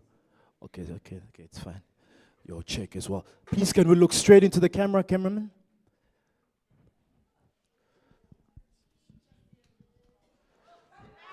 There's the camera once again. Choose your biggest smile.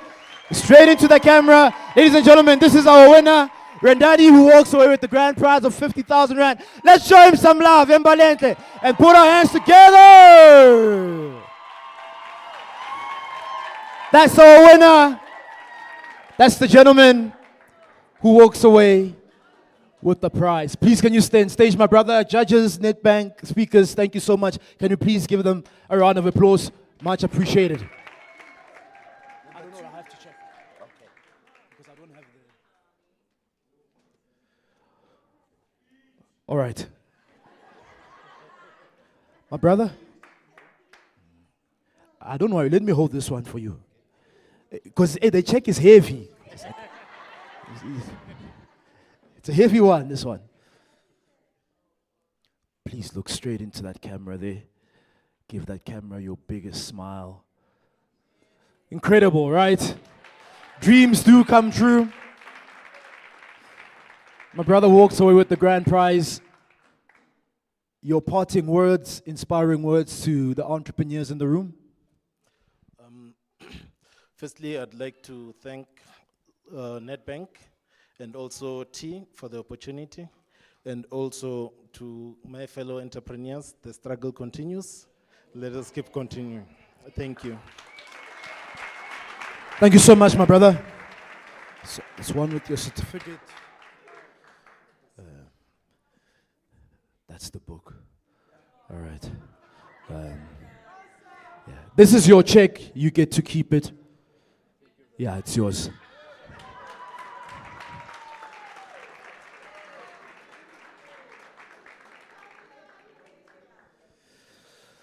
All right. We've come to the end of our program. You know what's encouraging is to see the hunger to learn and to grow. It's Saturday. I mean, you don't have to be here. You've got other things to be doing. Family, friends, the function. But you've stayed here. Some of you were here as early as 8. It's 2 o'clock to 2 on a Saturday. And you're still here. The biggest investment that you can make is in yourself. And you've done that today. So we really do hope that, hey, next time when we do come back, it's you on stage. Are we together? Now when Manbuelo was born and I was so petty Mike and now now I'm pitching now. We really do encourage you to share your experiences. Once again, today's session, from start right until the end, will be on our social media platforms. Please follow, please subscribe, please share your experiences, and then we're on to the next one. Don't go. Continue to network. Continue to meet new people. Continue to do business. Now we're going to eat. We're going to eat. Do you want? Okay. My brother at the back, please can you raise up your hand? Just the final one. Our online audience, there are people who have been watching. There's a guy, I just saw it now on our YouTube channel. I think his name is Mutebakwa. So he does websites, and he's on our YouTube channel, he's watching, somebody else comments, he goes and clicks onto that person's profile and realizes that the person doesn't have a website. Right on the comments, he offers this person to do their website. Guess what? He said, no, give me your contact details, they're doing business. Like, this is happening as we speak. That's the power. It's an entrepreneur that says, oh, somebody else commented. Let me drop them a message. Let's see how we can work together. Even online. I know the guy, he's somewhere in Soweto. The other individual is not in Soweto, but they're doing business. Let's take it to the next level. My brother at the back, please raise your hand. So that is the gentleman that will... now.